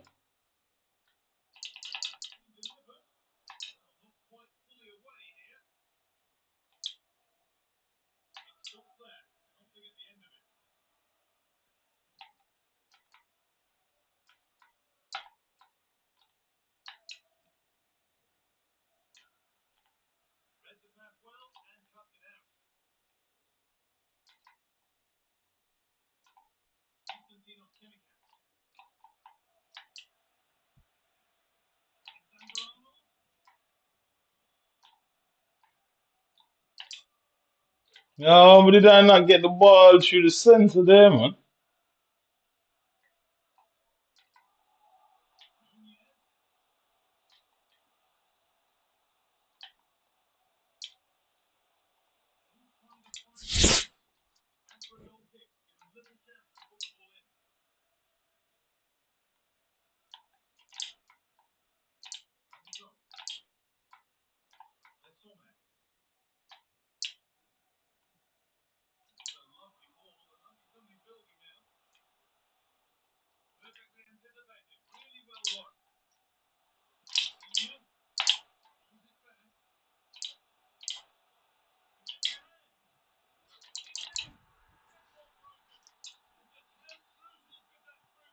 She's actually really good at this. And I met the girl them well overpowered. I wonder if I just my game and do that too. But the girls them are very good in the game. Feel like they just naturally have more agility.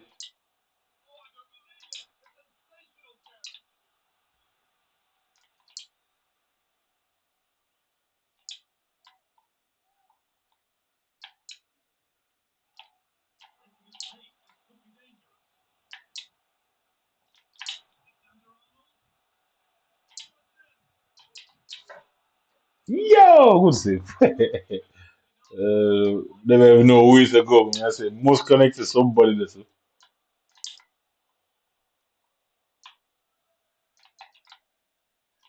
not the first time. See definitely not come back.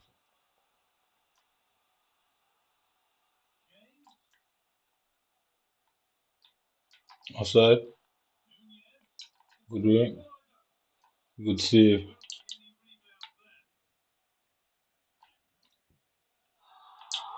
Oh, angry. Oh, Kiman pull off the spectacular defense there. His stuff.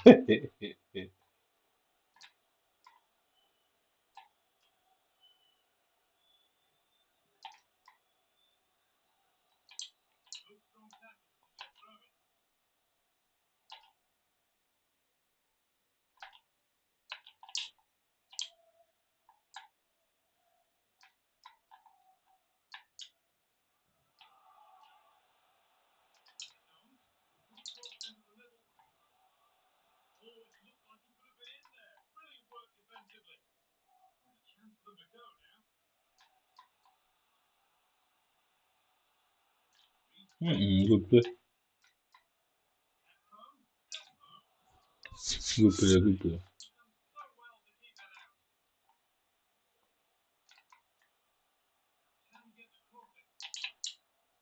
Okay. I mean, I say, look which part of Nunez go stand up. How am I supposed to defend that? I tell you, say it has nothing to do with talent and nothing to do with skill. It's just basic. It's the scenarios they want to put in there. The scenarios them are basically always in favor of the opponent. It seems because when Nunez go stand up, they say, what could I have done about that? I'm always gonna get the ball before me because we're stand up.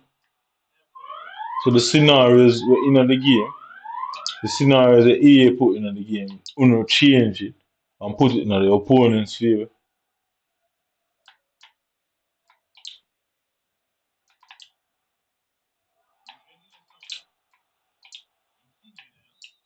And put it in the opponent's favor. Because look if I'm gonna stand up or whatever. What could I have done about that? Absolutely fuck all I could have done about that. And it's not meant to be like that, it's meant to be a 50-50 scenario. Right, me with the 5 star, that's not. Come on, finger, that's not. That's not. Hemp. I mean hemp, you. That's aggressive. Less summer. You get banned, you get banned. Go forward. Mid. Once she aggressive. Once she get banned. Come on, finger. Aggressive. Cover center. Stay back. That.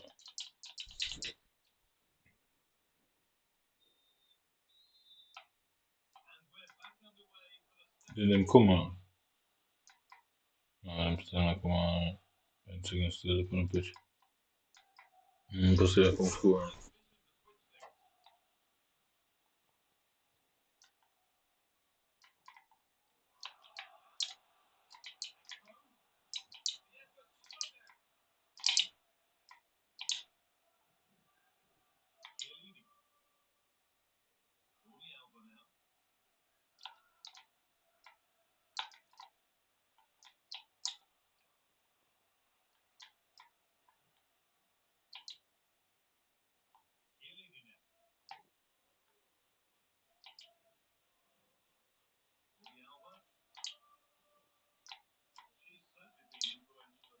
He's very good, yeah.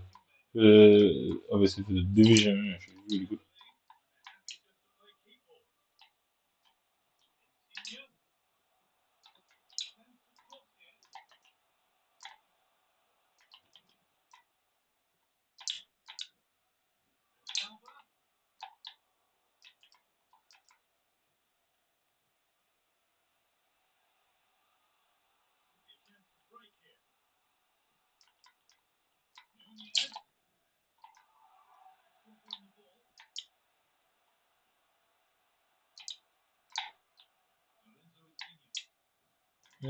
Open head.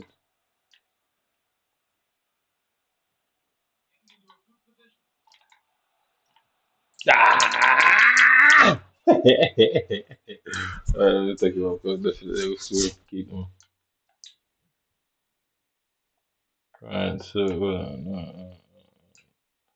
so we'll do this first. This better. So I'm gonna put me this as center for you attack. Also, see for you just get in the box. Free room. Also, stay back, aggressive, cover center, and get forward, aggressive, cover center. Very much. Yeah,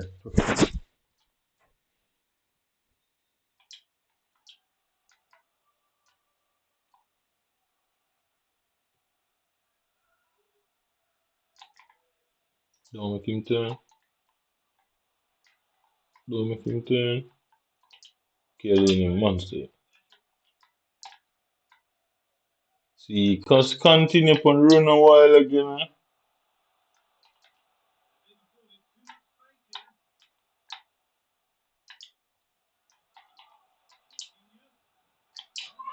Baby, so that scream was so good.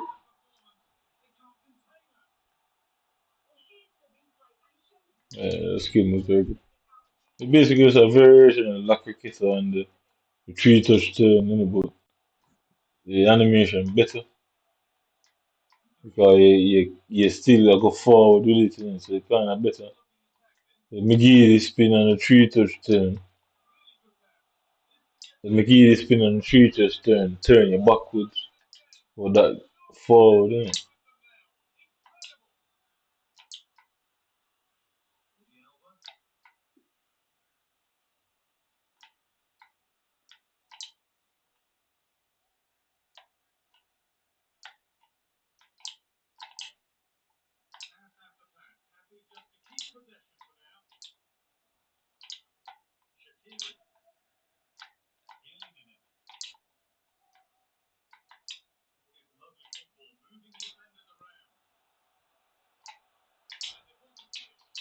Jeez! Try to trick you and see.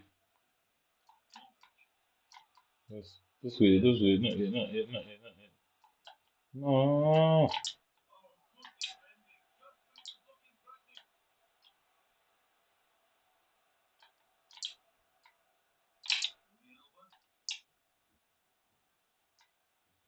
Alexander, I'm not here to for good in the line.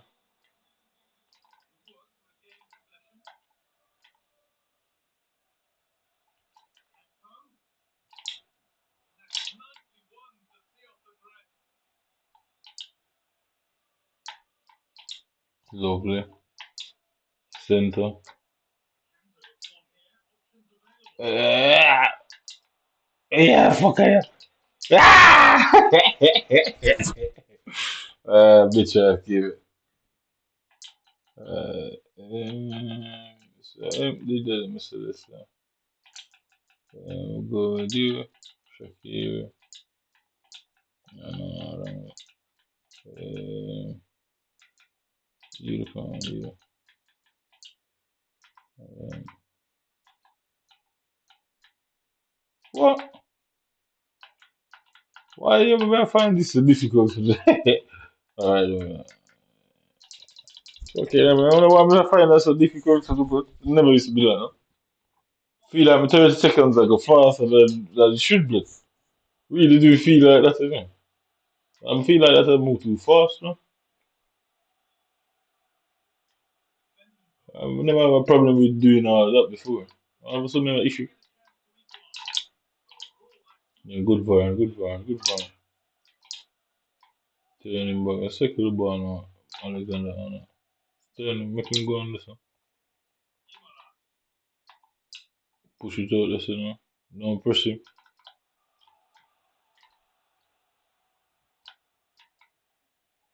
Come in, half for him. Shit, yeah. I'm try to move my keeper. See, they won't allow me to move the keeper. I didn't run the keeper or trying to use the analog to do it. It wouldn't do it. Yeah, there you go. So every time they do something, they do that. It don't upload. So I'm gonna upload this thing in a minute and see what it does. If it chooses to upload the rest of it, this guy's not beating me. No chance.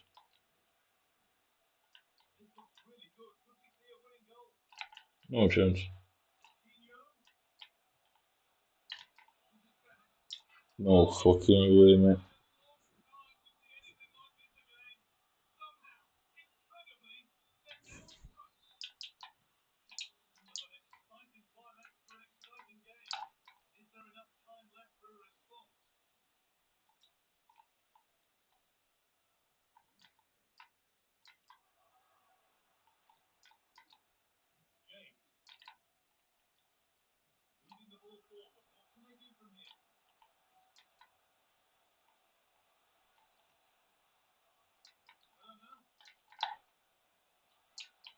Look at the game. So I'm seeing the game's broken now. The game's all broken now. And he got the last goal that he shouldn't have got. Look, game's broken. The game's broken now. Game's broken.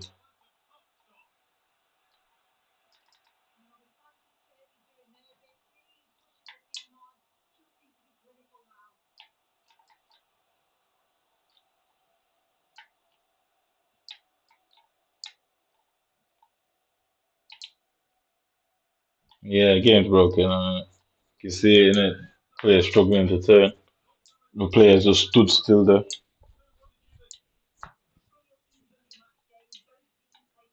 Nothing to do even, man. You can see it. You just see it there with Jordi Alba. I'm spinning in a circle, waiting for the player to come short, just make some movement. They just all stood there watching. And you'll find the same thing with my defenders here. I say, yeah, you'll find I knew it, and I could tell. They can't win it. There's no way I can just know that my players weren't going to be moving in there. No way I could know that. Because look at Werner, innit? Like, look at Werner. Look at Werner. He pulls up through the middle of them. Yeah, he pulls through the middle. This guy as well. Yeah. Look at Keelan. Look at Keelan is. Yeah. Look at that. How does that make sense? Who am I actually controlling out of that group of people there? You wouldn't be able to tell by the movement because I'm not putting pressure on the person with the ball, but that's the distance between them the whole time. Who am I actually controlling in that situation? So it don't matter how shit you are, you're gonna try and get to the ball, innit? Like, at some point. So as you can see, yeah, at some point you try and get to the ball. At some point, you try and get to the ball. So the game just split my team apart. Look at the striker there. Yeah, I mean, so look at the striker there. Look at the centre back. So this is where it all started from. Yeah. So that striker was already there. Yeah, look at the striker. I'm going with Varane. I would assume it's Varane. Chiellini. Yeah. Okay, why is Chiellini the one to go to him? Why not the midfielder? Why not Jordi Alba? So that's what I'm saying. It would be a good way to figure out by this video who exactly was I chasing there, innit? Like because you can't make sense of it. Look at my players. Look at them. Look at Varane, Chiellini, and the two. I don't even know where them two guys play. I think the centre midfielders. Yeah, one is Camavinga, innit? Yeah. Look at them. The four of them are in the line. Why you have him there? Yeah, he could have just passed the ball across. You have him there. Yeah, so look at this. That's an indefensible situation.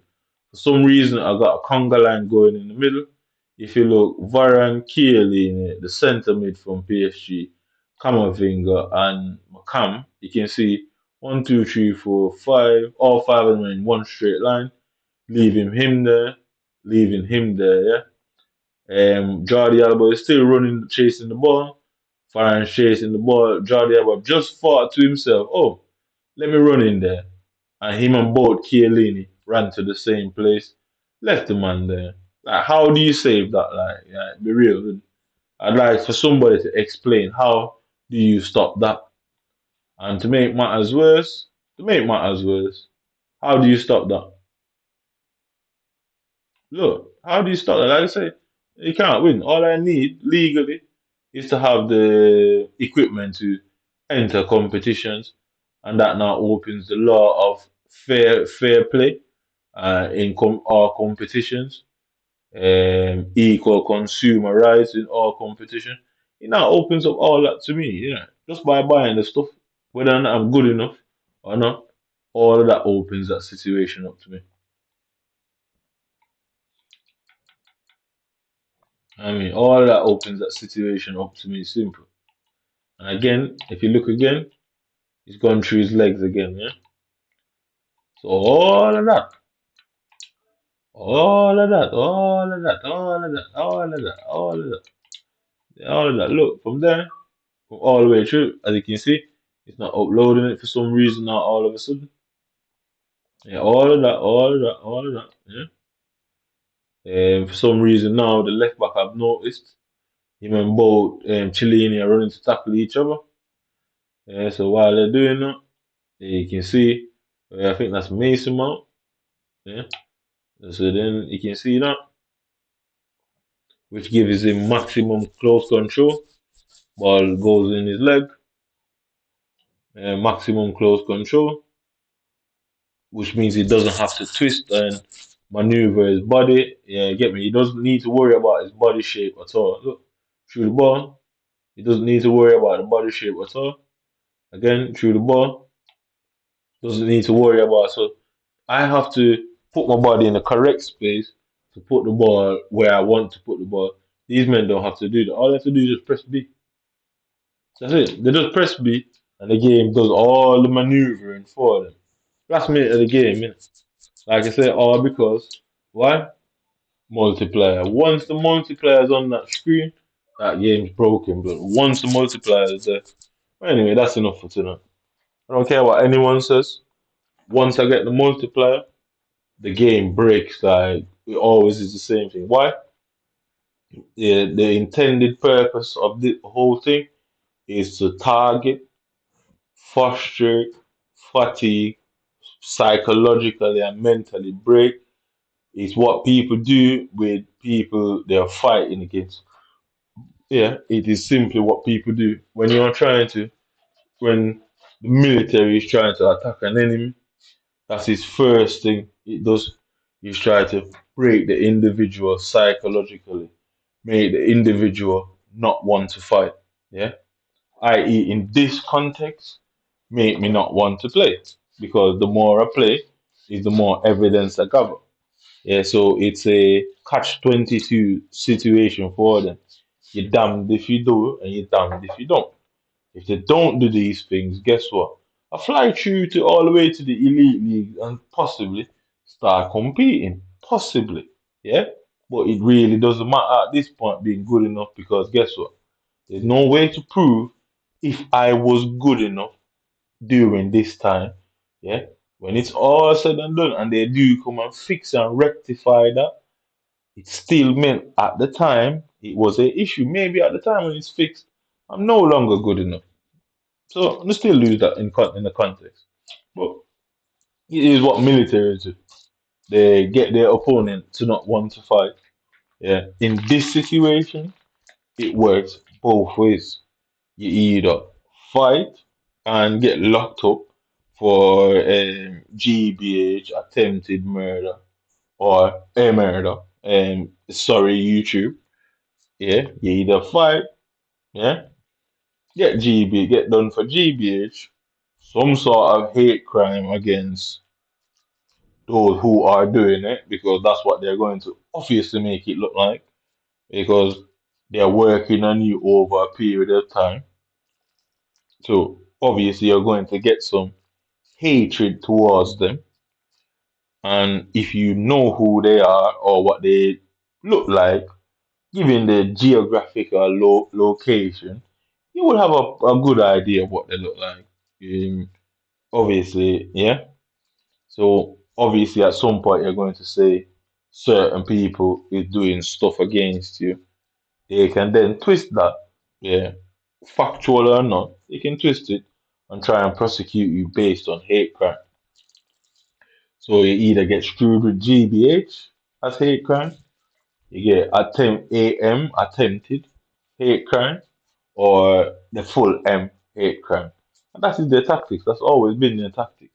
So one move that this whole thing cover that they put together, they put it together in that specific way. Yeah.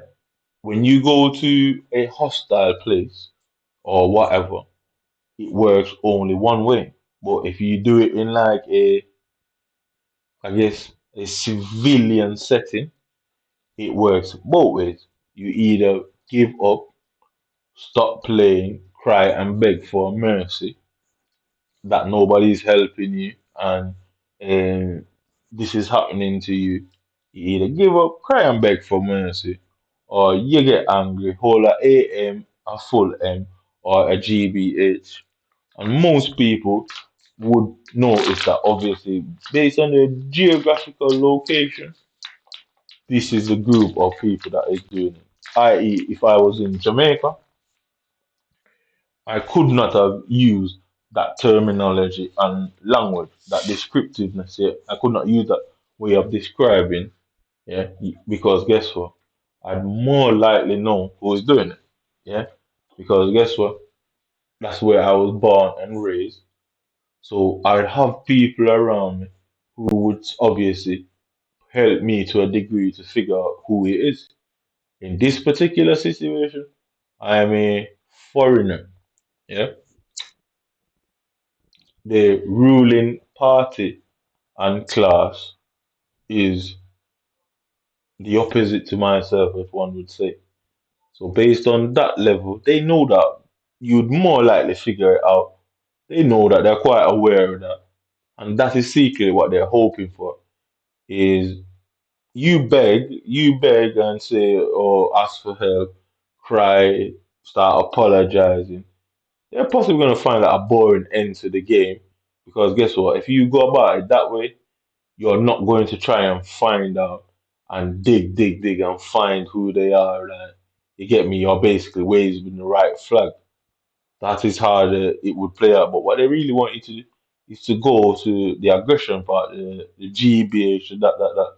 Because not only you get charged for them specific crimes that come with hefty sentences. GBH, it depends. It's context. Yeah, the context of that is different. So it depends if you use a weapon, blah blah blah, and then it can escalate from GBH to the attempted to the actual thing. Yeah, and they prefer that because guess what? Not only that, you're also going to be charged with hate crime. Yeah, and that way it's easier for the system to create a whole monstrous image of you, of the type of person you was, past relationships, blah blah blah. If you start begging and crying and say apologizing, they can't use them sort of things against you because it won't fit the scenario. You get me? It would definitely look like Target in that time to come and now pile on and make it look like, oh, this is why they did it to you anyway because of some affiliation to some girl you cheated on back in the day. Innit? Obviously, that's how it been played out to look like. Because if you're you're a cheater, you start crying and blah blah blah.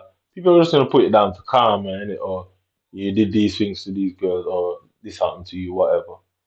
But you did these things to these girls. Now you're spewing what can be perceived or made to look like racial hatred.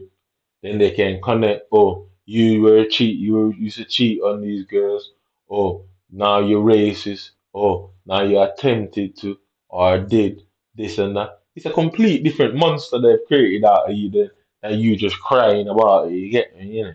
So the outcome is obvious what they want. They rather you go down that way. And they don't care, they sacrifice people all the time, innit?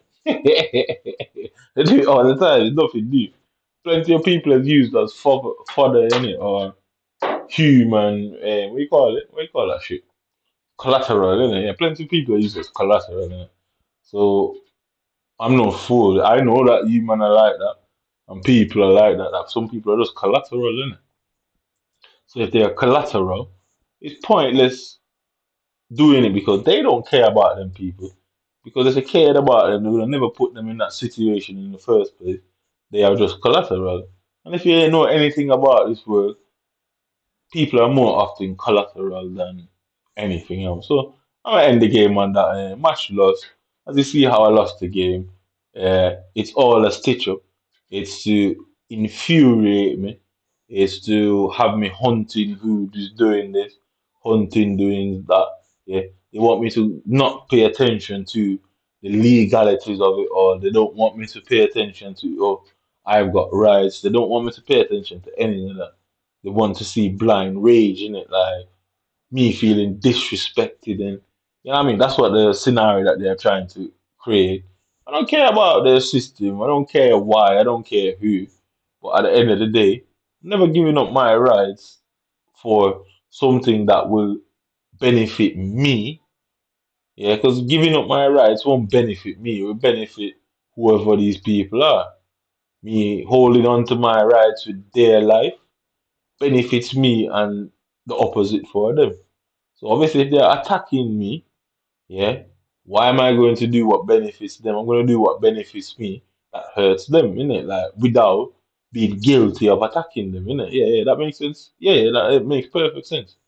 So keep my best interest at heart. That hurts them and damages them in the long run, while benefiting me. Me exploding and going off the rails benefits them and harms me in the long run. I'm already being harmed anyway